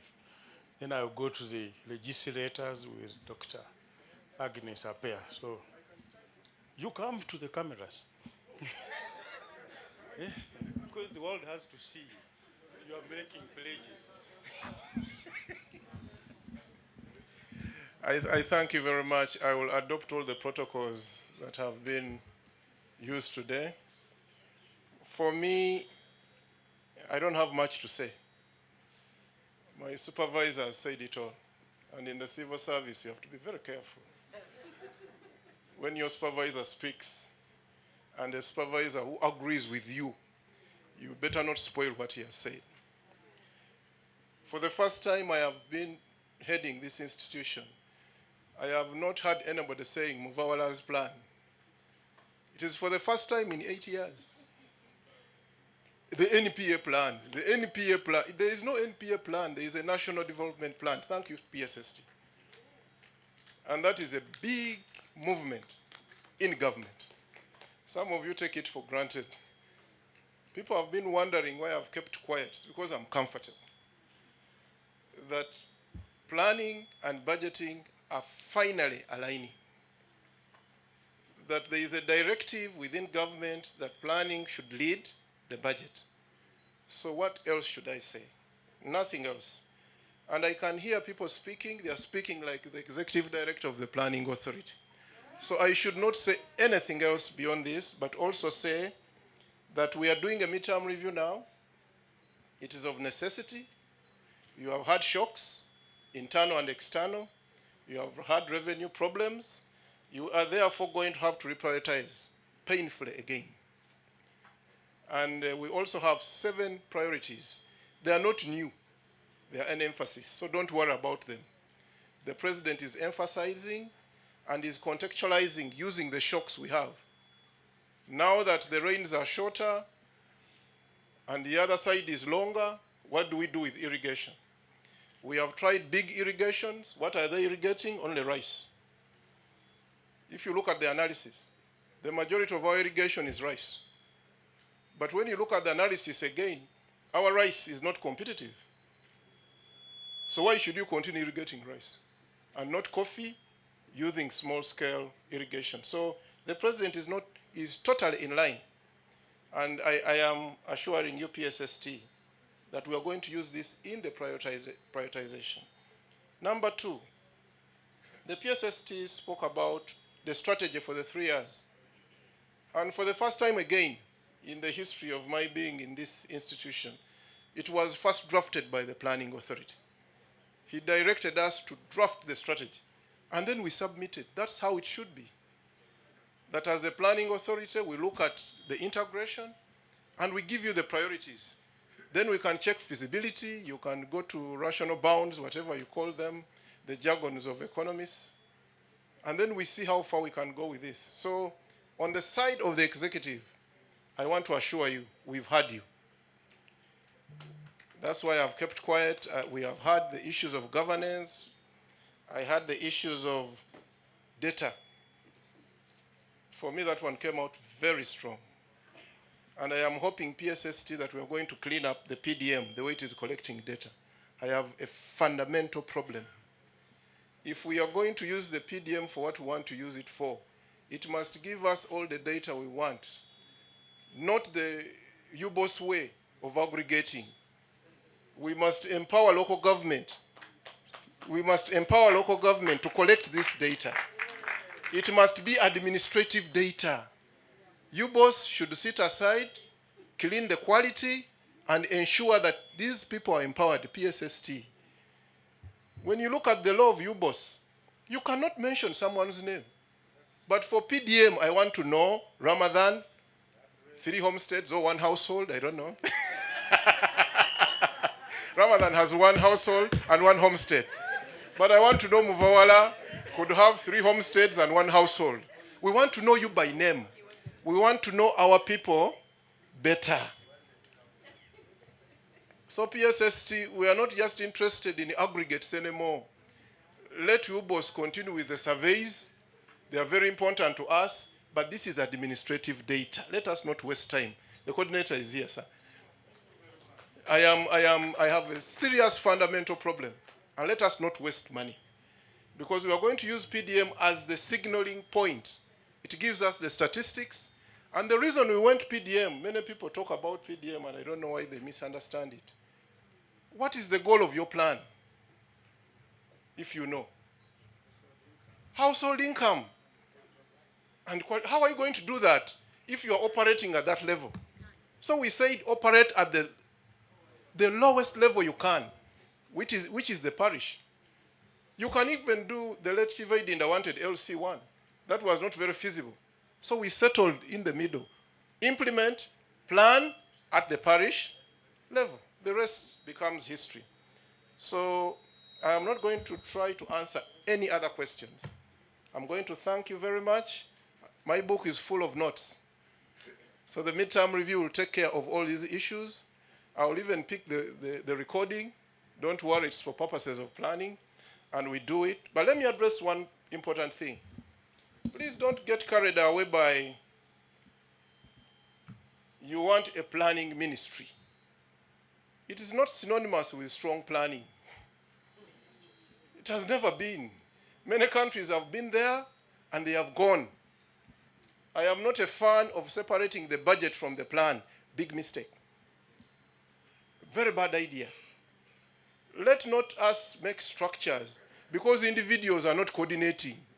You change a whole structure, create a ministry because Joseph is not coordinating with Ramadan. Why don't you simply remove Joseph and Ramadan and get a coordinated system? Because the problem has been individuals. It has not been ministry, what, nothing. Do you believe that the plan should lead? Yes or no? Yes. Actually, having an authority is stronger than a ministry. If you didn't know. Yes, the National Planning Authority is in Constitution, Article 125. To remove it, you must have a constitutional amendment. A ministry can be changed overnight because the head of structure is the president. He will change it overnight, whether you like it or not. Where is the Minister of Science and Technology? So I don't know why people are fighting for these things. Let us just ensure that we have planning and budgeting, talking. I thank you very much.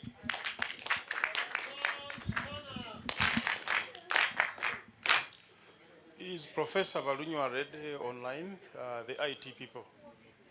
Can we see him?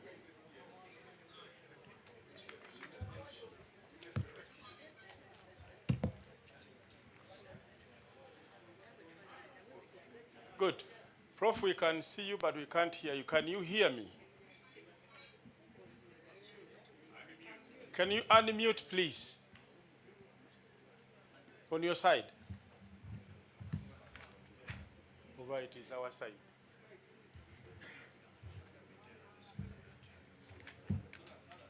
Guy, are we the ones muted?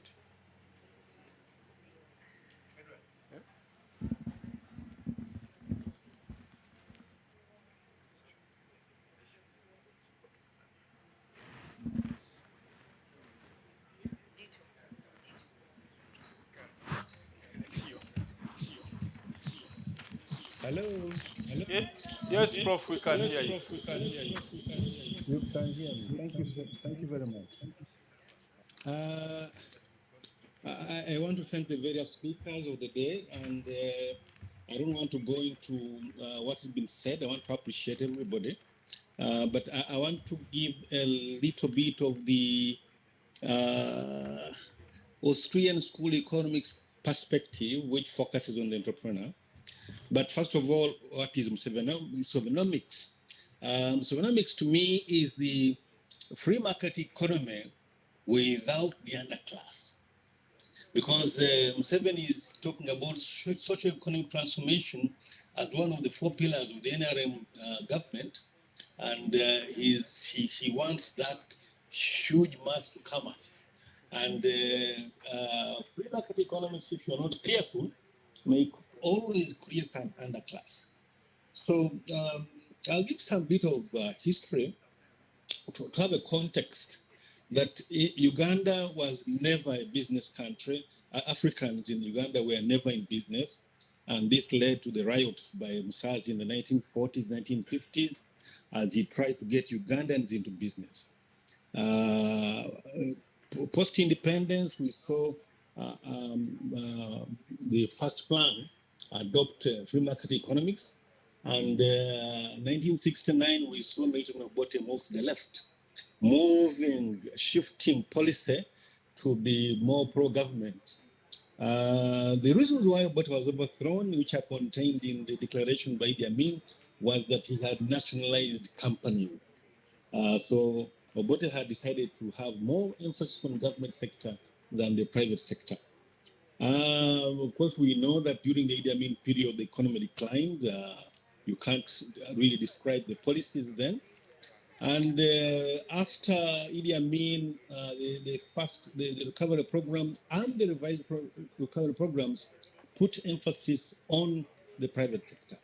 This came at a time when globally there was a change to more pro-entrepreneurship, pro-privatization, which we saw in the UK with the election of Margaret Thatcher, and in the US, the election of Ronald Reagan. The move to the right was more pronounced at that time. And this led to the various reforms, the structural adjustment, which we talked about. And Museveni comes in 1986 with a 10-point program, which was essentially pro-socialist. And a year later, in May 1987, he reads the economic reforms himself, accepting that, yes, the pro-government policies where government was going to put more emphasis on state enterprises were not going to work. We saw a lot of growth. I was part of the group that recommended the disbanding of the Coffee Marketing Board, I think led by Professor Sunuma at that time. And what did we see after 1987? Up to 1995, a lot of growth. So many radios, so many TVs, some reforms in the public transport, and so many schools came up. The private sector really led the economy. However, Museveni realized that the ordinary Ugandans were not create change in the economy. So while he had gone in for the private sector to spearhead growth, he realized that the ordinary Ugandans were not entrepreneurs. Now, remember, the entrepreneur is the instigator of growth. It's the entrepreneur who creates value. It's the entrepreneur who creates jobs. It's the entrepreneur who reacts to the signals that come from the policies that we see. So he started looking for investors because locally we didn't have the money and we didn't have the investors. The entrepreneurs we emerged at that time were the entrepreneurs of the 1970s who had emerged as a result of the departure of the Asian community, and the Asian community that either remained or returned to reclaim their businesses in the country. So the country was not growing any faster, because if it had grown faster, possibly would have hit an 8% growth rate and sustainably would have changed this country. But 1995, I guess, was the highest growth rate, and the economy kind of slowed down because internally we didn't have that capacity. We lacked entrepreneurs. So what are the challenges that we've been experiencing in the last so many years or so as a result of the push by Museveni to have private sector-led growth? A number of things that have happened. We have nothing to sell abroad. Exchange rate is simply an expression of what can we exchange for. You know, if we're importing goods worth $6 billion and exporting worth $2 billion, there's nothing to sell abroad. So what is the consequence of that? As the Deputy Governor indicated, if we sustain the same level of imports, definitely the exchange rate is going to we're going to go to devalue. So what have we resorted to? We have resorted to exporting labor. Now, of course, that is one of the other problems we've had in the country, that population growth rate.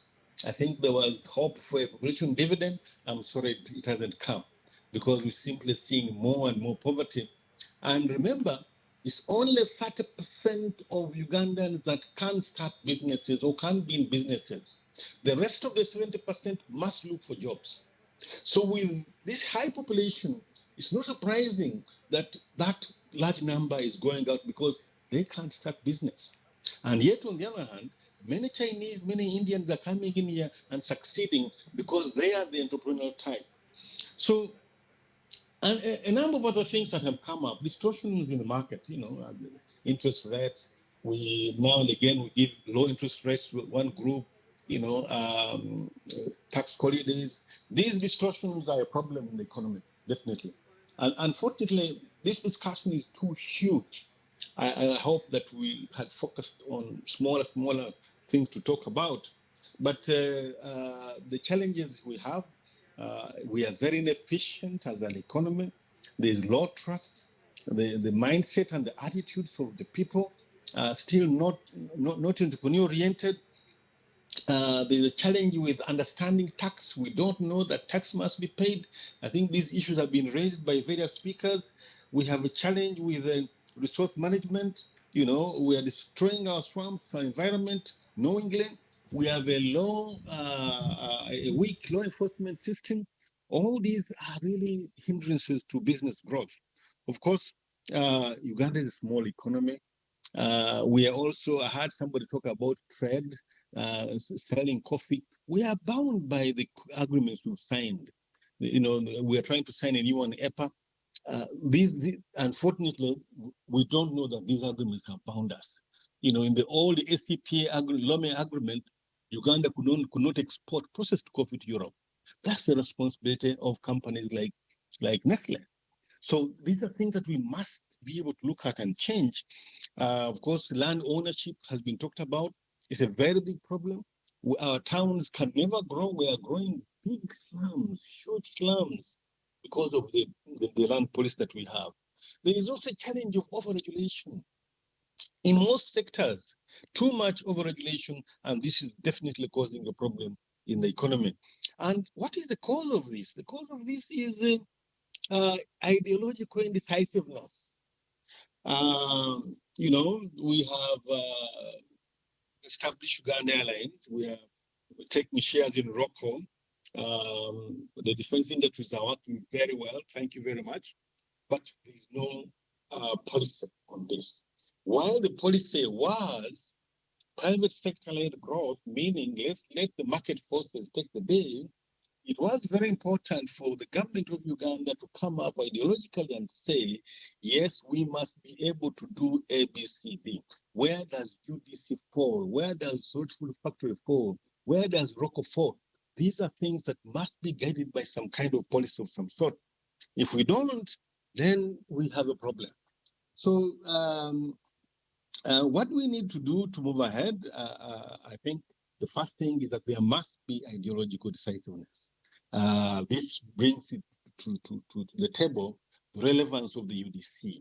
UDC is being talked about, but the support, the ideological support is not there. You know, what should government do?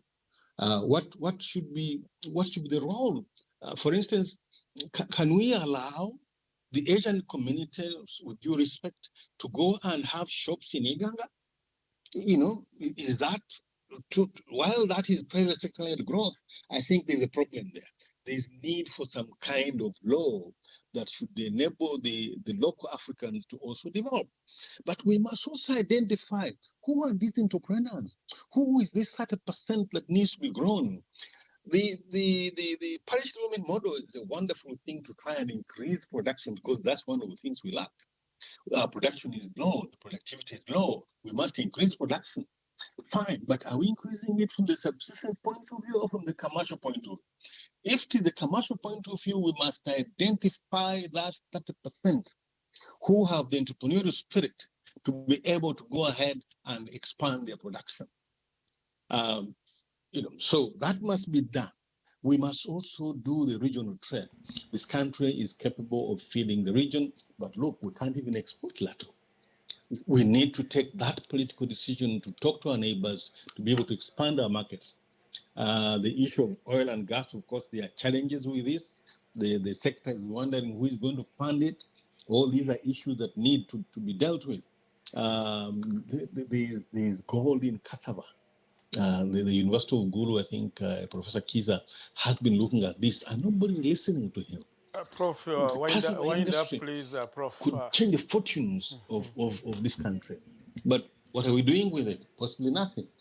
Well, we must, of course, also apply the digital tools for development. We should be able to reduce the digital divide and reduce the cost.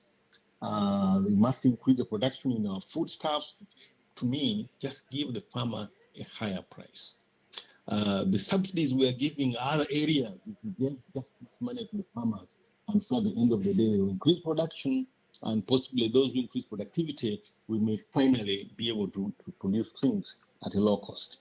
I cannot say we should manage the population. I have a large family, but I can educate it. I think that's the difference. But the massive growth in the population, this population dividend may never come. So what do we need to do? Possibly even the government sector needs to be reformed. This is not something easy to talk about, but Mr. Economics does not accept a large government. It doesn't, by the principles of it. But look at the units that we have, the ministries, all these agencies. I think there was an attempt to merge these agencies. They should be merged so that we reduce on some of this expenditure and take it to education. We must put emphasis on education, let everybody stay in school, put emphasis on science education.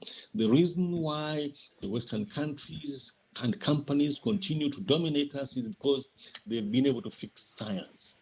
As long as we remain the way we are, I'm sorry, we can never be able to find products that are going to compete with the other companies. So those are my quick remarks. In the interest of time, I want to thank you very much for that opportunity to make a few remarks. Thank you very much, Prof. Let's now hear from the legislators.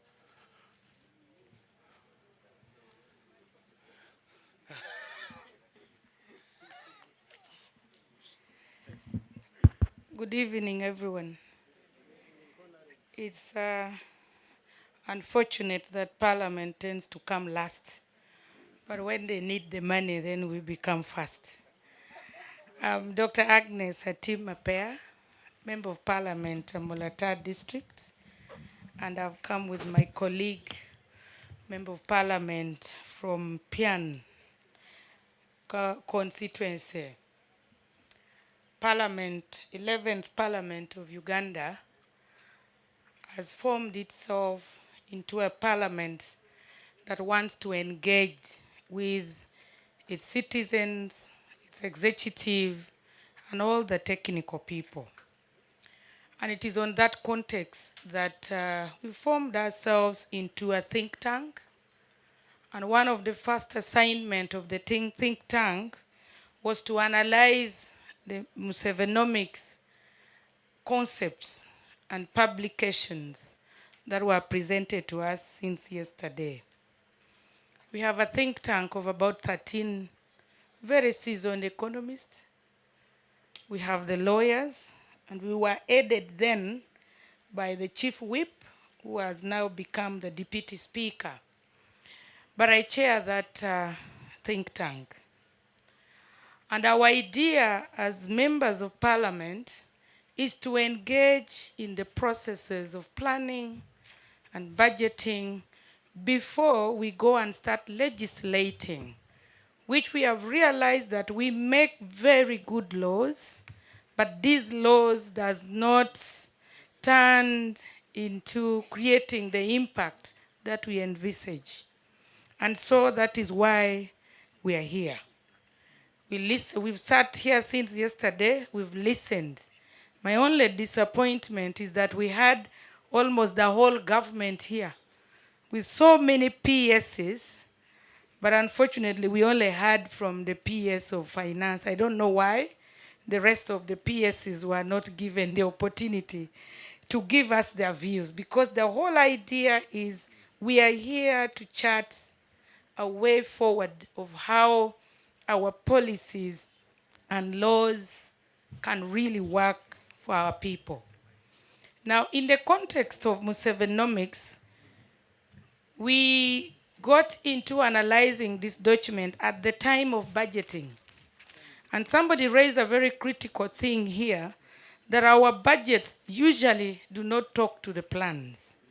And when we looked at Musevenomics, we were looking at the vision bearer, who did not just wake up in the morning and went to the bush, but he had an idea. And he started those ideas, written it, talked about it since then up to now. So we said, if we are to legislate and we are to appropriate money, we need to understand the vision bearer. And so we read the book. And as a team, we came up with a report, which we shared. And yesterday, the chief coordinator of OWC shared that report. Now, our views were really twofold. One, understanding what is it that can change the lives of our people. And the other context was, how do we align then these plans to our oversight, to our appropriation role, and also to our legislative role? And we looked at this, summarized it into the five or so factors of production. Because in our view, we thought about everything we've been talking about here. If we do not make our people productive with a purchasing power, all this CRB, interest, it will not make sense in the lives of our people at the community level. So we looked at these factors of production a little bit in details, but some of the key things, which we really, there's a lot of convergence since morning and since yesterday on the key things that many people have talked about and which I don't want to repeat. The first thing, yes, as a country, the word distortion that we put was actually a mild one, but the other word, the best word would be we are disorganized. We know what to do, but we find ourselves just around there talking every good thing with all the best English that we can have. So we really recognize that there is a lot of distortion in our policies, in our actions, even in our budgets. And one of the key distortions that we saw was really on land. Land, in our view, is a main factor of production. Many people have talked about it, but we felt that we seem not to be really identified the real use of our land. We seem not to have a very clear plan and management of this land. It's unfortunate that our planner is not there, our chief planner, the EDNPA, that he has put a very nice NDP3 plan. But if you go to Kampala, everybody would ask you, do we really have planners in this country?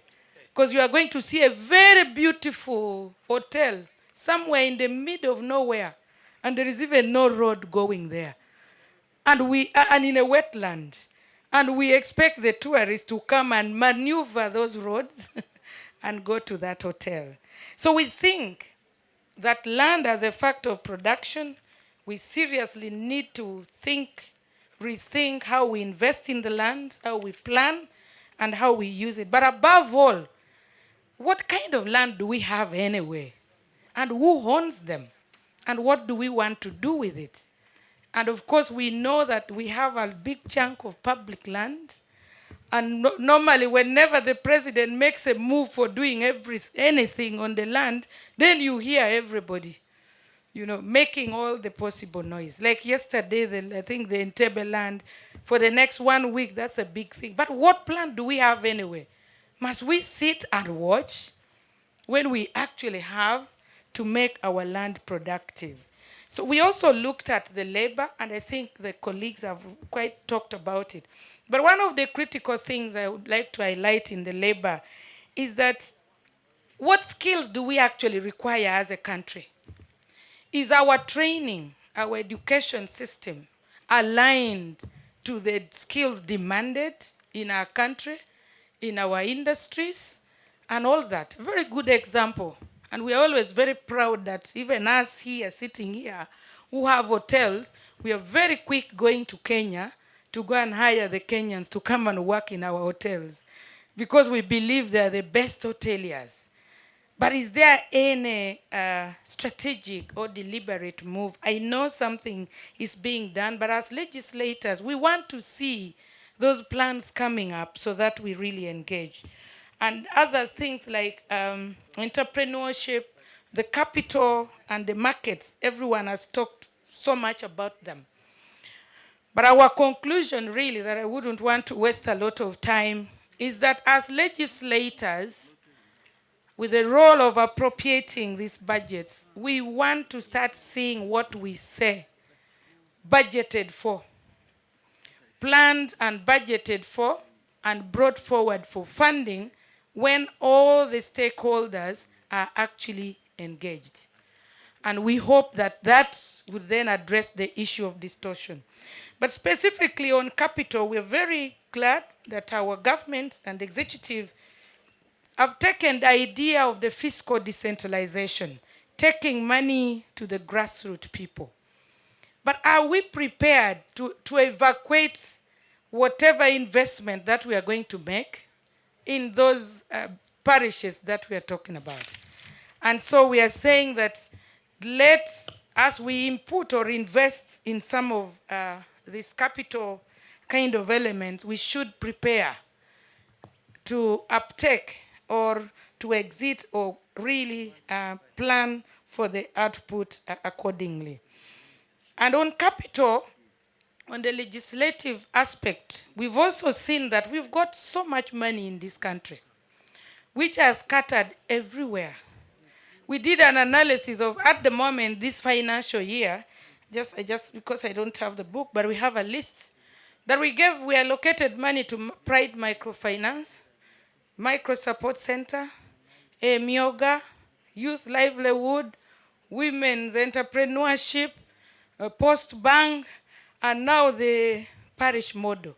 And we ask ourselves, wait a minute, what if we collected all this money together and put it in one place called maybe Agricultural Bank, National Agricultural Bank, because all this money are actually going for production, but they are all scattered everywhere. And so that is a discussion we are going to have, and I'm happy that it started here.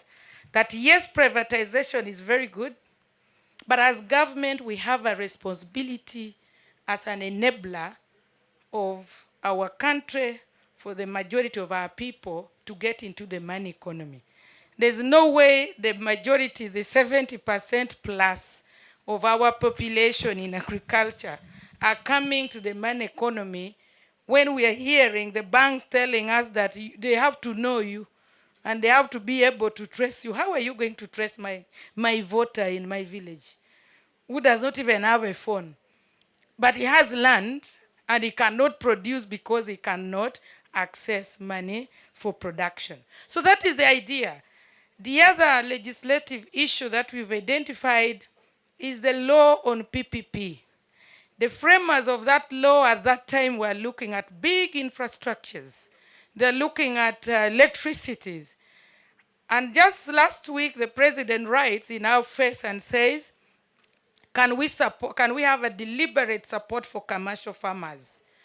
And the other day I was with Ministry of Agriculture. How are we going to engage with the commercial farmers when we do not have a framework that recognizes them as a private sector who can do business with the government under PPP. When we talk about private sector led, the only mechanism we have in the country now, send them to UDB and let them spend there about 6 months or 1 year to get the money. Or go to UDC, who are limitedly funded to actually absorb the many private sector, who are key players in the economy. If we amend that law, hopefully we think that many more private sector should be able to engage with government in a more structured way. And on land, we also think that we need to deliberately look at the different laws that we have in that land and see how reforms can be done in the best way possible to enhance productivity of our land. And the discussion is on. We have a think tank. If there are issues that you would want the members of parliament to engage on, we are available, and we want to thank you for inviting us in this space and to commit that as a parliament we will be happy to continually engage in the processes that affect our people. I thank you very much.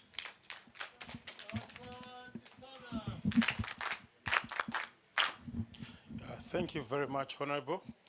We are a think and do tank, and we actually collaborate with all forms of think tanks in the country to ensure that we answer some of our biggest challenges as a country. To answer you on the question of why other PSCs have not spoken, of course, we had only 2 days. Yesterday was mainly for political leaders and tours. Today, we have had the little time we have had, but it is just a beginning. As you have done your study, a number of our members as UDF have done their studies. UDC has done a good study on the Musevenomics. NPA has done a very good study on the factors of production and has identified some different distortions. All these we have not had the chance to discuss them here. UBOS, Dr. Mkiza has done some work, and we had talked to Dr. Adam Mogome to also do their own stuff. So a lot of these papers have been presented to the president. They are sometimes, of course, there is no agreement among the different economists. But we want to have a much more detailed discussion.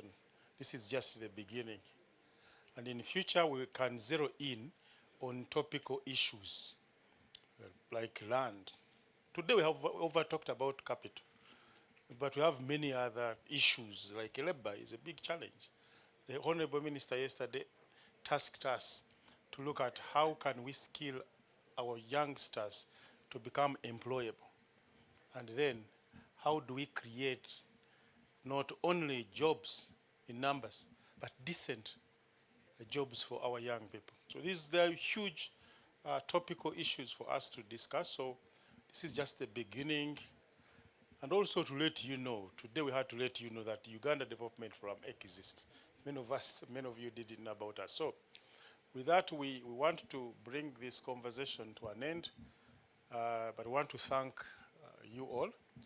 I know UDB will give a vote of thanks, but personally, as the ED of UDF, I want to thank you personally for coming and enduring the days and sat here with us. I may not have the time to thank you again. For all our sponsors, normally for some of these assignments, we'll run to General Saleh and ask him, General, please help us. But this time around, the support has come from our members. And we want you to continue with this spirit. We are building a Ugandan-centric think and do tank, which helps all of us, and we must all pull together. So with that, I want to invite General Angina to give us a few words, and then he will invite Honorable Minister to close. Thank you.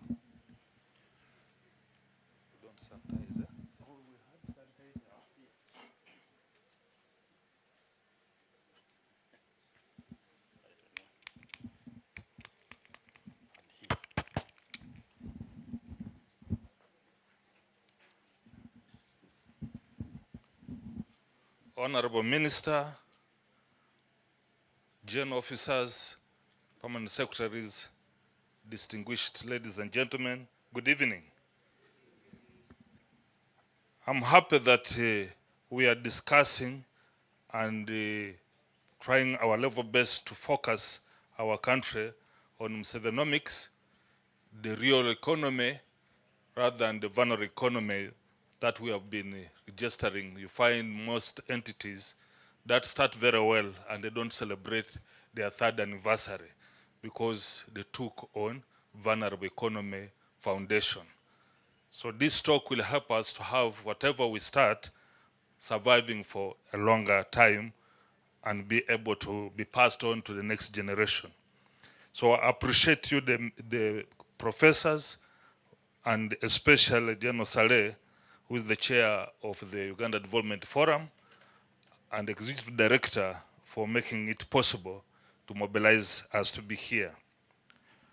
I would also wish to take this very moment to be able to ask our leaders, especially in the policy implementation, some of these policies which start very well and down the road we find that it's not taking us to our predetermined destination need to be reviewed in the mid-term and the long term.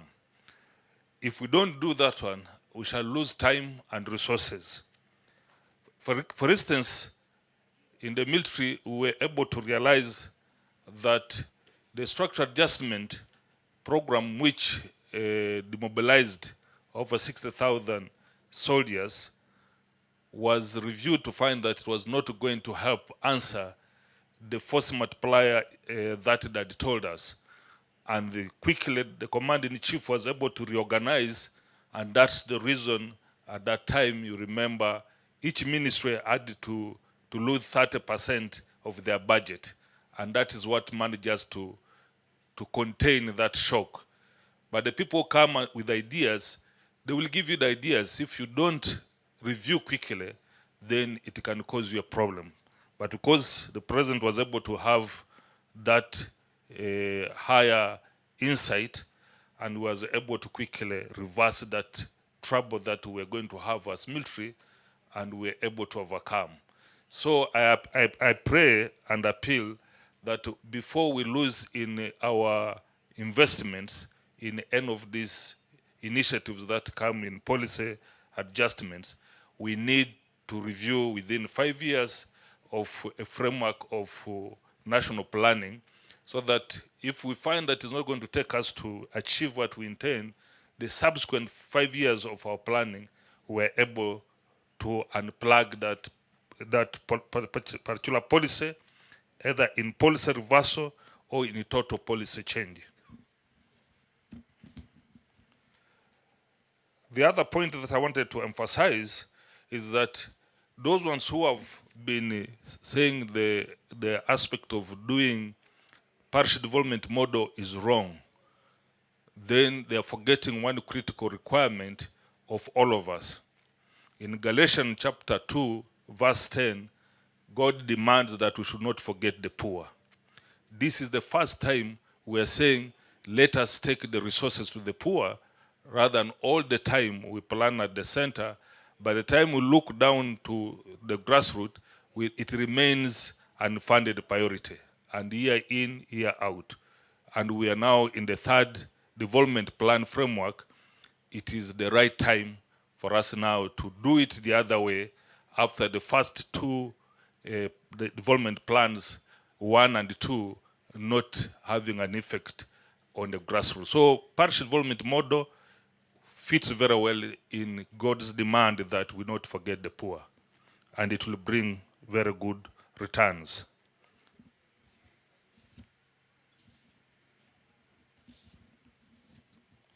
I would like to come to my conclusion with 2 more points. This point in particular, I want to remind our policy framers. It was one of the areas which was resonating exactly with the National Planning Authority. They planned that there is need for agriculture bank. But when we were having discussion here, I was seeing we are alluding away from what was resonating both in the national in the National Development Plan number 3, and also in the NRM manifesto. So if NRM is supposed to account after 5 years, and we are not able to capture this in the current effort of ensuring that the policies go in the right way, then the commercial banks will convince us that they are adequate enough, and then both the National Planning Authority and the NRM will have a challenge to account why the Agricultural Development Bank did not get implemented. And that will be a big problem, especially the minister who is here and the minister representing the NRM government should not leave the farmers to miss what the president and the framers of the National Planning Authority and also the manifesto to ensure that this happens. I've been privileged to be in other parts of the world, but there are specific banks that are established to address some of these fears the commercial banks have. In the United States, they have Armed Forces Bank. So most of the banks say, those military people, don't give them the loan because they will die quickly in the battle. Now we can be able to be served by the Armed Forces Bank. When they say the agricultural people are very vulnerable because they rely on rain-fed agriculture, Agricultural Bank would be able to sort them out. So there's still enough space for other banks to come, which are specific for the people that we want to transform. Honorable Minister, I believe you will be able to take this to those circles so that at the cabinet and other circles, we don't miss in implementing this very critical requirement. Yesterday, when we were privileged to have the Minister of Finance, he clearly gave us a challenge which we should not ignore. He told us he's feeling a very big challenge that he offloaded to us. Honorable Matthias Kasaija said the growing unemployment of educated groups of our youth is a worrying factor. And for that matter, as we come to the end of this conference, we need to find an answer to that. My contribution to that particular question is that we need to do a review, a policy review on this local content that we say every industry that comes here must address the local content. If we do the review, we may be able to find that there are many of those jobs that have not gone to our own people. And for that matter, we would be reducing on this growing number of our youth without the jobs. Because at the moment, we believe from the statistics given to us, there are over 4,024 industries and factories that the president has commissioned. And there are those ones who have been completed and operating before being commissioned to get into this record. If we really look at all those industries and factories, even if they were taking about 20 of our workforce, there would have been a big number of these youth who were educated who would be able to get employed in these industries. So the implementers of this particular policy need to do the mid-term review and find out whether this particular local content is being implemented, and therefore we could now say if it's working very well, we increase more attraction of industrialists so that we may be able to have the best in ensuring the issue of growing youth who are educated. Finally, we had a young youth, very, very enterprising, and this is Nelson Tugume. He was moving around and giving people coffee, and when he was talking about the benefits of coffee, there are people who are saying, no, he's just a marketeer because that is his product. I want to make you people get to know this information. The Bible says, my people perish for lack of knowledge. And if you don't want knowledge, then God will even reject you. Coffee has a very strong component of anti-aging. But the people who colonized us and brought us to grow the coffee, they knew if they competed with us, the producers, they would get less to their homes. So they had to make you believe that tea is better than coffee. And when you take a coffee, if you're a breastfeeding mother, you will not have enough milk. If you take coffee, you will not sleep.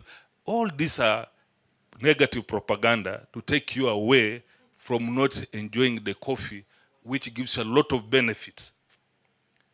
If you take coffee in the morning and in the evening, it gives you an advantage of not aging quickly.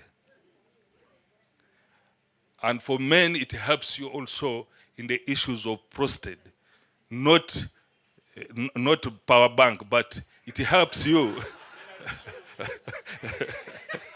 No, it helps you to have your brains and also prostate not getting affected.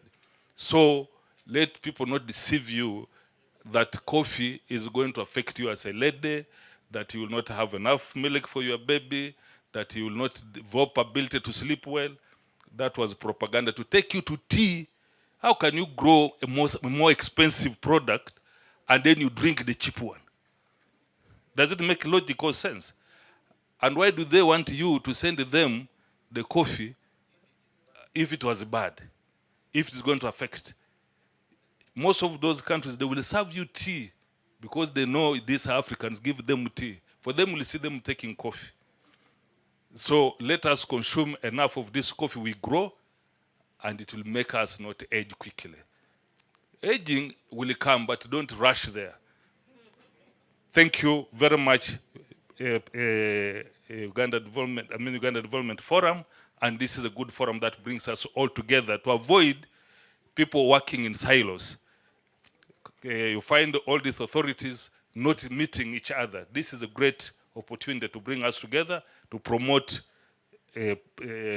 Musevenomics and also to avoid everybody for himself, God for us all.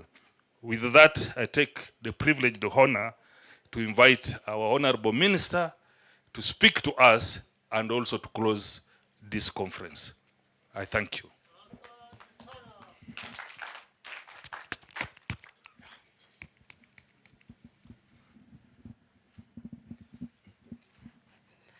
Thank you very much, General. My colleague members of Parliament, the permanent secretaries here, the other civil servants who are around, my generals who are around, the public sector, under which we also have the civil society. I want to greet all of you this evening. Good evening. It's normally very easy for one to be called to close, especially if you are there from the beginning and you listen to everything that people have said. It means they have said it all. Therefore, if you come in and begin again, it means you were not listening when they were speaking. And since yesterday I've been here, and I also believe in myself that I've been a very attentive student, listening to every presentation and every discussion that has been going on. Therefore, I'm not going to waste a lot of our time to begin and to open this discussion again. And indeed, I'm going to do the work of closing, because closing is different from opening.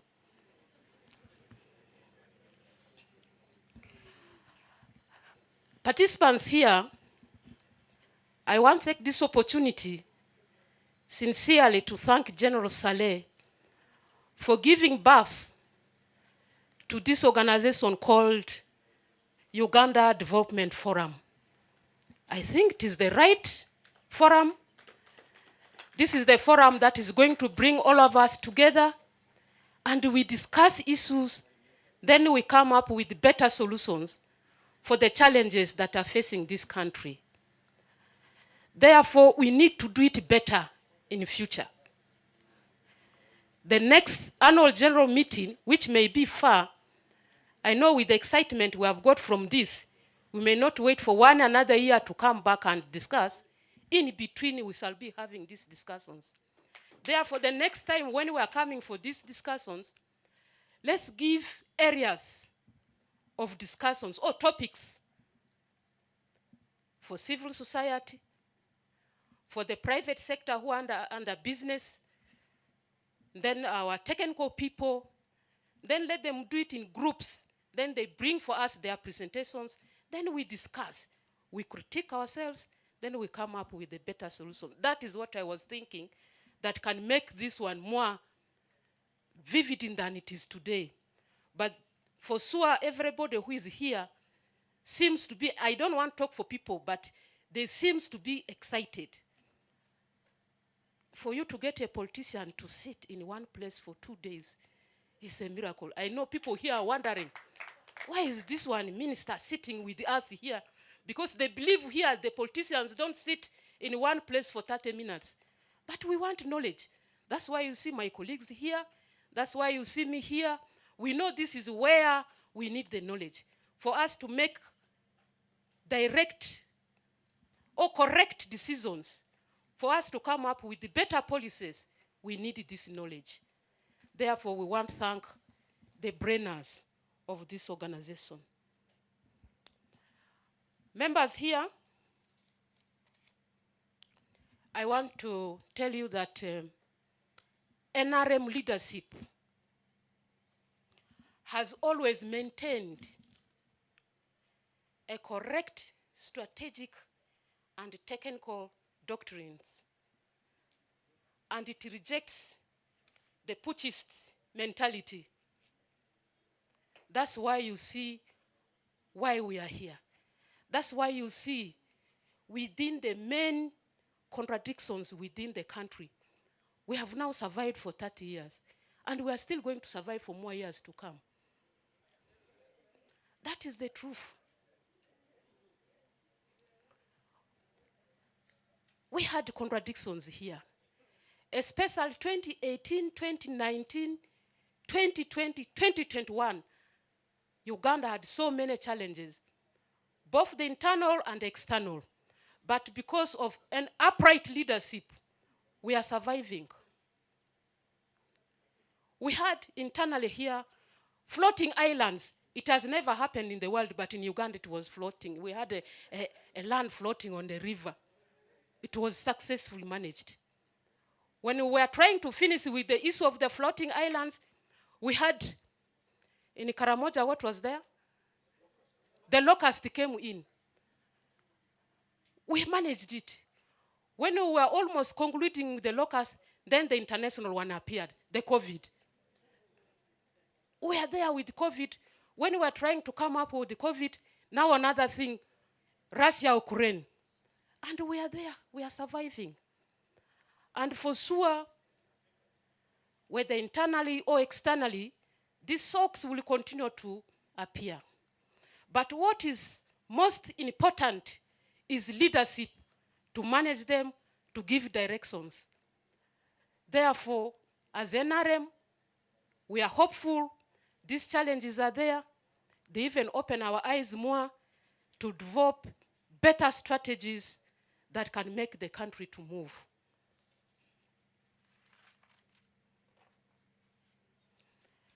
I therefore want to tell you that there's no development without security. And I also want to take this opportunity now to thank Professor Nwagaba. Yesterday when he was critiquing and giving scores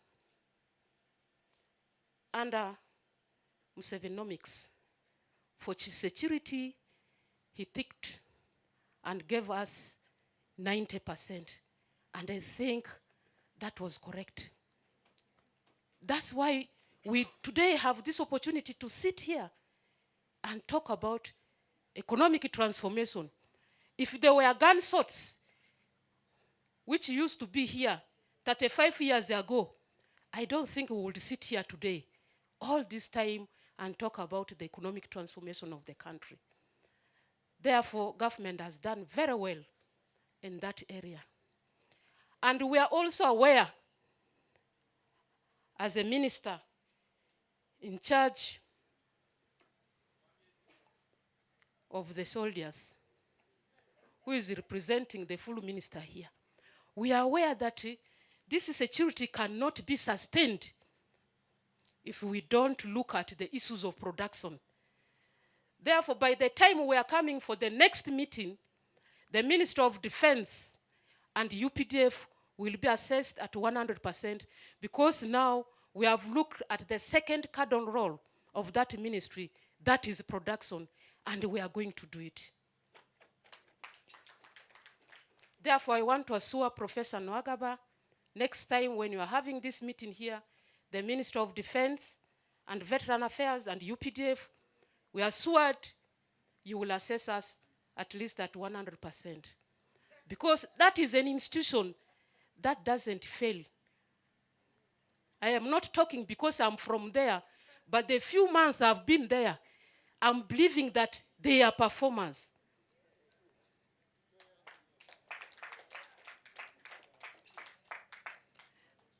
Therefore, members here today for this discussion, I want to assure us that provided a human being still lives on the earth, the socks will be there, because they are part of life.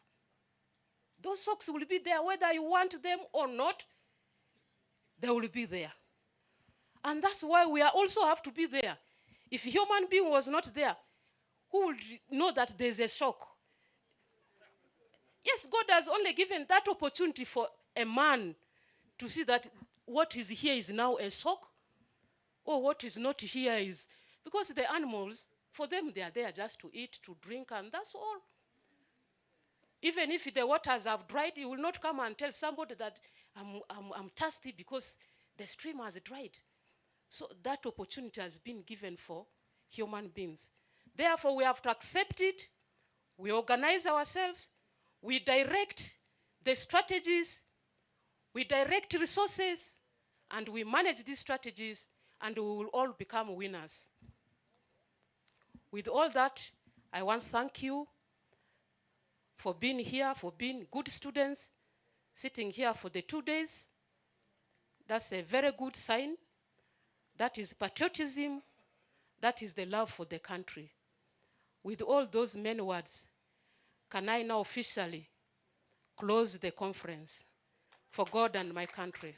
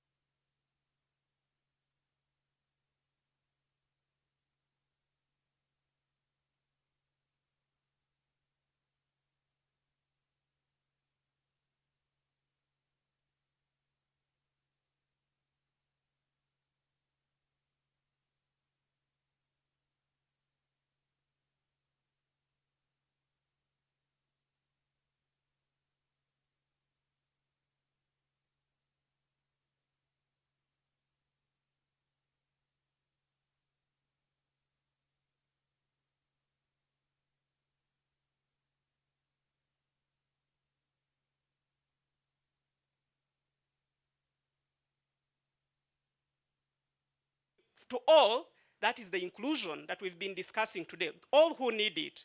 And they've been blames, who do you give money, and those questions to many financial institutions. Now, the government sought it right to capitalize the bank.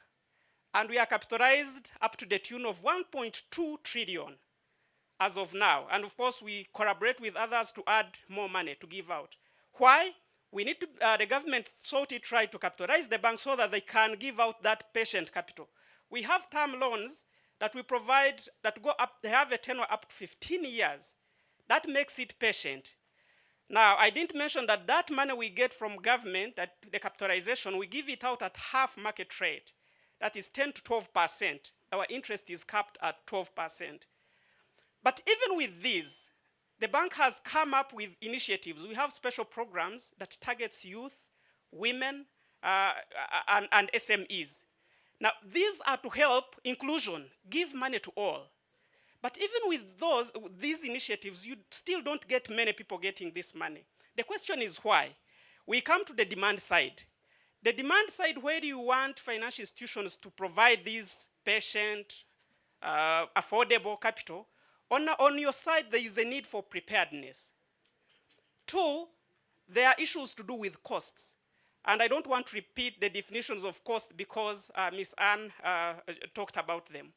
And the third one, there is a challenge of risk.